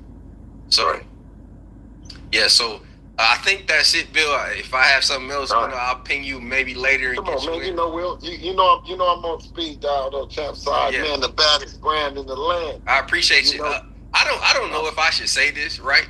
I don't know if I should say this, but why do people think that you pay me? Have you paid me anything? That's what I want to know. Because if you pay me something, I ain't getting. Let me tell you, and this is the misconception, is how fly you guys are and how much money y'all get. And I'm talking about all the way from you to Blue Bloods to Aki. I mean, 7, 8. Listen, getting money. Y'all get money off of content. You guys have great position. Me paying you for what? You already getting a bag off the content that you're putting up. That's the point of it. That's what being a great content creator. Showbiz the dope. You ain't got to send him no money. He's making money off of content. That's what that shit is all about. I've never paid a content creator. Nothing. I've never heard anybody else be on anybody else's page. Hey, y'all gotta relax in the chat. Y'all timing and blocking people, that's cool. Y'all gotta chill. But I've never heard anyone, anytime I post you want Bill Haney payroll, I'm thinking like Bill have never, they just showed me love. That's it. You know what I mean? I'm not doing this so that it goes both ways. And believe it or not, the love that you show us by posting the content, it's other guys that post crazy shit about us, and it's love. Because the motherfucking algorithm don't know the difference. You know what I mean? It doesn't know the difference. It's just that from a perspective of me being able to speak loud in my house, right? I'm not doing no fucking lying and shit like that, right? Like me, when I go on platforms, my kids be around. When they can hear me. I'm not on no bullshit that I'm ashamed of. And I think some certain platforms that have other narratives against us, I say sometimes is I say, well, that would be hard. That a grown man, right? Grown, that you're saying the shit about Devin and you got kids. The kids don't feel like that about Devin. Kids don't look at it like that. Kids aren't looking at it like you're a pussy for getting in the ring. You're looking at it like he's tough, like that. Damn, he's tough as a motherfucker. But getting in the ring. So a lot of times, the guys in the comments, are just trolls. So don't pay them no attention, champ side. Sure. No, I know. Honestly, I mean, I know that you ain't never paid me nothing. If you did, I'm missing a couple checks. But no, it's all love. Like I said, that's what I need all the channels to do that they say that's being paid. I'll pay them. All you got to do is you can just send me $100. You send me $100, then you can swear to everybody that you gave me some money. You can swear up and down that you paid me and not me paying you. Give me $50. Give me $20 or something. You know what I mean? Yeah, Let me say that I done got some money from the channel. Shit. Because we ain't had to do none of that. Yeah, I don't think people realize just, there's people, when you see them, like, you're one of them people, if you see somebody, like, you see me, you told me this years ago. Like, I remember when I seen you in New York, and then I seen you outside and all that, but it was always like, man, we noticed that you covered Devin, and we like how you do it, and since we come from that, it's nothing for us to shout you out, and I appreciate y'all forever for that. I don't care what none of these people talking about on the internet, because you are one of the only people in boxing that will pull up on this platform and have consistently done it. So shout out to Bill Haney. Shout out to Devin Haney. I pull up on, but champs up. You on everybody. You be on everybody. I pull up on Mill City. I pull up on Mill City as well, though. I pull up on Mill City, and that's not a channel that he's riding Devin, or he's the total opposite. Right. So I pull up on him too. Right. It's not you know what I'm saying? Like, but I can appreciate, honestly, everyone that does cover Devin in whatever way that you cover him, because it's a lot of shit that you could be doing in the world today, and to be hyping some shit about my son, it's still euphoric to me. right? I'm still appreciative to it because we came from nothing. We came from nothing when nobody knew us, nothing. You had no opinion. You didn't want to watch. You didn't want to talk about it. You didn't want to discuss it. So for me, I'm forever grateful. You fought April 20th. Canelo fought May 4th or 5th. Gervonta Davis fought June 15th. And still the topic today, July 2nd, is Devin Haney, predominantly Devin Haney. Thoughts on that? And also, if you want to share the chat GPT thing that you share with me, if you want. But. Hey, listen, I'm still smiling, nope, and I'm not going to share it with him, not just for us, chat side. But I'm going to tell you one thing, though. I'm still smiling, and, you know, if you want me to stop smiling, tell your fighter to do something about it. You know what I mean? We'll be back soon, and I appreciate you, and I appreciate the platform. You know, I'm on speed dial too, Champ. So if somebody come up here and they talking crazy, they acting like they didn't have a chance, or we didn't answer their question, right, or they need me back, then just call me back. I'll pop back up, especially if there's somebody in the industry. You know, I'll pop up for a troll. But anybody that's listening in the industry, don't pull up on Champ Side acting like you couldn't come up here while I was here. Well, Bill, we appreciate you. I know there's a lot of fathers and brothers in the chat who are inspired by you and Devin, you and LeBron and Bronny, and so I know you don't need any reassurance, but I just want to say, we respect you. We got love for you, and then keep pushing and keep talking your stuff. It's boxing, right? Y'all gonna talk trash. You gonna get on Tank Team. Y'all gonna clash and stuff like that. But at the end of the day, y'all have a remarkable journey and story.